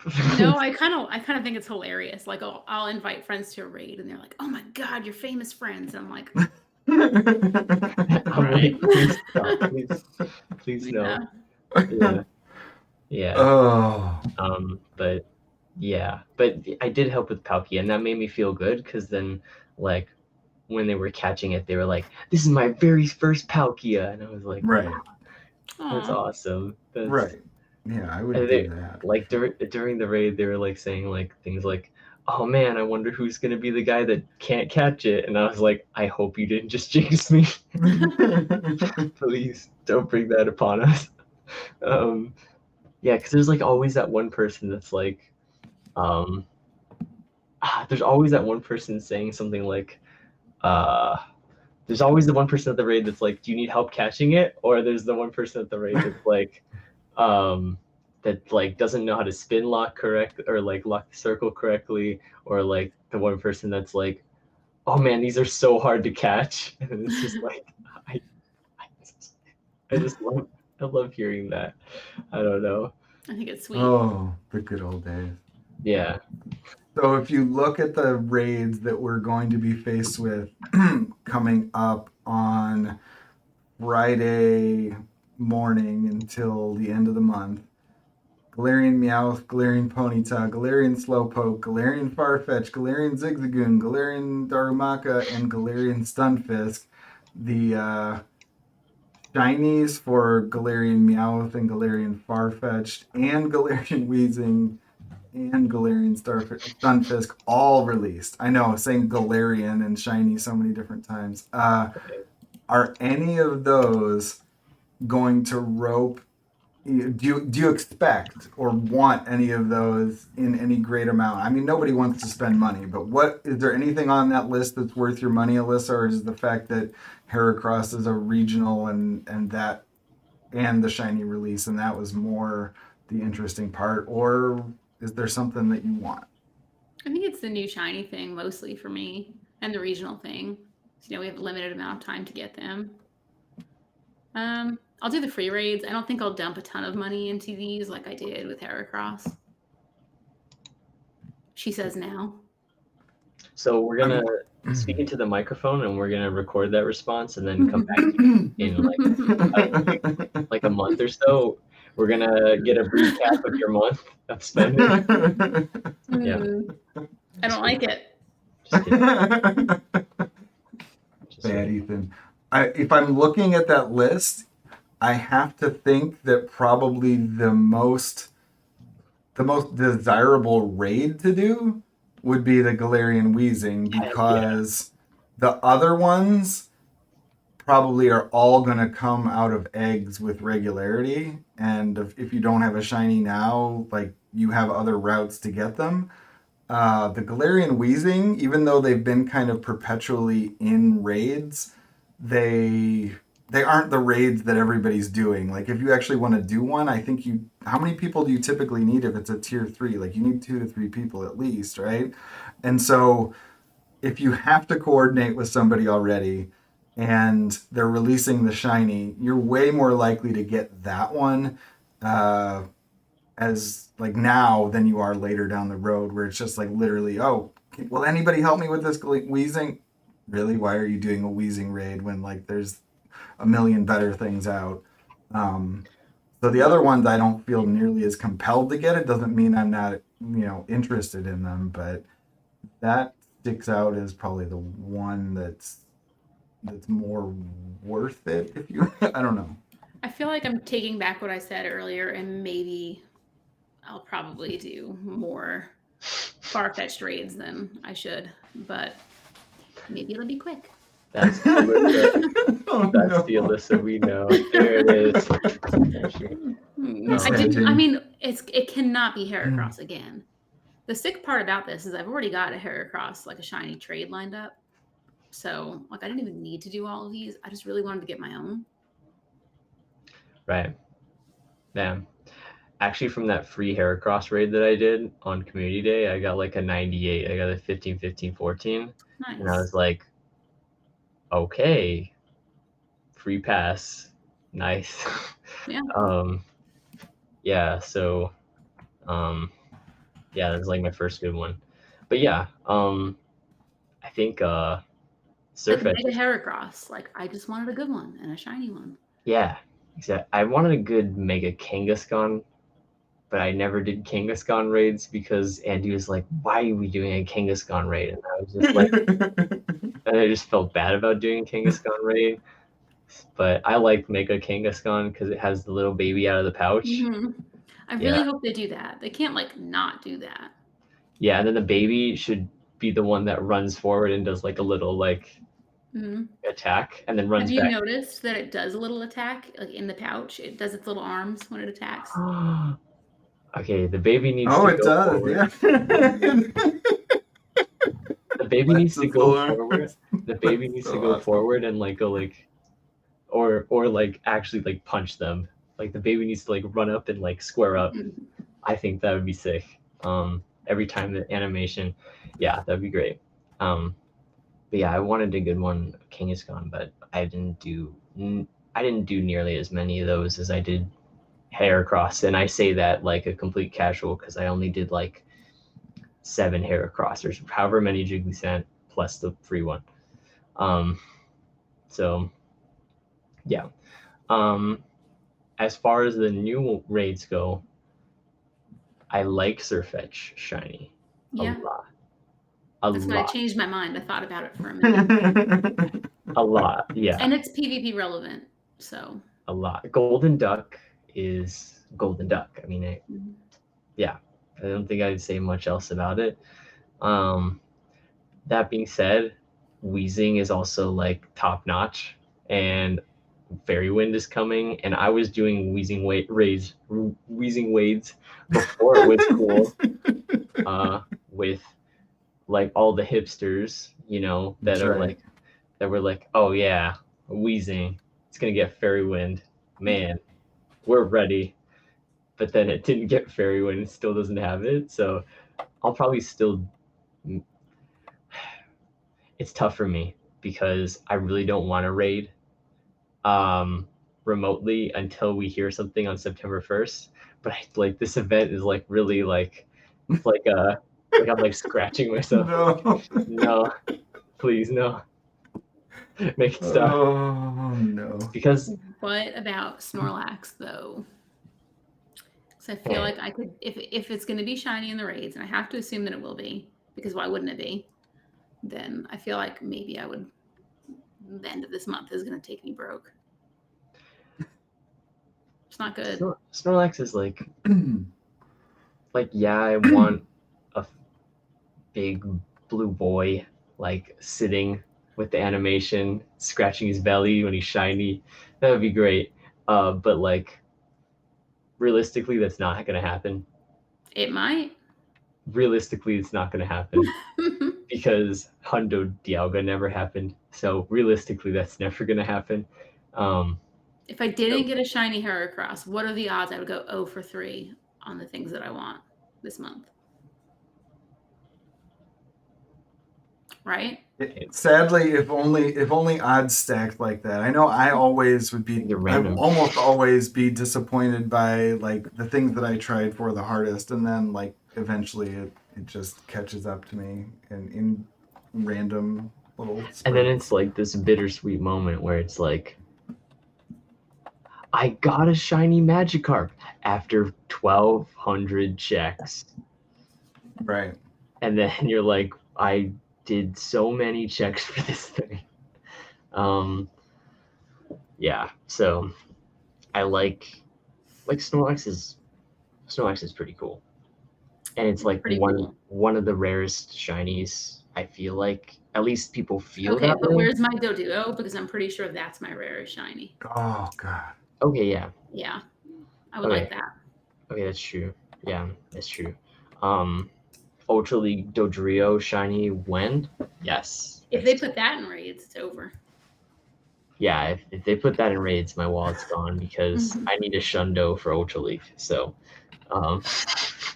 whip that out in Ultra Prem, see what all the GFix users have to say about it. But like, I don't know. Stunfisk I feel like is going to be the most popular raid outside of the legendaries. I feel like Stunfisk is going to be like, oh my gosh, I have to get a shiny Stunfisk. I thought Stunfisk was only in eggs. Oh, is it only? Oh, okay. No, you're right. It's in raids. Fuck.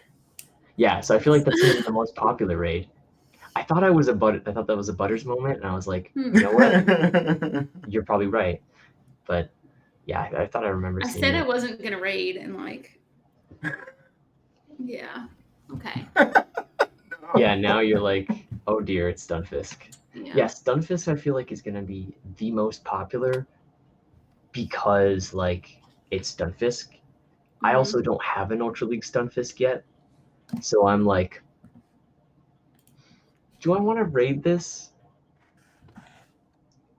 I don't think it's worth it, but maybe. But like, yeah, free passes are probably going into like Zacian Zamazenta. More Zacian, I guess, because it has a better typing, even though I like the Shield Boy much more. Zamazenta just has a better design, in my opinion. Yeah. I can see the hand gestures for don't at me. Don't at me, please. Please don't at me. The Sword Doggo is very cute as well, but Shield Doggo literally has a wall on his face, so he's like as cute as Bastiodon. You can't convince me otherwise. real cute. Shieldon cute, Bastiodon not cute. Bastiodon is super cute. I don't know what you're talking about. Yeah. It's a fairy type, and then Zacian is, and then Zamazenta is fighting. And then when they both have their shield on their face and the sword in their mouth, they are fighting type. So, or they're steel type. My bad. So it's like fairy steel, fighting steel. So they have steel because they have steel in their mouths and steel on their face. So there you go. That's the rundown on the new Pokemon if you haven't played the games or seen anything. So they're both on the back of my Switch Lite. They're very cute there. Yeah. So I think also before you start, no, you're good. I think definitely Zacian. I don't know what the forms are called, but the Zacian form with the sword is going to be the most popular because Klefki you can't get at all. And Klefki I feel like, unless you're living in France, but Klefki has that unique typing of Fairy Steel, and that's literally the only Pokemon besides Mawile and this thing that have it. And it's a really good typing. So I feel like it actually is probably going to be very viable in Master League in particular, especially the different form one. And so it's not a bad thing to raid it and then get a hundo and then have to Elite TM it later for Behemoth Blade. It's not, don't feel bad about raiding it. guess is the point that I'm trying to convey. I can already see. I can see Sadie typing. Feel bad about raiding. I don't know. Don't play the game the way you want to play. Don't Right. let other people like tell you, oh, it's a boycott. Like you're gonna be frowned upon. No, you just raid. If you want to raid, like it's a dog, raid it. Like I don't know. I feel better about it if they would like fix things. True. Give them That's more money. like John was saying. It gives us hope for the future. We have hope. Some people don't have a lot of it, but there is some left. And all I'm saying is Fairy Steel is a very good competitive typing.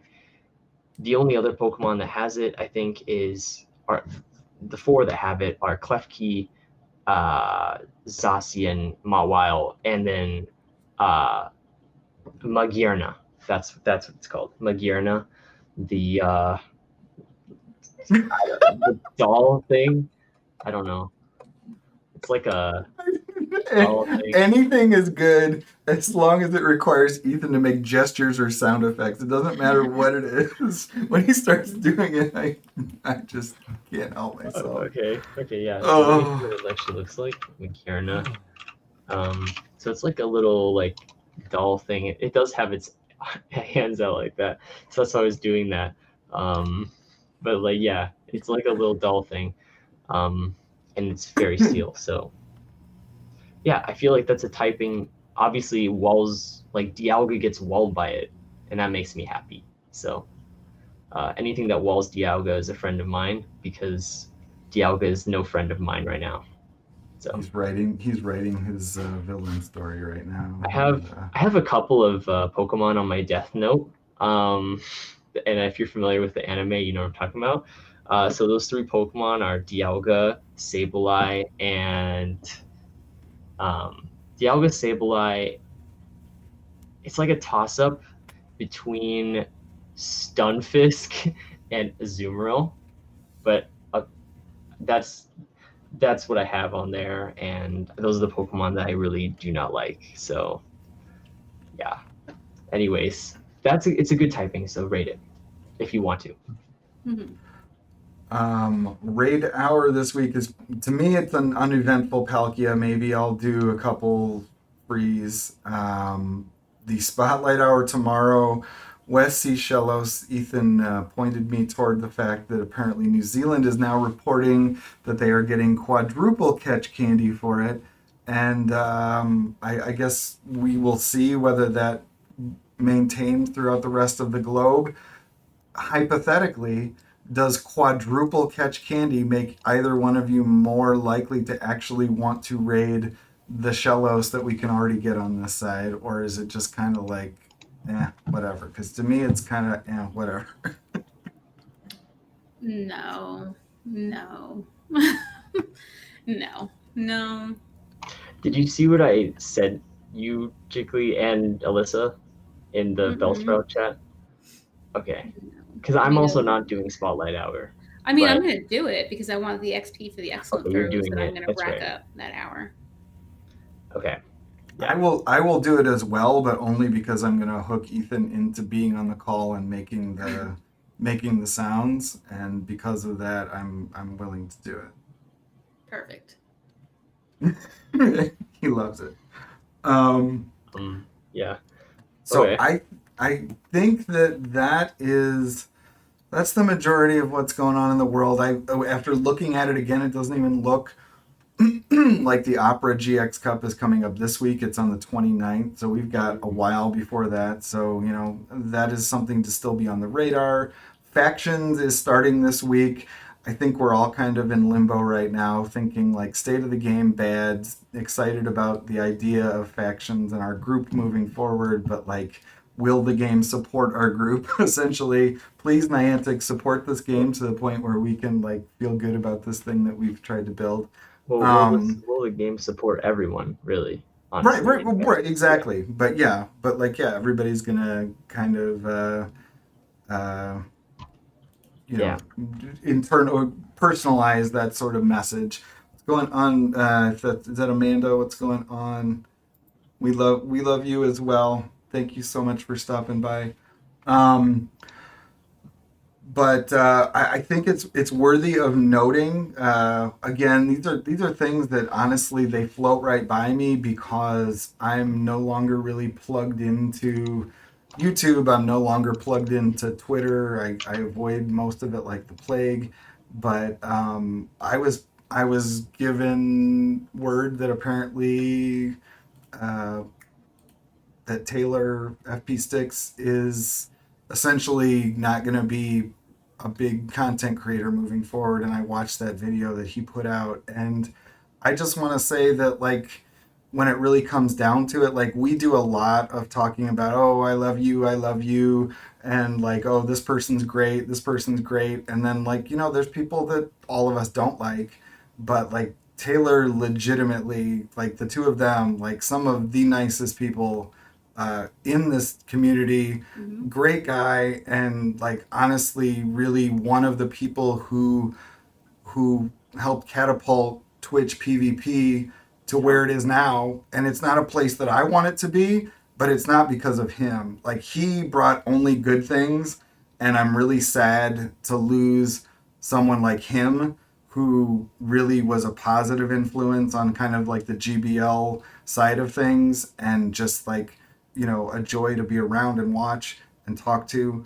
Uh, but he also, he's doing it for a good reason, and moving for an exciting job in, I guess, I think his old hometown. So congrats to Taylor if he happens to see this. And I just think that, things, legends, as I would look at it, legends come and go, but like people like that are worth noting when something happens, because like those are the people that I'm going to remember when all this is said and done, are the people like that really came in and did something to build something, as opposed to just come in and play their sets and rage and Yeah. and just be part of the scenery. So He's just so nice too. Like, he's so pleasant yeah. to chat with.